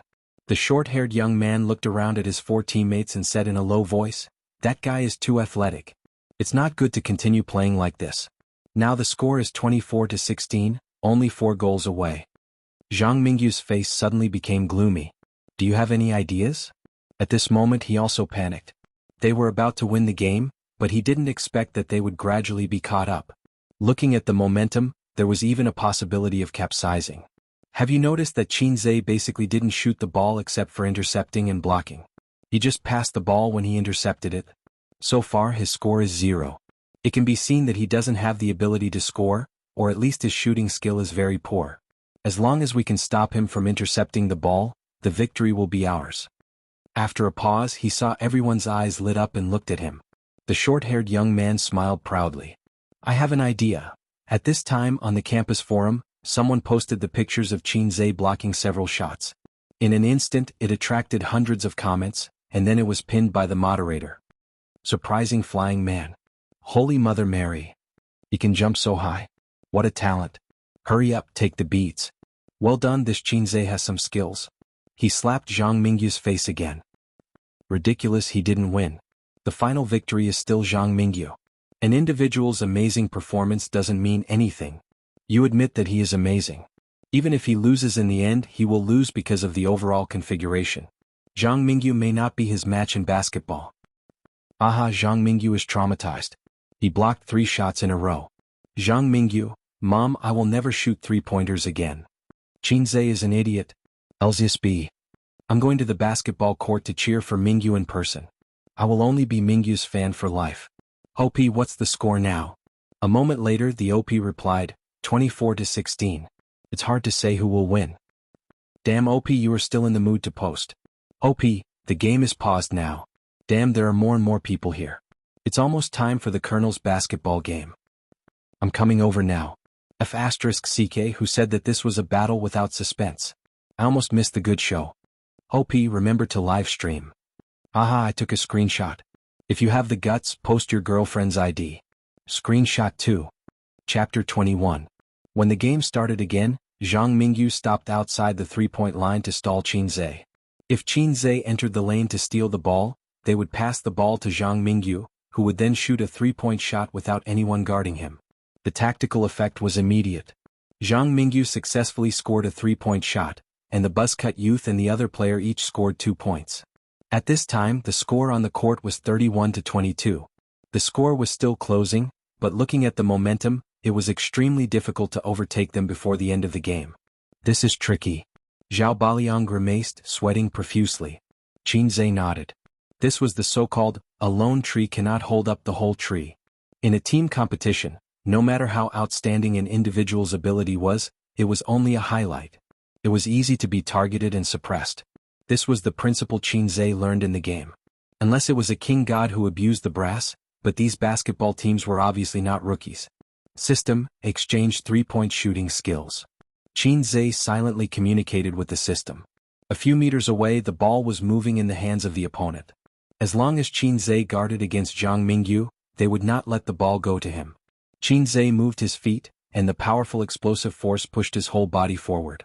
He intercepted the ball like a gust of wind and dribbled the ball to attack. The moment the ball was in his hands, there was no longer the previous jerkiness and stagnation. Instead, there was a smooth feeling as if he was the innate king of the court. Zhang Mingyu ran wildly, chasing after his back, and at the same time shouted to his companions, "Keep an eye on your own people, don't let them catch the ball and shoot." Qinzhe himself could not shoot. He had been assisting. This was the judgment of Zhang Mingyu and the others. If they guarded against those guys, they would also guard against Qinzhe. Qinzhe, who had rushed to the three-point line, made an unexpected move. He made a sudden stop, jumped up and shot. His movements were smooth and without any hesitation. He was impatient. Zhang Mingyu was not surprised. Instead, he was happy.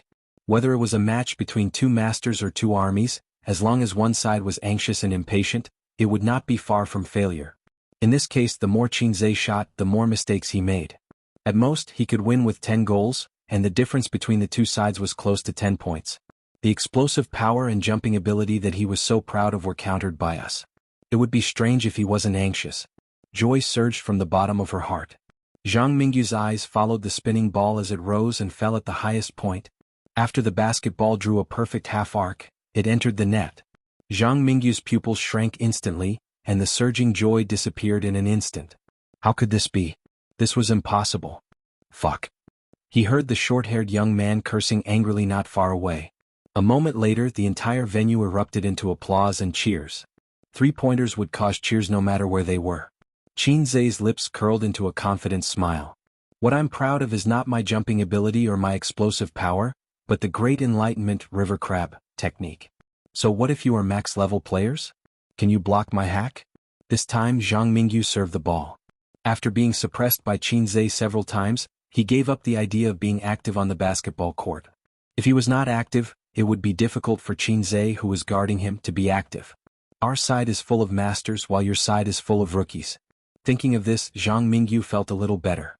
He thought that the goal just now was a stroke of luck, a stroke of luck. A group of people rushed from their own basketball court to Qinzhe's basketball court. Using tacit cooperation, they easily scored. The short-haired young man applauded and said loudly, "Good." Next, it was Tong Ziji's turn to serve. He passed the ball to Lu Ziqiang based on the principle of proximity. Lu Ziqiang dribbled the ball wildly and was intercepted by two people under the basket. Qinzhe came around from the three-point line and shouted, "Here." Lu Ziqiang hesitated for a moment. It was not easy for him to break into the inside line. If he just passed the ball back to the three-point line, wouldn't it be a waste? Out of the corner of his eye, he saw that Old Wang and Tong Ziji were being closely watched. Zhao Baliang was under his own basket on the other side. Zhang Mingyu was temporarily left behind by Qinzhe and was a few meters behind. Only Qinzhe did not defend for the time being. He gritted his teeth and threw the ball out with force. Qinzhe jumped and caught the ball. Out of the corner of his eye, he saw Zhang Mingyu rushing to him. He made a fake shooting motion. Zhang Mingyu immediately jumped to stop him. Even if I know you can't shoot, I won't let you shoot easily. But who would have thought that it was Qin Zhe's fake move? He missed. The moment he landed on the ground, Qin Zhe jumped up and shot the basketball. Zhang Mingyu's eyes were fixed on the ball. I don't believe you can still score. Whoosh. It was in the net. Another 3-point shot. Good job, Qin Zhe. Zhao Baliang shouted under his own basket in the distance. Old Wang and Tong Ziji Lu Ziqiang shouted excitedly. The 3-point shot was beautiful. They saw the hope of victory. Outside the court, the audience was excited. He scored again. That's amazing. He's not worse than Zhang Mingyu. Qin Zhe is so good at 3-point shooting. Why didn't he do it before? Don't tell me he's pretending to be weak to defeat Zhang Mingyu. Zhang Mingyu stood there in a daze, gritting his teeth. He glanced over Lu Ziqiang and the others who were cheering and fell on the faces of the short-haired young man and his teammates. Everyone looked gloomy. It was not a big deal to be lucky, but if Qin Zhe was really a one-man team master, the situation would be troublesome. His steals were unpredictable, his blocks were powerful, and his 3-point shots were accurate. How could they play? The short-haired young man came over with the basketball. He didn't start the game directly but whispered to Zhang Mingyu and the others, just play fast ball and keep the same tactics. Don't worry about anything else. We're better than them in terms of physical strength and scoring skills. And we're temporarily in the lead. If we play fast ball and don't give them a chance to breathe, we'll definitely score 50 points first. He was a member of the basketball team, so he had the vision and decision-making ability. Zhang Mingyu nodded and said, let's do it. Thank you for your help today. I'll invite you out tonight. Their eyes suddenly lit up. Zhang Mingyu's so-called out to have fun was naturally an adult's fun. They were not interested in drinking and singing. The game continued and the basketball team went all out, completely disregarding their stamina. Very soon, Old Wang and the others were unable to do anything. Their physical strength was limited, and they had played basketball for half a day before. Now they were out of breath. They relied on Qin Zhe alone. He rushed left and right, stole, blocked, and made 3-point shots. The score kept increasing. 36, 27-40 to 38-44, 4048, 48-inch. It's a tie. Li Liang shouted. Both sides on the court were refreshed, and their momentum suddenly changed. They were full of murderous spirit and high fighting spirit. It was the last ball. The winner and the loser, the grandson and the grandpa, would depend on who scored the last ball first. The shouts outside the arena stopped. Everyone's hearts were in their throats. They were excited and expectant. This game was so interesting. There was no crushing, no irresistible force, and no crushing defeat. It could be called climax after climax. Unexpectedly, the score was tied near the end. It was more interesting than the school basketball team. Zhang Mingyu's supporters, more than a dozen glass-hearted girls, clenched their fists tightly. The short-haired young man ran out of the line with the ball and slowly exhaled, calming down his excited and complicated emotions. Zhang Mingyu nodded slightly to him, indicating that he could serve. Qin Zhe silently stood in front of Zhang Mingyu, making the short-haired young man give up the idea of passing the ball to Zhang Mingyu and pass the ball to another teammate. On the campus BBS. OP, more than 10 minutes have passed. Is the game over? Not yet, but it's the last moment. Not long after, the OP replied with a message notification on his phone. So exciting, so exciting. You can't guess what the score is now. 50-20? Don't joke. Didn't the OP say it's not over yet? 49-9? Puff. The OP sent a "oh my god" emoji. 48-48. Are you serious? I'll go. I'm not well educated. Don't lie to me. Well, not bad. Don't stop me. I'm going to the basketball court. OP, who has the ball now? The OP replied, Zhang Mingyu. Then it's over. Whoever has the ball first will win half of the game, let alone the basketball team. Let's broadcast the result. We want to see Qin Zhe call him grandpa. Yes, we can't lose this part. We want to see the face-slapping king get slapped in the face.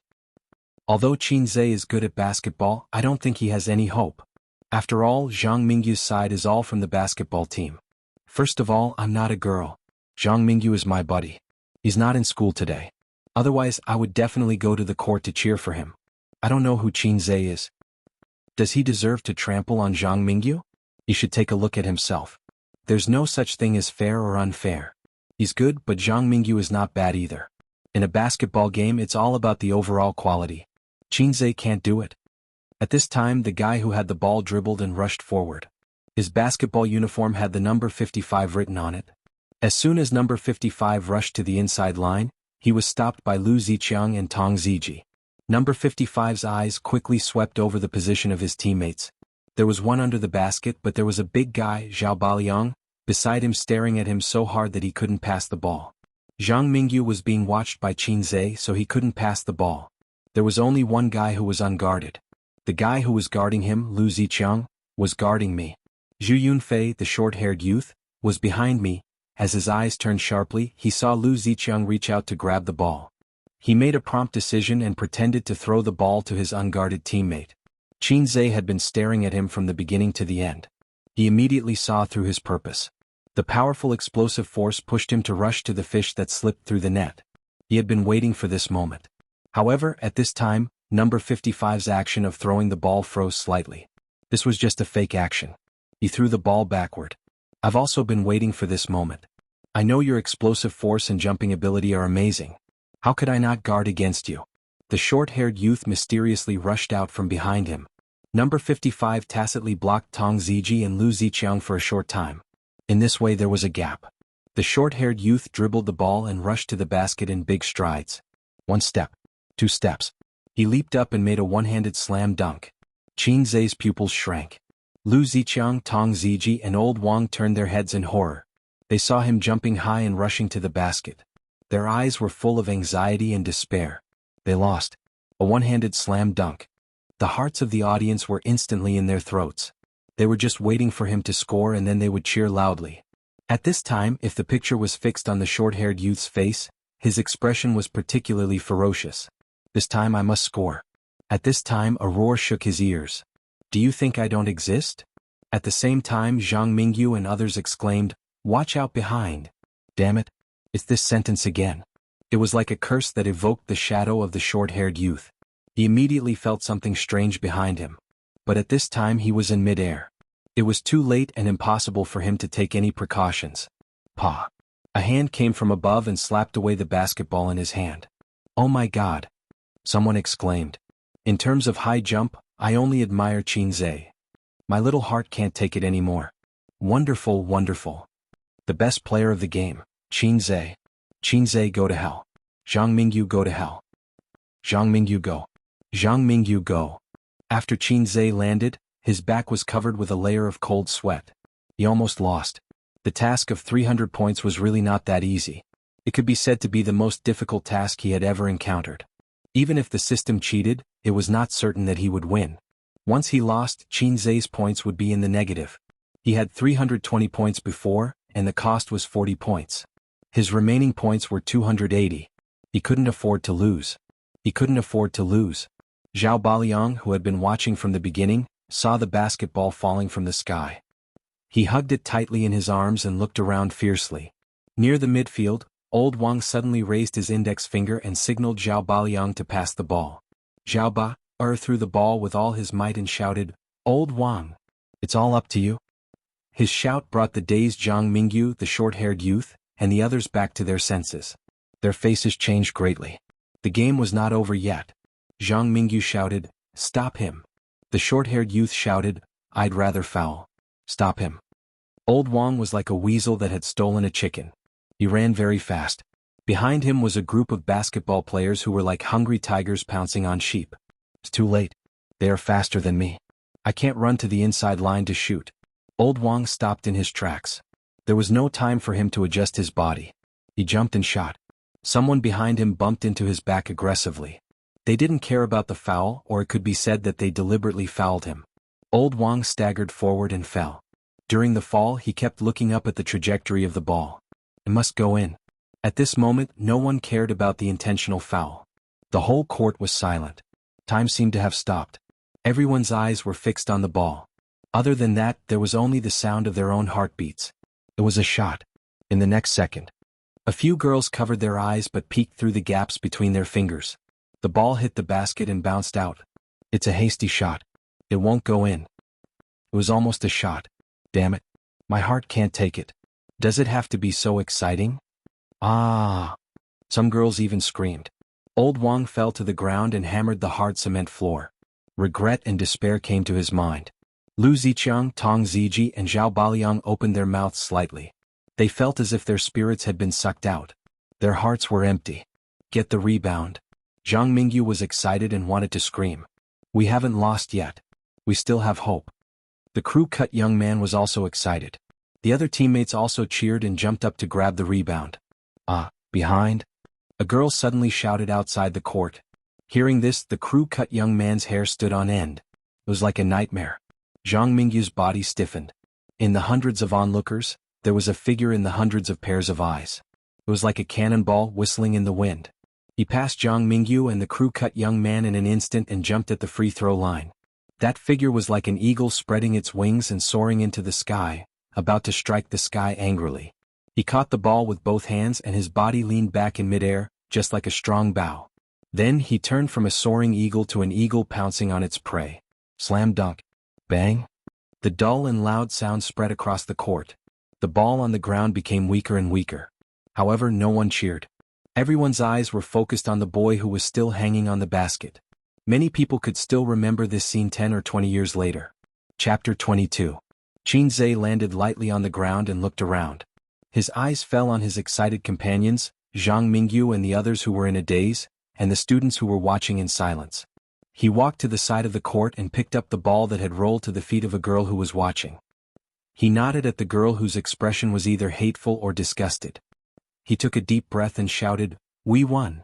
Lao Wang's face turned red as he shouted with all his might, "We won." Lu Ziqiang shouted, "We won." Zhao Baliang kept yelling. Outside the arena, Li Liang and a few other students from room 304 were screaming and wailing in excitement. "Don't leave after school today, I'll treat you to a big massage." Li Liang raised his arms and cheered, shouting and jumping. The swelling on the back of his head didn't hurt anymore. Regardless of whether Zhang Mingyu had planned this for a long time or not, today's incident was caused by him. Xianxia and the others were venting their anger for him. Therefore, although he didn't participate in the fight, his heart was in turmoil and uneasy. Proud and elated, applause and cheers rang out. The cheers came late like a volcanic eruption, but it became more and more intense and did not stop for a long time. The students of the University of Finance and Economics were excited. This basketball game was really exciting. It was full of twists and turns, reversals and reversals. It challenged everyone's psychological limits. It made people's emotions fluctuate with the score like a roller coaster. At the same time, it also made them remember the name Xianxia. The stealthy steals, the powerful blocks, the perfect three-point shot, and finally the fierce full slam dunk. He didn't expect there to be such an interesting student in the University of Finance and Economics. In stark contrast to the cheers, Zhang Mingyu and the others felt as if they had lost their parents, and their faces were gloomy. He had lost. They had failed miserably and lost to a bunch of amateurs who didn't know how to play. Losing the game was nothing. It was not shameful. What was shameful was the bet. If he had known earlier, he wouldn't have made that bet. All of them were filled with regret. They wished they could travel back in time and slap Zhang Mingyu in the face so that he would swallow the bet that he had blurted out. After receiving the mission completion notification, Xianxia whispered in his heart, "System, thank you. You're welcome. You exchanged your points for it." "That's not what I'm talking about." Xianxia raised his head. It was difficult to tell whether he was happy or sad. He looked at the pale white sky. "Thank you for giving me a chance for a passerby to counterattack. I never thought that there would be a day where I would be able to cause such an uproar." With a dark face, Zhang Mingyu walked to Xianxia and said in a low voice, "We're all classmates. Don't go too far. We were wrong before and we apologize. Let's forget about the bet. Let's be friends." Xianxia did not respond. Li Liang strode over. "If apologies are useful, why do we need the police?" Zhao Baliang snorted. "That's right. My brother's head is swollen. Do you think a simple apology will be enough?" The short-haired teenager said angrily, "Don't go overboard. Didn't you smash my face too? We dare to call you grandpa, but do you dare to respond? Think about the consequences of offending Mingyu." Zhang Mingyu waved his hand and motioned for him to stop talking. He said calmly, "Of course it's not just an apology. Is 10,000 enough?" Li Liang spat. "I'm not short of money. Why don't I give each of you 10,000 and you call me grandpa 10 times? Li Liang was also a rich second generation. Every month, his family gave him 30,000 yuan as pocket money. Other than going to bars and hooking up with girls from bad families, he didn't have any other hobbies. He had accumulated a decent amount of money and often treated Xianxia and the others to food and drink. Zhang Mingyu narrowed his eyes. 20,000, get lost, 30,000. He didn't pay any attention to Li Liang, who was baring his fangs and brandishing his claws. Instead, he stared at Xianxia and said, I will personally give you another 20,000, and this matter will be settled. Although the school hunk's expression was ugly, he was still very calm. With an excellent family background, he did not panic and always had a calm aura. Since he was young, he had used a lot of pocket money to pave the way. There were countless underlings under his command who would fight wherever he pointed. He had never suffered any setbacks. There was nothing in this world that money could not solve. If there was, it was because you did not give enough. The total was 50,000 yuan. It was enough for some workers in a first-tier city to save up for a whole year. Li Liang's face darkened and he did not say anything. He clenched his fists. He did not care about tens of thousands of yuan, but his roommates were from ordinary families.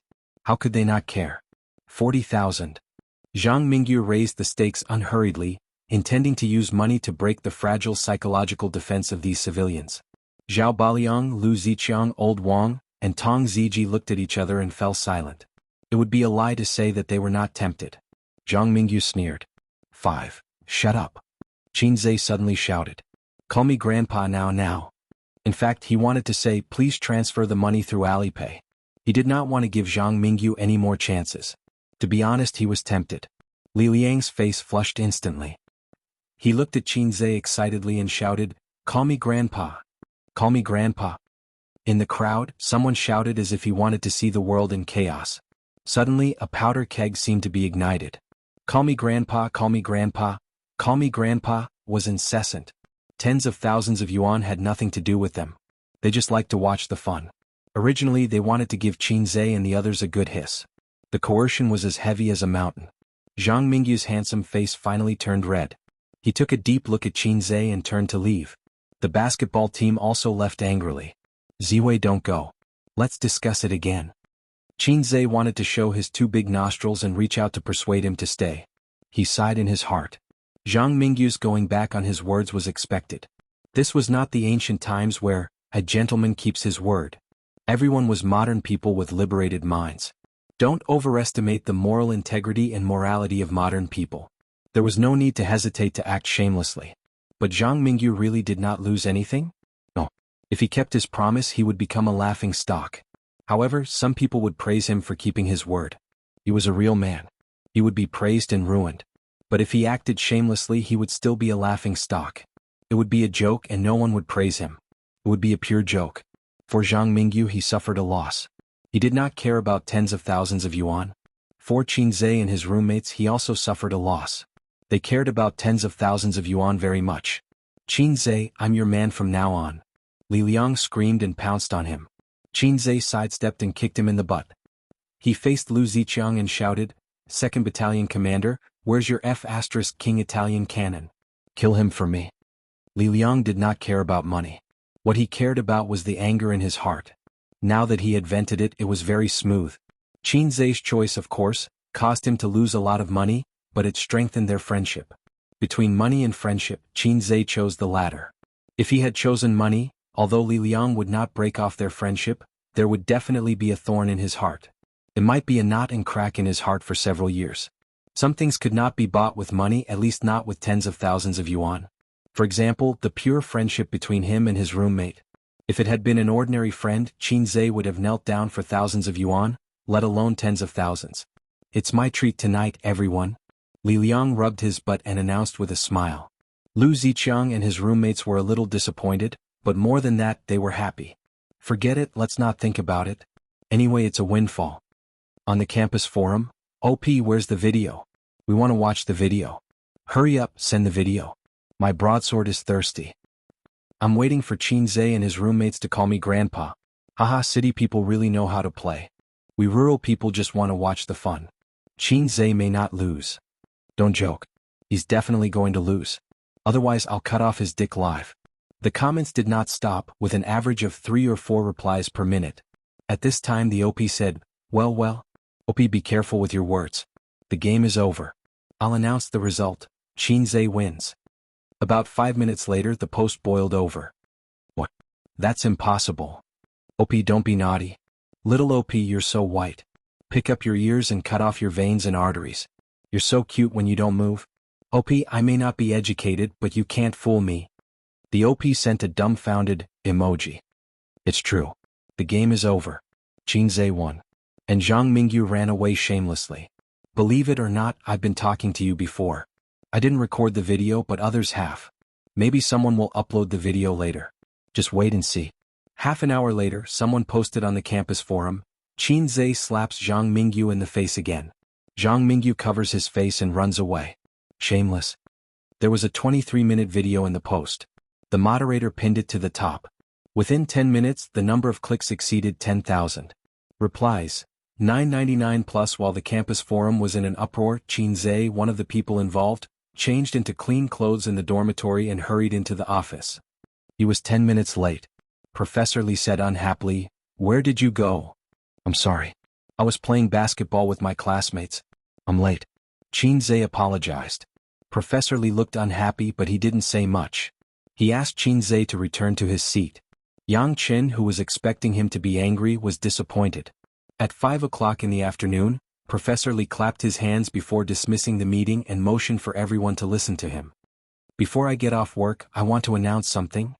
After a pause, Professor Li looked at Qinze. "Qinze, from now on you'll be in charge of your group. Yang Qin will assist you. Any questions?" Qinze was stunned. Just as he was about to speak, Yang Qin became anxious and stood up. "Professor Li, Qinze just came here. He's not familiar with our business. How can he be in charge?" "I think he did a good job." Professor Li added in his heart, "His father did it. How can it not be good?" Yang Qin said loudly, "Yesterday's homework was not difficult except for too much information. It's not surprising that he could do it well. He's in charge of the risk assessment of my group. With his level and breadth of knowledge, I'm afraid it'll be difficult for him to do it. It'll be really troublesome if the progress of our project is delayed." Qinze immediately stood up and said loudly, "Professor Li, don't worry. I'll work hard." Professor Li ignored Yang Qin and nodded. "Then I'll explain today's task. In addition to the risk assessment model your group has been building, there's also the completion of the portfolio analysis model in the fund's return rate, which is the investor's preference. Try to summarize the data image at a glance. Go back and check more information. Also ask the relevant people." When it came to the words relevant people, he emphasized. Qinze said, "Understood." After that he glanced at Yang Qin. The other party's eyes couldn't wait to swallow him alive. Qinze could understand the anger in the little red guy's heart. A newcomer who had just arrived 2 days ago actually squeezed him out and became the team leader. This was directly related to the final bonus share. It was a real benefit. Qinze vaguely threw him a look to show off his power. The east wind blows and the war drums beat. Who's afraid of who? I have a system that I'm proud of.